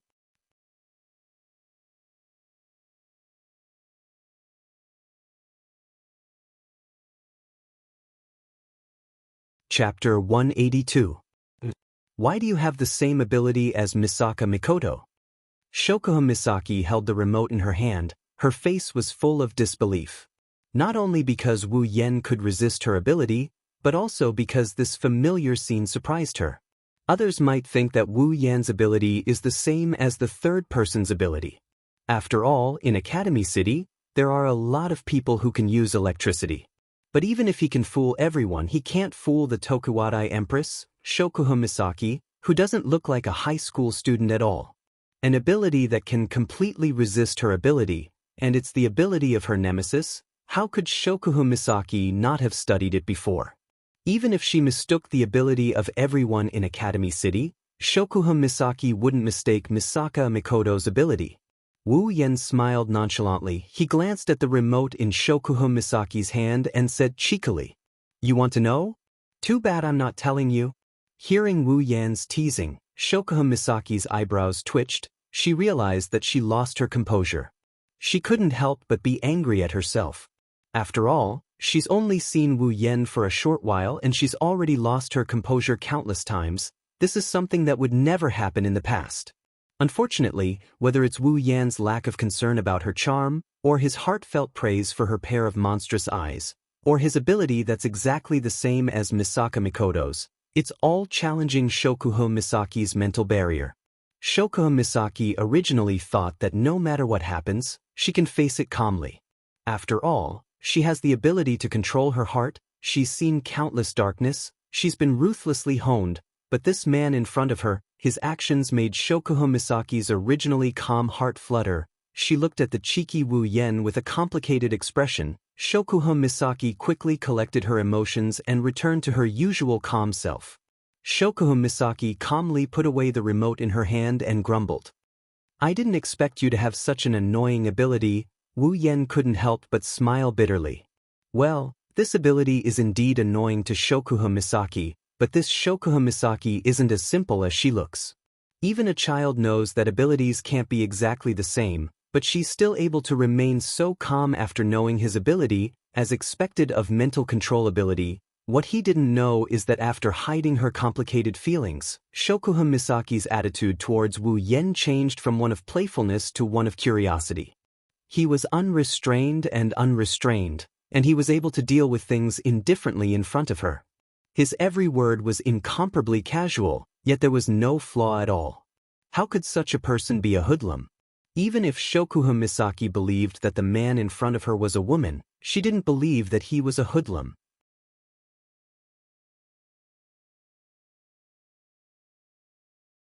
On top of that, she seemed to be in a relationship with a third person, and that person had the exact same ability as her. Shokuha Misaki's curiosity towards the man in front of her has reached a boiling point. Looking at Shokuha Misaki's starry eyes, Wu Yan felt a headache coming on. He used to like Queen Mo, but now that he's in front of her, Wu Yan knows that she's a woman you either don't mess with, or you have to be prepared to be eaten by her. Is the queen that easy to conquer? Wu Yan thinks that's nonsense. If he's in a relationship with the queen, then if he can't conquer her, then he can only be conquered. So, at least for now, Wu Yan doesn't have any thoughts towards the queen. Of course, that's only for now. Sighing helplessly, Wu Yan half-jokingly said, I say, Jisama, if you look at me like that, I'll feel embarrassed. Shokuha Misaki smiled. Can't help it, I'm really curious about you. What he said was indeed true. Curious about me? Wu Yan rolled his eyes at Shokuha Misaki. I think you're just curious about who's with Mikoto. Hearing this, Shokuha Misaki paused for a moment, then laughed softly. Era, it seems like you're really related to our Tokuwadai's electric princess. Wu Yan pursed his lips. If I'm not related to Mikoto, then I don't think you'd come looking for me. Jisama, I'll explain it to you right here. I'd like to hear the details. Maintaining the same smile, Shokuha Misaki looked at Wu Yan, but her heart couldn't help but flutter. The one talking to him is me, someone who has countless supporters. This guy, he actually looks like he's impatient with me. Does he dislike me that much? Wu Yan looked at Shokuha Misaki, then suddenly stood up and reached out his hand. Under Shokuha Misaki's stunned expression and the Tokuwadai girl who led the way, Wu Yan lifted her chin and said frivolously, Jusama, don't worry about guarding your Tokuwadai. Mikoto won't participate in your turf war game, so you don't have to keep targeting her, it's meaningless. Shokuha Misaki's eyes narrowed, a bit of anger appeared in her heart. She looked at Wu Yan with stubbornness and persistence. After all, what she's been doing was called a game, how could it not be popular? Seeing Shokuha Misaki's expression, Wu Yan knew she didn't take his words seriously. He could only helplessly shake his head, looked straight into her eyes, and said disapprovingly, maybe you think I'm talking big, but what I want to say is, Mikoto is destined to not stay in this small Tokuwadai. She has a bigger world waiting for her, that's where she shines. A bigger world? Shokuha Misaki was shocked. Wu Yan didn't look like he was joking. At this moment, she suddenly hoped that this young man in front of her was really just a hooligan who knows how to talk big. Yes. Wu Yan said in a daze. Thinking about the vast continent of the Spalier world, thinking about the countless familiar dungeons in the system, Wu Yan's lips curled up, his heart suddenly filled with the pride of conquering the world. Shokuha Misaki stared blankly at Wu Yan's smiling face. That unbelievable speech still reverberated in her heart. Her intuition told her that everything Wu Yan said wasn't false. At this moment, Shokuha Misaki really felt small. Looking at Wu Yan, she couldn't help but ask, "Then, this bigger world you speak of, where is it? Are you trying to say that Misaka Mikoto should be active in the entire Academy City?" Lightly shaking his head, Wu Yan smiled. "Well, who knows, maybe it's not this world." Shokuha Misaki wanted to laugh, but she couldn't. She didn't know why, but her heart actually started to believe Wu Yan. It shocked her. "So, you don't have to worry about your so-called territory being taken away by Mikoto. I hope you won't be so hostile towards her in the future." One hand still holding Shokuha Misaki's chin, the other hand patted her smooth and delicate face. Wu Yan smiled at her and let go. "Well, I'm leaving, Jisama. We'll meet again if we have the chance." Wu Yan waved his hand and walked out. For him, the purpose of this visit was achieved. "Where are you going?" Shokuha Misaki couldn't help but ask a question that shocked her, Wu Yan, and the Tokuwadai girl who led the way. Wu Yan's footsteps paused, and he said in an annoyed tone, "Going back to find a pretty girl for a date, are you satisfied with this answer, Jisama?" Shokuha Misaki suddenly laughed. "Allah, can't I catch your eye and become your date?" Hearing this, Wu Yan turned around and looked at Shokuha Misaki with a serious expression. Shokuha Misaki was just joking about Wu Yan ignoring her, and her expression became unnatural. He quickly walked over and grabbed her hand. "You want to go on a date with me? Then let's go, Jisama. I'll give you an unforgettable date." That you're tuning in to the Wandering Hero YouTube channel. Don't forget to subscribe and join us on this journey to catch the most captivating stories.